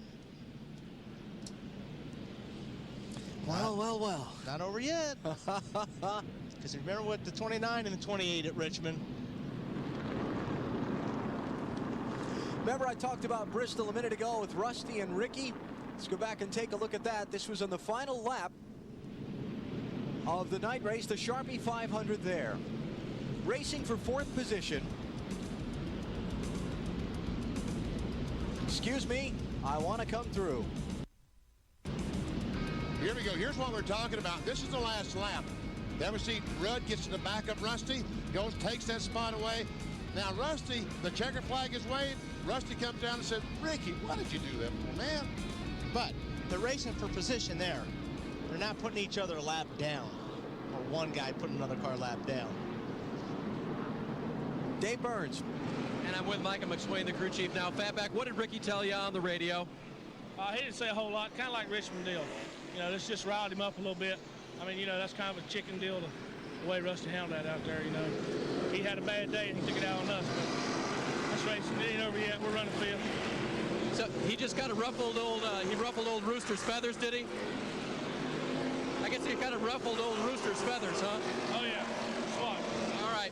And if that got Ricky Rudd the win at Richmond from saving it after Kevin Harvick tapped him, maybe it can do the same thing today. What did Michael say? Let's watch it. He said, just watch. And that's what I'm saying. Right there, that man is determined. Matt? Well, I just spoke to Robin Pemberton, Rusty Wallace's crew chief. He said that Rusty said nothing about the incident on the radio, whether it was Arrow or whether he accidentally got into him. But nonetheless, interesting incident. Sure is. Liven things up. 54 to go. Ricky Rudd goes from the lead to 7th, picks up a couple of spots on the pit stop. He'll restart in 5th. Normally, if you didn't mean to do that, you would have said, hey, man, tell him I didn't mean to do that. Okay. Now, Jerry Nadeau up to 2nd behind Dale Jarrett. Green flag.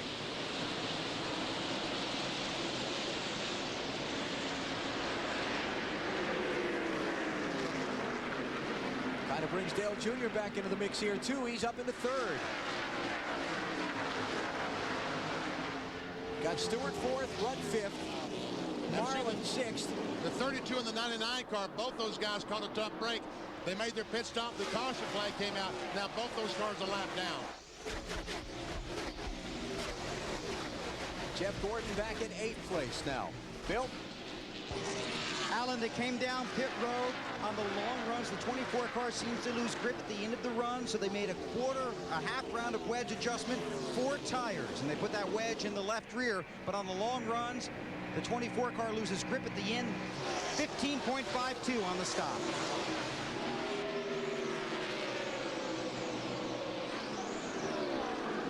And there's Joe Nemechek behind Jeff Gordon. He's moved up to the 9th position. Like you said he would. I'll begin to wonder there for a while. 29 car gets on the inside of Sterling Marlin, trying to take a spot away. That's a battle for the 6th spot.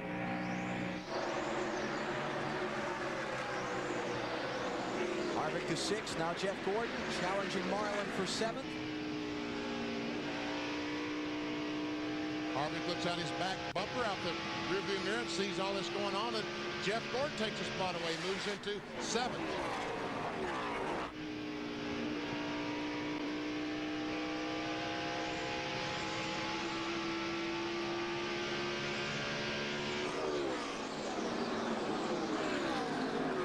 And again, the Nemechek car having rallied back from that unscheduled pit stop that caught him a lap down. And he's up into the top 10. Remember, last time Joe was here, right there, he cut down a right front tire and slammed the turn 3 wall in a NASCAR Busch Series test back on May 15th. Injuries kept him out of a car for almost 2 months. And he is working hard on Sterling Marlin, trying to take that spot away, and looks like he might have it. Aerial views of Dover, courtesy of the United States Army. There are 212 ways to be a soldier. Find out more at GoArmy.com. You know, that's one impressive thing about Joe Nemechek. After that terrible blow he took here the last time, it doesn't seem like it's bothered him one bit about coming back to Dover. And you'd think natural tendency would be to be a little bit spooked with a crash that hard.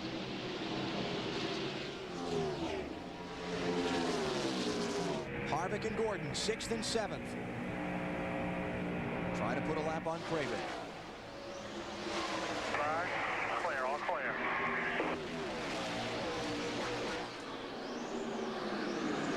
No change up front. Rudd is not advanced from 5th place.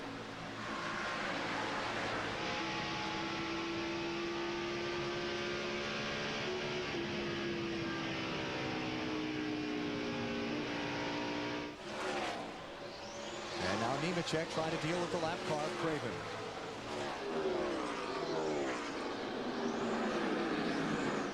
Second place, Dale Jr.'s on the move. He waved to Jerry Nadeau and says, thanks, man, for cutting me some slack and not racing me side by side.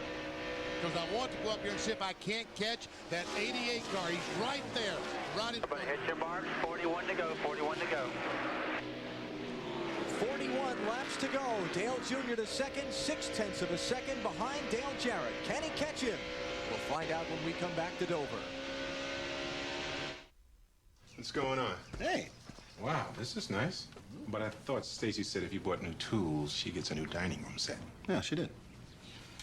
So where are the table and chairs? You're standing on them. Fine woodworking tools from Rigid. Name proven by pros since 1923. Take our 12-inch compound miter saw, equipped with a high-performance 40-tooth carbide blade. Rigid. Buy them at the Home Depot.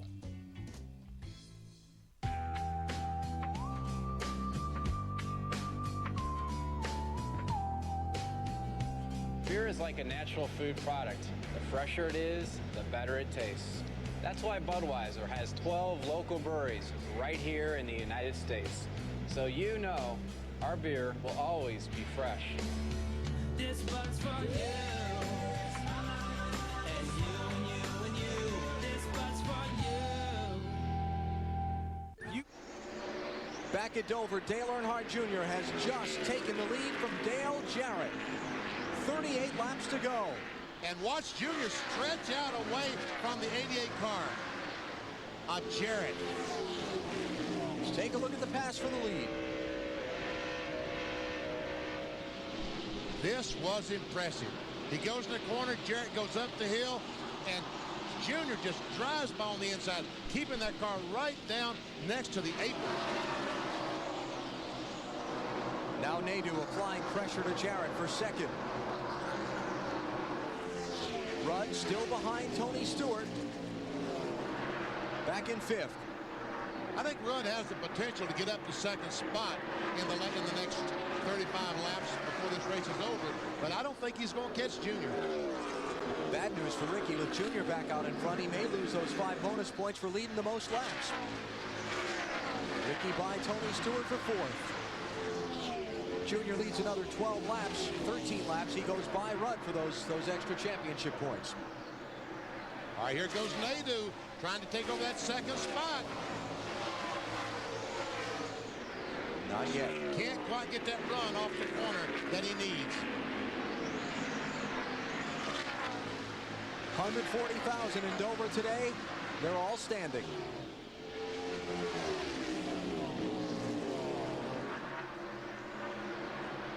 You know, we've got enough laps left to go that the handling characteristics of these cars will change.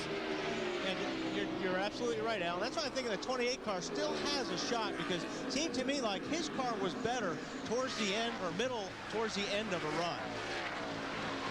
Just don't know if he's got enough time. Second place again. Although while these guys are racing, he should be gobbled. Yep, he's getting very close to them right now. He's got to get by him. He's got to get by him. I don't think he'll have a lot of trouble getting by the 88 car, but I don't think the 88 wants to give anything away to the 25 now. Still there, clear. Still there, clear. Outside. That's a tough one for a driver. Still there, clear. Yeah, that is tough. Clear. There you go. It's Rodney Combs, the spotter for Jerry Nadeau. Can't go. So Nadeau to second. 2.5 seconds behind Dale Earnhardt Jr. Here comes Rudd on his teammate. And I don't think that Dale Jarrett will hold up Ricky Rudd very much. I think he'll let him go. And give him a chance to go up and catch the 8 car. That's exactly what he did, BP. Hand out the window away from Rudd. Problem for him now is Dale Jr. is gone. Look at the interval. 3 seconds. It was 2.5 seconds just a little bit ago. A couple of laps ago. But Dale Jr. didn't have traffic to contend with, so once the 28 car Ricky Rudd gets in some clean racetrack, he may be able to run him down. 30 to go. You're running third. That's Rudd's team. It's crew chief Michael McSwain.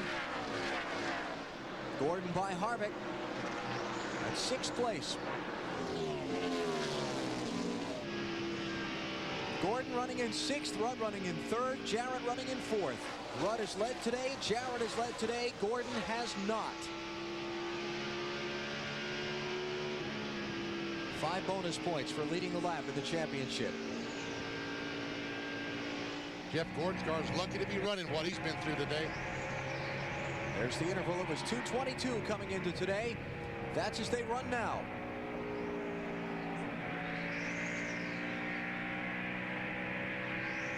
But in another 5 laps, Rudd is going to lose 5 of those points because Dale Jr. is going to take back over the leading the most laps category again.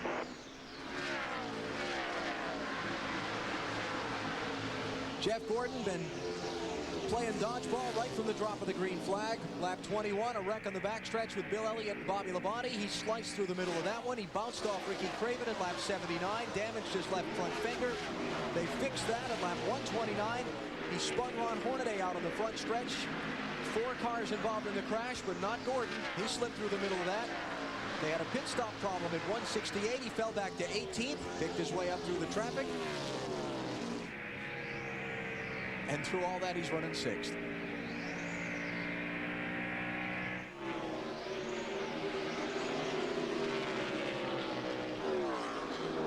Looking at Tony Stewart. Tony got up and led one time for 3 laps today. As strong as he's been here at Dover, kind of a surprise and a letdown that he hasn't been more of a threat to win this thing. I mean, he's still running in 5th place, but he has not been a threat to get up and lead. He hasn't been nearly as fast as the 28-car of Ricky Rudd, the 8-car of Dale Earnhardt Jr. And I think before this is over, he might lose that spot to Jeff Gordon. Dale Jarrett's car just has fallen off. Here comes Stewart to pressure him for 4th.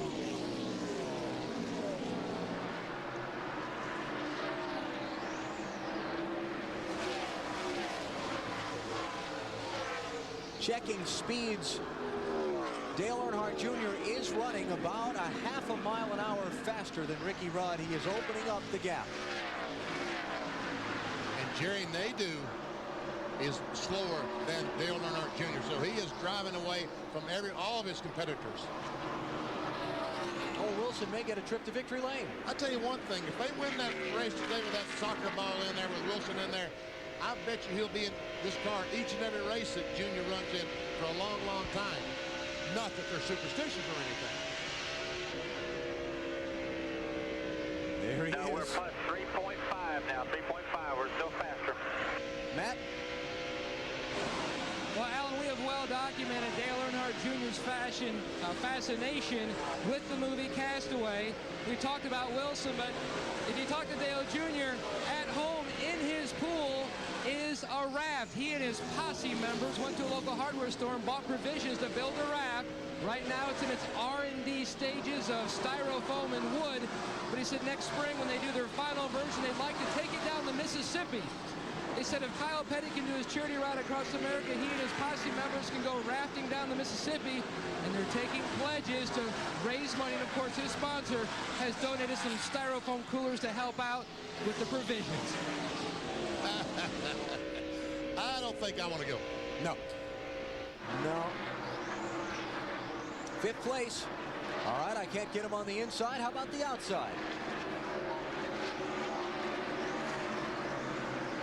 Okay, let's try it on the inside. That didn't work.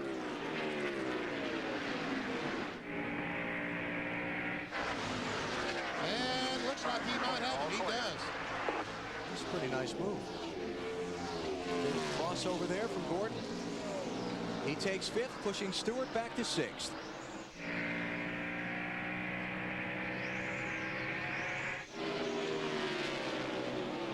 Been a tough day for a number of drivers. Bill Elliott running, but 15 laps down after the early crash.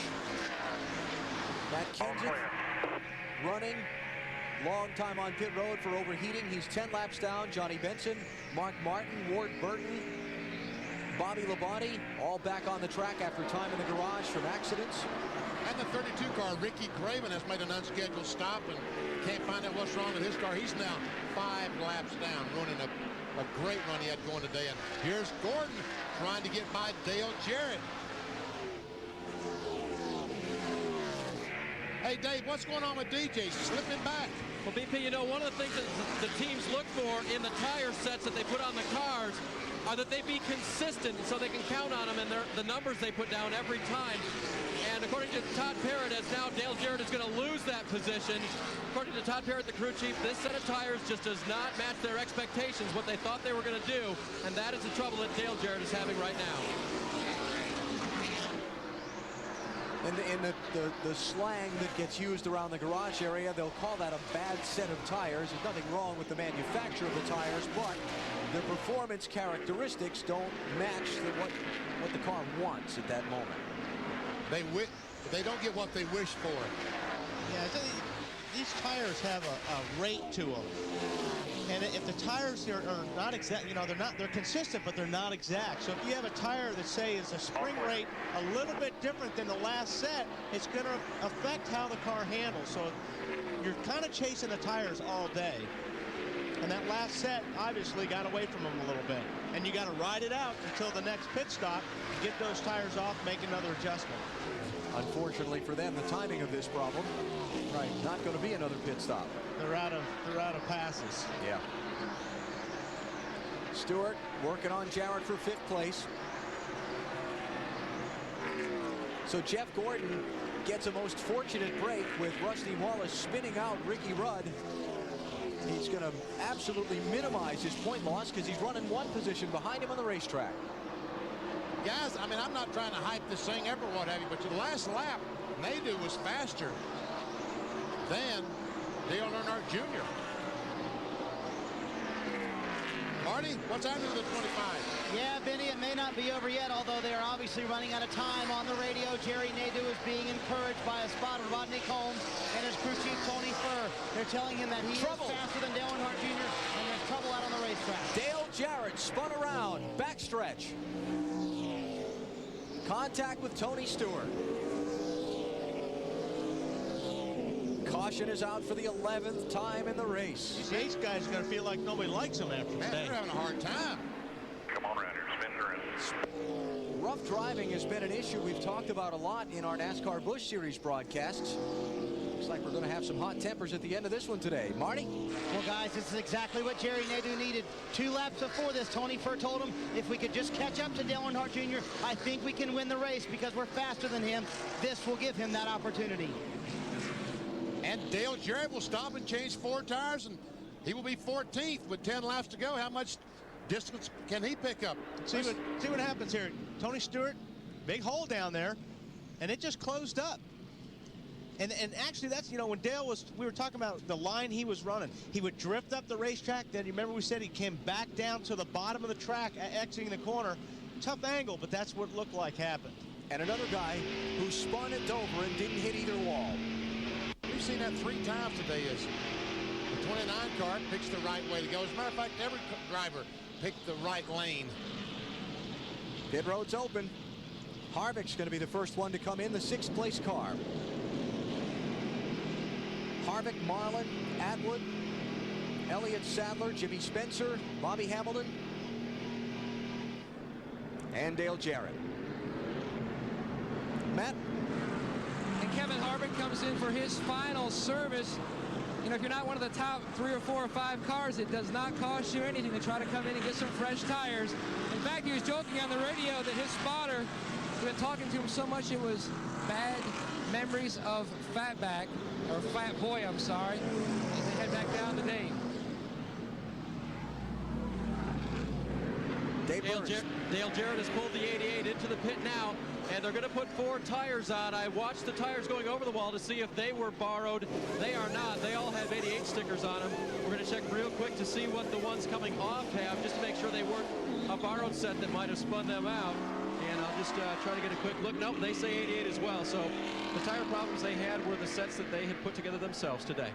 I remember Dale Jarrett's car handling very poorly as he slipped back in traffic, and then the contact with Tony Stewart. Restart's going to come with inside 10 laps to go. It'll be single file. This one's going to get exciting. Don't go away.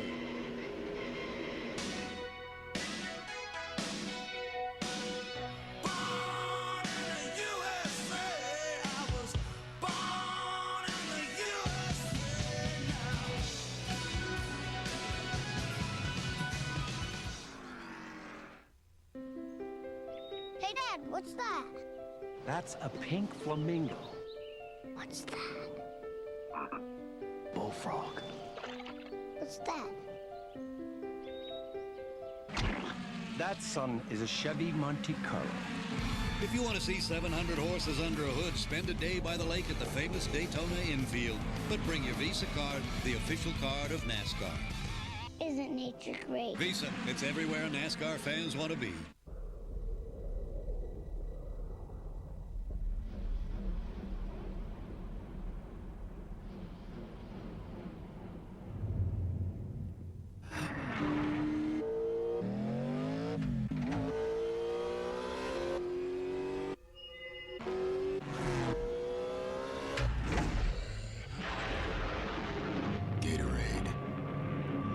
Is it in you?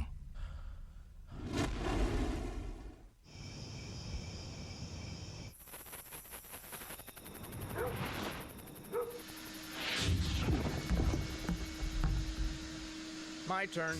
The power and performance of rigid wet dry vacs. Built so heavy duty, they carry a lifetime warranty.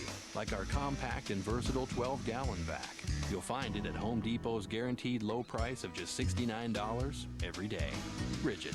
Buy it at the Home Depot. You go fishing every weekend, right? And you never catch a thing. It's not a bad. Ottoman! What is going on? Armoire!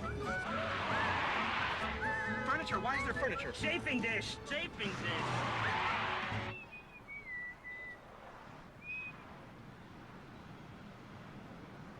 I thought I told you to strap everything down. Coffee table. Morning commute. Couch. On the wings of Goodyear. Here's our Pepsi race recap of the MBNA Cal Ripken Jr. 400, 140,000 in America before the race. Then Ripken himself waved the green flag to get it started. Wow, that was his reaction. Trouble early, Bobby Labonte and Bill Elliott. Involved in a crash on the backstretch, Jeff Gordon barely snuck through it. But Gordon's day would be far from problem-free. This is Dale Earnhardt Jr. going to take the lead from Ricky Craven early. Excuse me, I'm coming through. Now Gordon's troubles. Watch here as Ricky Craven gets loose under Hornaday. Crinkles in the left front fender on Gordon's car, slowing his handling. He gets that fixed, but then later on, he gets into Hornaday, setting off a wreck on the front straightaway that took 4 drivers out of the event. Mark Martin, Johnny Benson, Ward Burton, and Hornaday.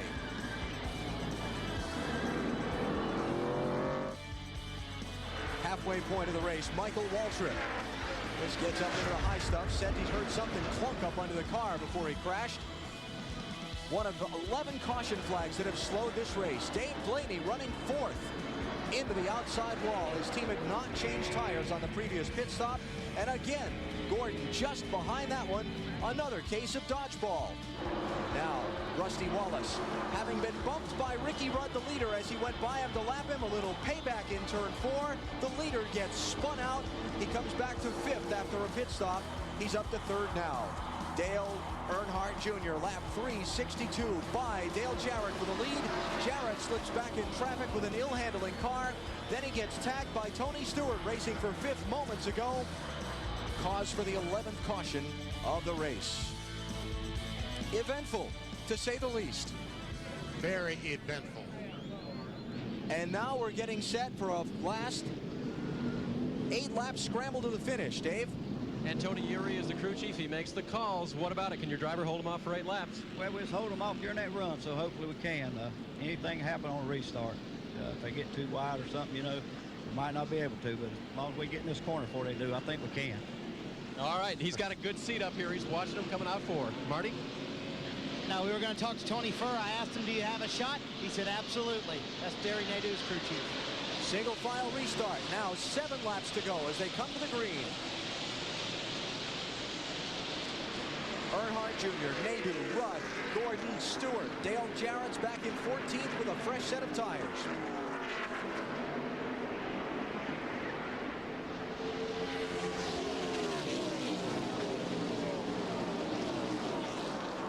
Tell you what, Junior's car is pretty gone fast, and Ricky Rudd, a little contact there looked like between Jeff Gordon and Rudd. A challenge for 3rd by Jeff Gordon. Top 2 in the championship.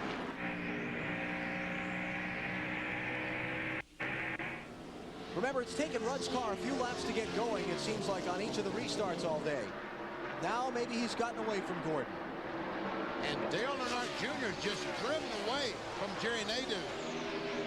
I don't think that, you know, it may be a case with the 28 like the 88. I'm not sure Ricky's really happy with this combination of tires he had. Because we got, is that Brett Bodine down there? Brett Bodine off the pace. Hope he makes it back around. 4 laps to go. If the caution comes out to remove his car now, the race is going to end under yellow.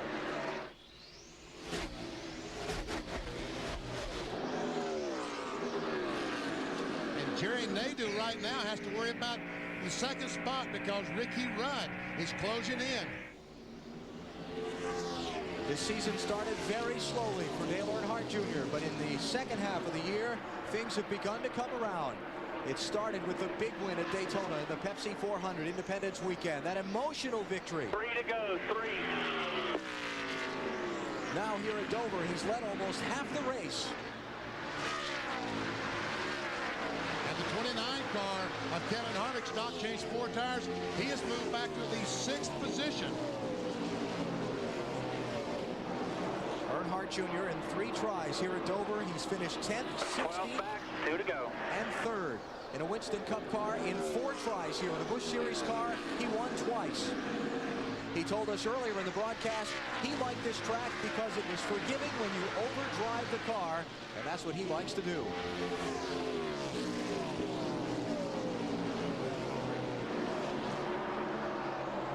Fans on their feet. White flag is out. Next time for a white flag. My mistake. No, that was the white flag lap. This is the final lap. Starter never waved a white flag.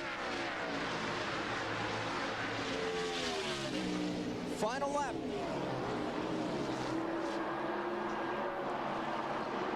Dale Earnhardt Jr. is going to lead 193 of 400 laps. The American and checkered flags out at Dover. Earnhardt Jr. wins. Tony Sr., heck of a job.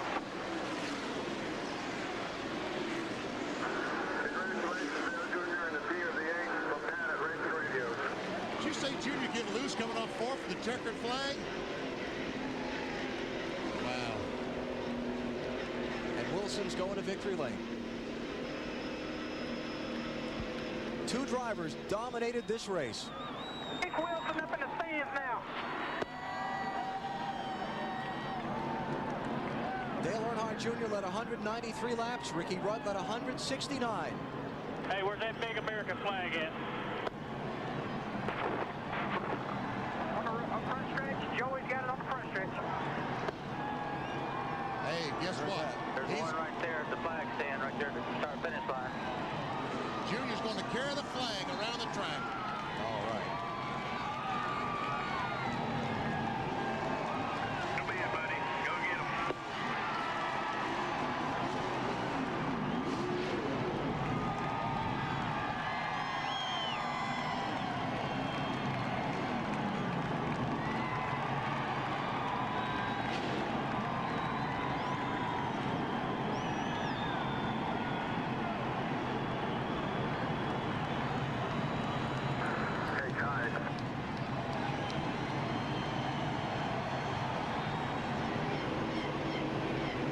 Race fans, it doesn't get much better than this. And Earnhardt carrying the American flag around the racetrack after winning.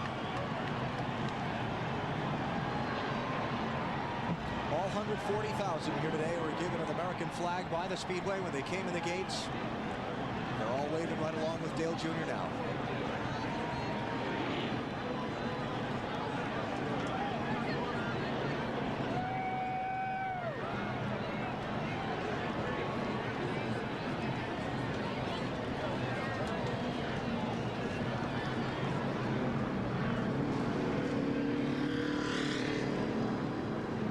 Jr.'s team, one of many donating money from their efforts here today toward the relief effort in New York and Washington, D.C.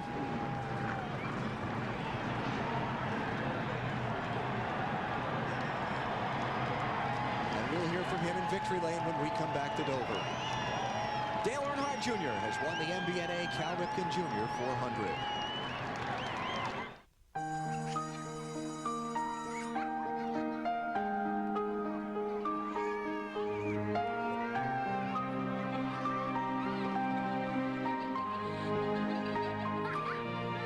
She's not your daughter, but if you give her a ride home after school, she might as well be. Carpooling on the wings of Goodyear.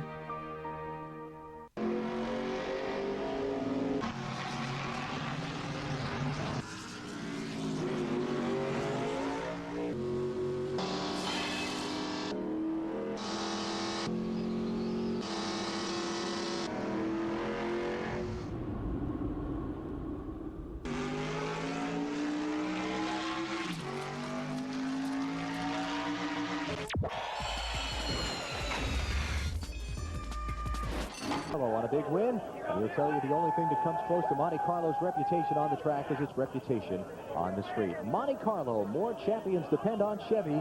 We'll be there. Wilson and Dale Earnhardt Jr. in the winner's circle, Bill Weber. Well, Dale Earnhardt Jr. has arrived here with his co-driver Wilson, and now a very patriotic salute from the winner of the MBNA Cal Ripken Jr. 400.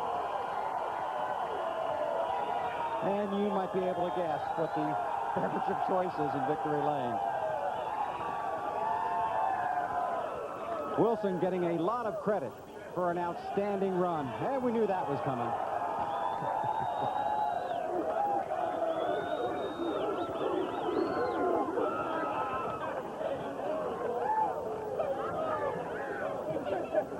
And he's over there obviously celebrating with his teammates, and will make his way back here to the driver's side of the car.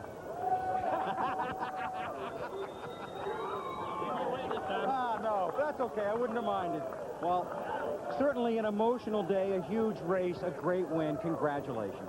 Yeah, we had a good car yesterday, and everybody was telling me that we had a good car, and I just didn't know, and the car was flying around an awful lot, but it was good when it counted, and that was those last few laps. We were able to get by those guys and move on, and it feels good to be back in the race car, and I'm glad I could be the guy to win the race so I could carry the American flag around there, and that made me feel good. You made a little cash for the rescue efforts today, too, out of your own pocket. Yeah, I actually donated $100 a lap and $10,000 for every pit stop under 14 seconds by my guys. And I think the total's around 70 to 80, maybe even 90 grand. So, but we won today, so I add on to it. Hell. Dale, on the racetrack, early you must have known your car was pretty good. Getting around Craven, you obviously wanted to get to the front. Went to the front several times right after restarts. Yeah, the car was good, and I knew, it's so hard to pass here after 10 or 15 laps, and I knew if I was going to get by anybody, I had to do it soon. So I tried to attack early on restarts and stuff like that. But I want to say what's up to Collar Creek, Williams Road, and D-Neal, and Hovis, and all my buddies back home. Had to be cold. It might be late, but I'll be there. Did you see Rudd go around? I didn't. I kind of saw him sliding a little bit, but that's a shame because I knew as long he was sitting there sliding, I know he was upset, and but that's we won the race, and so I'm pretty happy about that. But I hate to see him lose it like that. I mean, he had a good car, and I wanted to race him to win if I could. And we were kind of catching him, so it'd have been fun. Now, tell me about your co-driver, Wilson. Will he be back again next week? I don't know. Wilson seems to be good luck. Actually, I told my guys that racing at Darlington was like being on a deserted island. You're all by yourself. And next time I'm going to carry a volleyball with me like old Tom Hanks did in Castaway. It's a great movie, one of my favorites. So I got here this weekend, the guys had one strapped in there, and he was there all day. I was patting him on the head with 10 to go, ready to go. Congratulations. Hi, thanks a lot. Dale Earnhardt Jr. brings the red, white, and black to victory on a day when we salute the red, white, and blue. Marty? Well, Bill, not quite the celebration for Ricky Rudd. You obviously had the best car there at the end of the race. What happened with you and Rusty Wallace? Well, Rusty, I don't know what was wrong with him. He was off the pace. Something was wrong with him. I guess he needed a caution. I was laughing at him, and I guess he needed a caution and decided to wreck the leader. I've never seen nothing like it. I know he's got the nickname Rubberhead in the garage area. Now, I never understood it, but I understand it now. Some very strong words between you two. What was said in the garage area? Well, it was just a sort of a one-on-one discussion, and we didn't discuss too much. It's too big of a crowd around, so we'll discuss it later. It's difficult to have perspective, but this was a great run for your team, Ricky. Well, it really was. I mean, Little E, he was definitely very, very fast all race, and then he faded there for a long stretch, and he was a fast guy at the end. Like I said, when we spun, we did something to the car. I don't know if we banged the fender up or something. It's just a shame you got to deal with nonsense like this. I used to have a lot of respect for that guy. I wouldn't give him 2 cents right now. Can you describe the disappointment? It's just kind of hard to put it in words. I guess the only thing keeps me going. I think about what's going on here, and I look at the world's problems. This isn't too bad. All right, they finished top 5 today, but somehow doesn't feel like a top 5, Matt. And Marty, the other member of that duo was Rusty Wallace. And Rusty, first off, what's your take on the incident between yourself and Ricky Rudd? Well, my take on the incident, he was getting ready to lap me, and as he wrapped me, run into me in the back straightaway. And as I went down the corner, I just stood in the throttle, tried to pass him on the outside. He slowed up a little bit. I got in the tail end of him. That's my story. A lot of speculation, possibly a payback for the post-race incident at Bristol? No, I wouldn't payback. We're going too fast to do stuff like that, but he's got a quit. His memory's pretty short. He rammed the crap out of me at Bristol, and now he forgets about it. I named the guy a conehead a long time ago. I think I'm going to name that dude that. He's got a hell of a problem out there, I'll tell you. You did have a slight conversation with him in the garage area. What took place? Oh, he was hot because he was leading the race and he got spun, you know, but I'd be hot too. But he's got to watch the way he drives. He's a good driver, and I respect him. I didn't respect him at Bristol, and I didn't respect him when he got ready to lap me. He ran into me.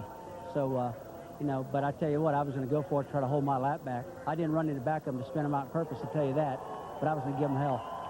That's Rusty Wallace, Dave, and it always seems like we leave the Monster Mile after it's reared its ugly head with somebody. And it's a little less tense down here right now, but that could be because Dale Jarrett hasn't had a chance to chat with Tony Stewart yet. What would you like to say to Tony when you do? Oh, we'll work that out one day. You know, that used to be, I consider this just a bad day, but we ran well. And in light of what happened about 2 weeks ago, everything's all right. We're okay. We'll race again next week, and things aren't so bad. So just a kind of different way. Not that I'm less competitive, not that I'm not mad about what happened, but you got to kind of put things in perspective. And, you know, sure, it hurt us in the points, and I'm a little disappointed in what Tony did there. But, again, we'll race another day. There's a lot of people that can't say they can do their job another day, so we'll be all right. And you can see his perspective. He wears the New York Fire Department cap on his head to try to keep his own perspective. Marty? And with Tony Stewart, what happened with you and DJ, Tony? You know, DJ's one of my good friends, and you know, I don't want to get into him like that. But you know, when I was following him, he was going in the corner and running up to the middle of the track, and then turning down to protect his spot. So, you know, I don't think he realized I got as big a run as I got, and 3 times I slammed on the brakes to keep from running into him. And that's what happens. That's what happens when Goodyear gives us a piece of junk tire like that that makes your race, you know, and be that careless, I guess. So, you know, it wasn't intentional. He's the last guy I would touch, so it's just a shame to happen because he's a good friend to me, so I hate to do that to him. Someone in your defense, Wally, was saying looked like the hole just kind of closed up before you could do anything about it. And with the line he was running, you know, it did, but you're running that line like that, you're subjecting yourself to somebody getting under there in the middle of the corner, and I did. I got a good run, and, you know, I followed him off before, and that's as close to him coming off before as I've been all day. So, you know, when I got down to the bottom and got on the gas and ran through the center of the corner like I had all day, I got under there a little further than I think he thought. And, you know, when he came down, there wasn't anywhere for me to go. I cut down and got down to the apron, and there wasn't anywhere else I could go. So what you're saying is very unintentional what happened? Oh, absolutely. I mean, he's the last guy I would want to hit on purpose. So, you know, I don't want to hit anybody on purpose. I'm so tired of seeing guys I race with get hurt, and you know, it's hard. All right, Alan, good finish, though, for Tony Stewart today. Wound up in 5th. I think Victory Lane's the only place people are smiling back toward that garage right now. Oh, yes. You know, this is like a short track situation, just like they've been to Martinsville or Richmond or someplace. There we see Rusty Wallace, Ricky Rudd, they're discussing things. And as you can tell, there's a little bit of yelling going on back there. The NASCAR official, he's letting them say their piece, as long as it doesn't get too bad. Until the hands came in. Well, you know, and he's got a tough job there. Ricky should be mad. I mean, that was a BS deal, dude. But on the other hand, I'm glad finally Rusty Wallace, somebody said, yeah, that's what I did. I mean, that's what he did. I mean, he's man enough to say that's what he did. And he was hot too. So, best finish of the season for Jerry Nadeau, right behind winner Dale Earnhardt Jr., who gets his 4th career NASCAR Winston Cup victory. Jeff Gordon dodges all of the problems that seem to be happening to him and around him. See, Elliott Sadler finishes back in 14th. He was the last car on the lead lap. Todd Bodine, the first car a lap down. Jeff Burton, 21st. Kenny Wallace, after the 2 unscheduled pit stops, 22nd. Here's 31 through 40. We see most of these cars out of competition. Martin was on the racetrack. And Bobby Labonte, after that incident early on in the race, will finish 36th, 142 laps down. And Kyle Petty, the first one out after just 13 laps with an engine problem. Again, Jeremy Mayfield involved in a hard crash, but he was released after a check in the local hospital. Nothing more serious than bruises and a chipped tooth. And our championship standings now with 9 races to go. Ricky Rudd gains but 10 points on Jeff Gordon today. And Tony Stewart and Dale Jarrett swap the 3rd position. We'll be back with more post-race coverage from Dover Downs International Speedway in just a minute. You're watching NASCAR on NBC.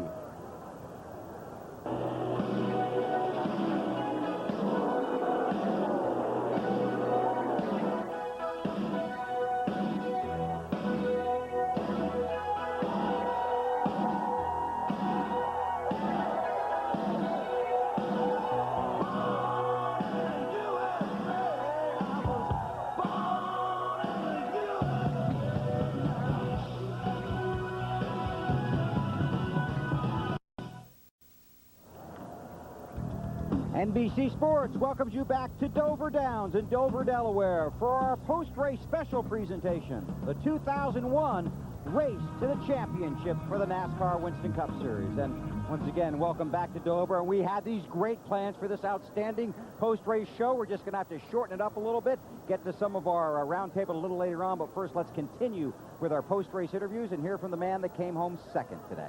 And Bill, earlier today, Betty talked about miracles of cars spinning and not hitting the walls here. What about a guy starting 41st and ending up second? Jerry, how'd you guys do it? I tell you, we had a good car. We knew about it in happy hour. I hate we didn't have a great qualifying run this weekend. We had to start dead last, well, close to dead last. And we passed a lot of cars today. We stayed out of trouble. Been real patient all day long. We had some little bit of tire wear in the right front, and Tony kept telling me, be careful, just take care of your right front tire. But there at the end, I didn't have much for Junior. He had a good car. I made a run on him there the last restart. I got in the back of him, but he was too strong. I'm just glad for UAW Delphi, all the guys on the team, everybody back home at the shop, Hendrick. It was a good run for us. And after an average finish of 8th here at the track, a second is great for Jerry Nadeau. Matt? Now, if Jeff Gordon was a prize fighter, he would have struggled in the early rounds, but you certainly came back in the 15th to have a good battle there at the end. 4th place, Jeff. We had a great car there at the end. You know, we just had trouble getting our track position, but you know, that's what happens when you start 23rd, and I knocked the left front fender in one time when me and Ricky Craven accidentally got together, and then I hated that I got into Ron Horn today. We just come off there, I lost the front end, got into him, and knocked the right front fender, and so we spent so much time in the pits fixing things, we couldn't ever get a good, clean, smooth pit stop until finally there at the end, and got some decent track position. I know I must have passed 300 race cars today. I mean, we had a good car. But once you got in the top 5, it was pretty competitive, so we're pretty happy to come home 4th. Unofficially, you only lost 10 points, now a 212-point lead going into a new racetrack, and you've done well at new racetracks in the past. You won the inaugural Indy race and also California. Well, I do feel good about going to Kansas City. We tested real well there, and, you know, this team is real strong. I mean, that's what we got to do is fight like we did today, but you got to look at who's strong. 28 and 88, those guys are real strong. I mean, Dale Jr., he wore us out today. He won the race. He had the best car, but those guys are tough everywhere we go, and I expect to see that every weekend. The 3-time champion showing his championship prowess, chasing a 4th title, Bill. Absolutely, Matt, and when the season is over, we'll have to look back and see how important this day was for Jeff Gordon and how great the accomplishment was that he came home 4th. When we come back, we'll be joined on tape by Jeff Burton, Dale Jarrett, Michael Waltrip, Bobby Labonte, and Ray Evernham, and discuss the issues of the last 11 days and how it's impacted on these people and their sports.